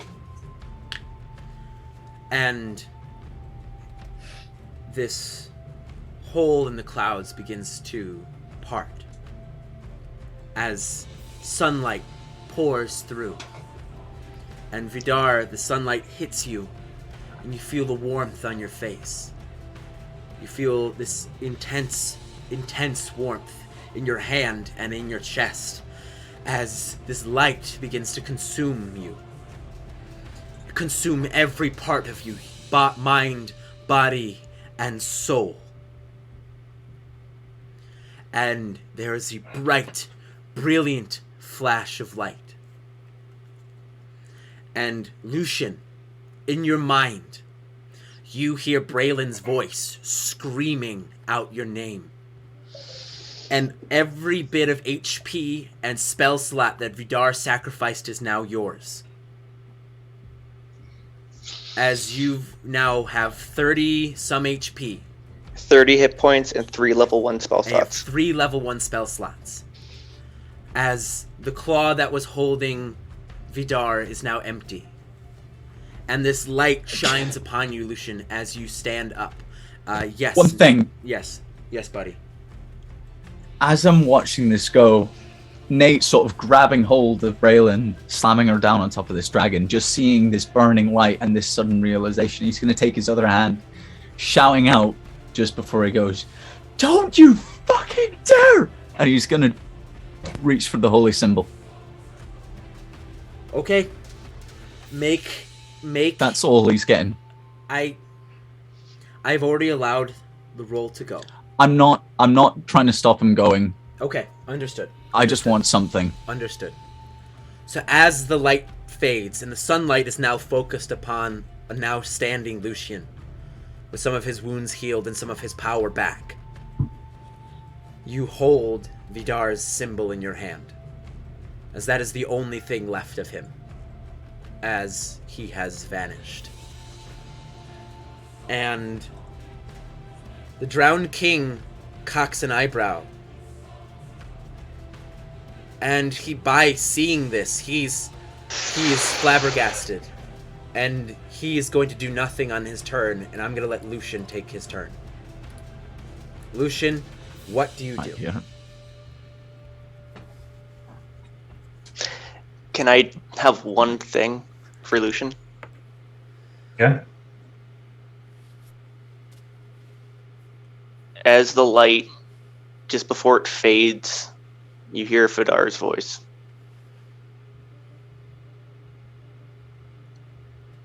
Keep him safe.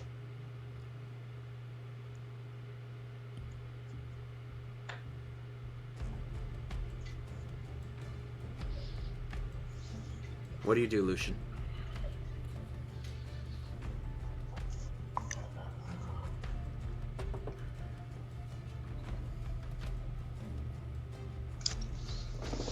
Action, a Chardalon stride, run away 65 feet, cloak of the bat as my action, turn into a bat and fly after them. Okay. Because of a Chardalon stride, he doesn't get an attack of opportunity against me, so Yep. I get 65 feet movement. So you... Oh, sorry, 55.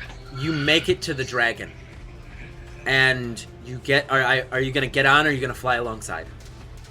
I'll fly alongside. He's not leaving within 5 feet of Braylon. And so this bat flies next to Braylon, and the dragon.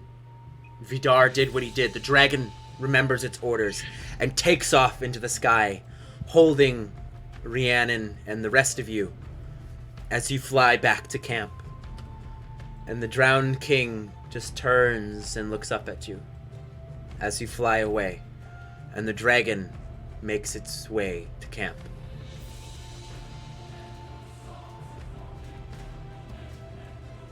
And in no time at all, the dragon lands in camp. And as you begin to get off the dragon, or whatever you decide to do, you see it begins to kind of fade, the dragon, and returns to its shape as ingot. Yes, Braylon. As soon as I get off, as soon as Lucian takes back his normal form, I just like crush him with a hug and just sob. Okay. I'm stumbling and crying out for a cleric. Okay. Okay, you're calling out for a cleric. I'm gonna get everyone else's. I'm gonna get Lucian's actions. You said that the sky overhead is completely ashen. Is any sunlight coming through? Not anymore. Okay. There Then, was back at the fort, but not anymore. Lucian just grabs Braylon as she hugs him, and he hugs her back. And he's saying under his breath constantly, his attack was what started this. So he's just constantly saying, I'm sorry, I'm so sorry, I'm so sorry, I'm sorry. And he's not saying it to Braylon, he's just saying it. Yeah, that's it. And as we see this image of the two of them holding out, and Nate screaming out for a cleric, we see, these people dressed in what looks like cleric armor of the guards of Sharn begin to rush over, and they stand over Rhiannon's body. Nate, what do you say? Gotta have something. Anything. Resurrection. Revivify, and whatever you got. I will pay you with everything that I have. I will pay you with the blood of all of those creatures that have come from the sky. And the clerics Fix her. The clerics kneel, and they bring their hands together and they begin to get to work. And the last thing we're gonna do for tonight, I need to look this up.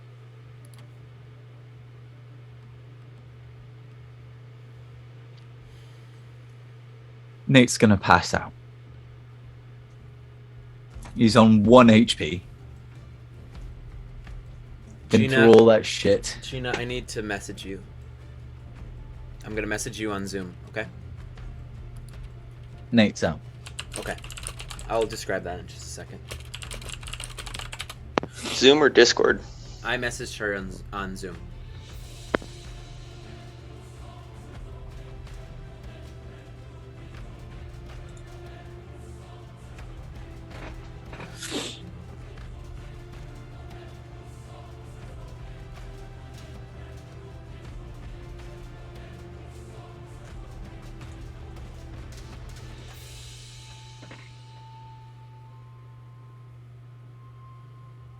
Just give me a yes or no.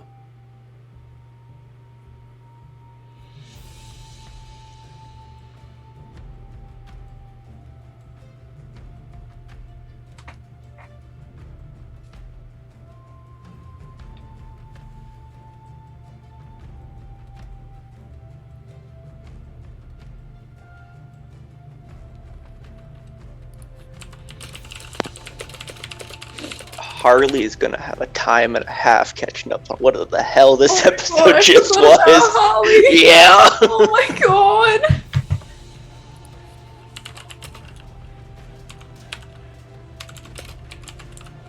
She's gonna have to watch the episode to catch up. Jesus.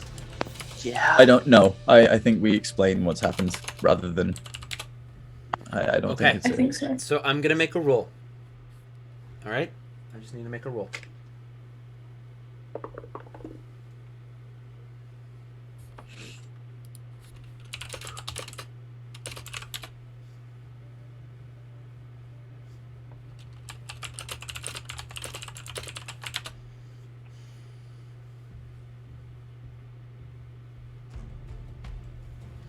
So, Braylon and Lucian, you're hugging, you're crying, you're talking to each other. The dragon has vanished and returned to Ingot, and Nate, from the stress of pushing yourself beyond any semblance of what your body can normally do, you crumple to the ground. The group of clerics rush to Rhiannon, and you see they bring their hands together. And the camera begins to go up from the camp, as we see the chaos ensuing as the returning refugees and the survivors come back from rescuing them from the spire. And we see in the sky one bit of ash, one bit of spark, and it begins to float down. And the last thing you all will see for today's session is the ash landing right where Rhiannon's heart is. And we hear her. And that is where we are going to stop for tonight. I love you all. We still have a dance monkey. I can't. Absolutely. I know.